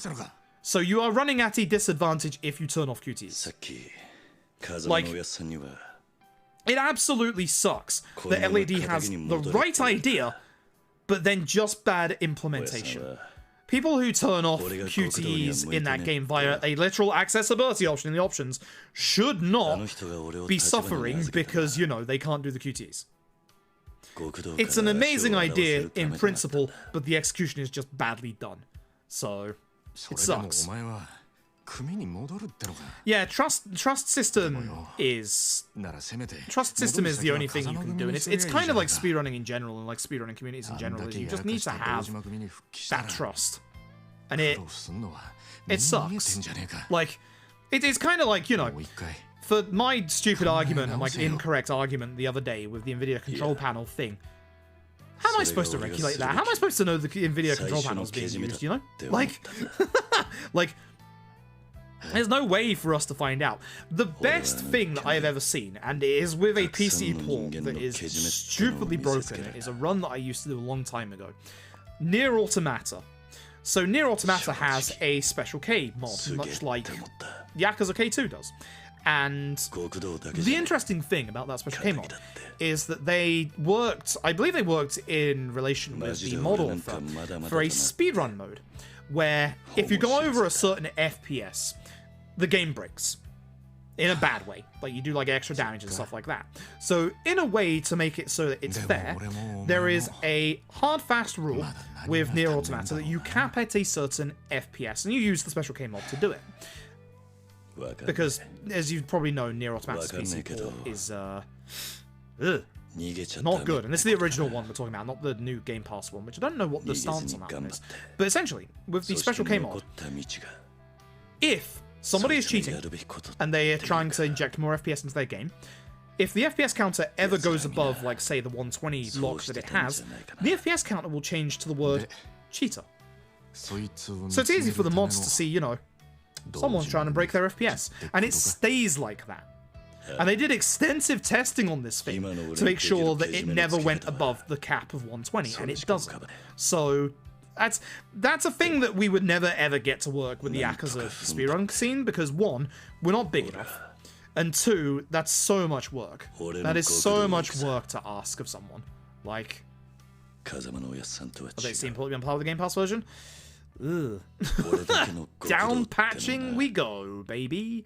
But that's probably the one scenario I found in terms of, like, allowing a third person thing like that. Because again, the actual PC port of Nier Automata, at least the old version that we're talking about, is not good. And it's not working for a lot of people. Have you ever wondered why I've never gone back to Final Fantasy 13 runs? My Final Fantasy 13, despite being way over the recommended specs, runs in battles at 42 FPS. Not a full 60 like on the world map or anything like that. A hard capped 42 FPS. So every single one of my battles, not only do they stutter, making my inputs lost at times, but also they're slower than everybody else's. It's stupid. It's just stupid. Like, there are some PC ports like that and the original Nier Automatas that are just broken to fucking back, and it sucks. Like, and we've always known that, like, the Q-Lock ports of the games are kind of held together with tape, but they were held together with the right tape for a while, and now we just realise, actually, well, thank you for the 6 months, I appreciate it. GG on the run. Because the trouble is, and I think Tap said this best, we kind of came from console speedrunning. When the Yakuza speedrun community started, when there was literally like 3 or 4 of us, it was me, Tap, Xana, and Lily. There were no PC ports. The games were not on PC at the time. Like, they were only on, like, the latest game that we had at the time was 0 on PS4. We had no PC ports of any Yakuza games. So, we've kind of come from, like, a console background. And we don't really have this experience of, like, the PC stuff and, like, trying to make a competitive, fair environment for everybody. And it sucks because I think inherently at some point, it gets to a point where it can't be competitively viable. I don't think I'll ever be competitively viable in LAD again. Just because, for some reason, there seems to be a setting that will make my game run faster, but I can't figure out what it is. I can't keep up in LAD PC. Which is why, again, weirdly enough, going back to the PS5 version is like kind of like the counter and just like, oh, hey, now I have competitive viability because it's just console, which is stupid. But that is true. From what we've seen from load times so far, they actually seem to be at least almost on par with PC, and also more importantly, with the PS5 and Xbox. Actually, I don't know about the Xbox Series X version of LAD, so scratch that. With the PS5 version between me and Tom, we seem to have the same load times. Which is nice because the PS4 version of the Dragon Engine games, boy howdy, do they suck as well. Boy howdy, do I remember back in the day running Yakuza 6 on base PS4. That was fun. Ew. And again, with consoles, we're not gonna get parity over the long term either. For now, when we're on the same hardware, yes.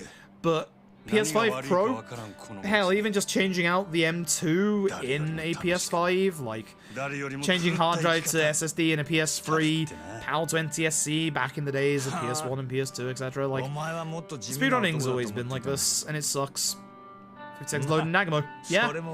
Yeah, I remember those days. And if you loaded that actual fight beforehand, it then only took about 30 seconds instead. Because it just cached, like, the math on the console. The old days of having to reload the map every single time to do a run. Ugh. Start the run post-load. You know?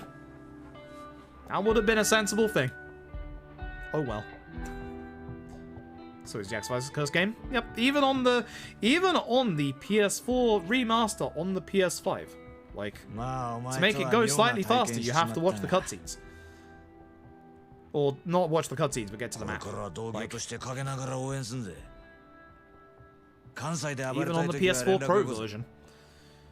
It's just the way these games do things, which...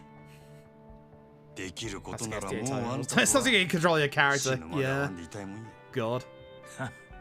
It would actually help in a lot of cases. Oh well.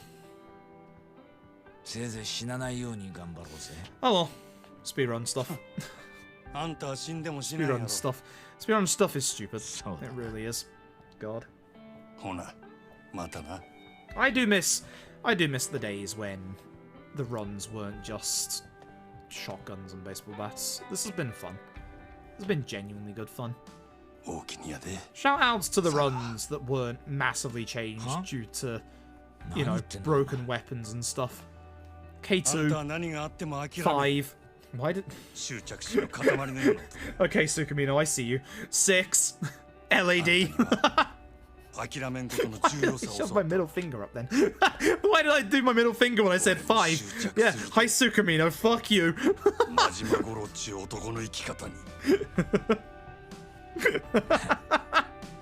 5 is one of my favorite runs recently. If I can get my body to calm down this week, what I will likely do this week is a run of 5. Don't know what day that will be. Probably not tomorrow. Fuck, tomorrow.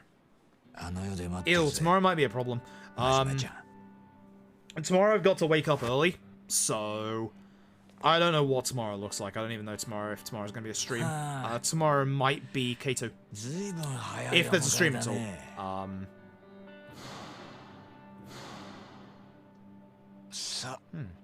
That's a... God, I love that cutscene. I might actually have an idea for tomorrow. It's a really out there idea. Might be a day stream. Because I gotta get up early. Might be a day stream. Might do day stream K2. I almost said K stream. K stream, K2 stream. K2A stream. So I might do a day stream tomorrow, we'll see. Again, depends on how much sleep I actually get tonight. But yeah, this week I would like to do... This week I would like to do 5, and if my body can handle it on top of that, the Revenge on Judgment Legend, because that capitulation was... Yikes. That capitulation was terrible. I need my revenge on that game. I love Judgment Legend. It's the hardest run of RGGs by far. Because Metz has done a lot of good routing for 3, 4, and 5 Legend. There's been some good routing for K1 Legend. 0 Legend and K2 Legend are almost exactly the same game. K2 is exactly the same game, you just hit with a couple of more attacks on weapons. You just have to pick up like 1 or 2 more swords and that's it. K2 Legend in a nutshell. Thanks, K2. And 6 Legend is an interesting one. It's a little harder, but it's also not too primarily different, to be honest. Which isn't too bad. 6 Legend's actually alright. It's just even more dangerous. It's just even more dangerous. It's great. It's exactly the same in the, like, if the 80% route for 6 does take out the Bloody Fundoshi, you're absolutely picking up the Bloody Fundoshi in Legend for 6 80%. But the actual strats are the same.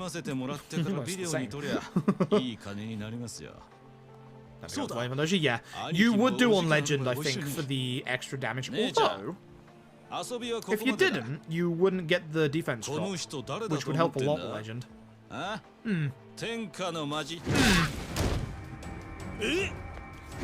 Do not know. Do not know. But 6 legend run-wise is still reasonably similar, you know, same upgrades and stuff like that. It's just way more sadistic, which is great. That's what you really love from your legend speedruns. More death, more pain. I love it. But yeah, the Judgment Legend I want my revenge on. I like to do Lost Judgment Legend at some point. We'll see. We also have the milestone rewards from the charity stuff that we did, which I need to. Where are we? We're on this page here. Where are we? I've actually forgotten them off the top of my head. Ironically enough, the first goal that was met was Lost Judgment Legend speedrun. Then also P5 Royal Casual Playthrough, and yeah, that's it. That's the ones we got from there. I still need to obviously do Fist of North Star, all sub-stories. That's not happening anytime soon. I'm literally dying. Judgment All Sub-Stories is also the other big one that's still remaining. Oh, and Yakuza 5 All Sub-Stories, but that wasn't a charity one. That was the New Year's stream. I still need to do that, but it wasn't charity, so it's not as important as the other two right now. But it would be a lot easier to do that one than the other two, because it's routed out. And 5 is a good run. But those are the big runs I still have remaining. Yeah, I need a fist ass. Good old fist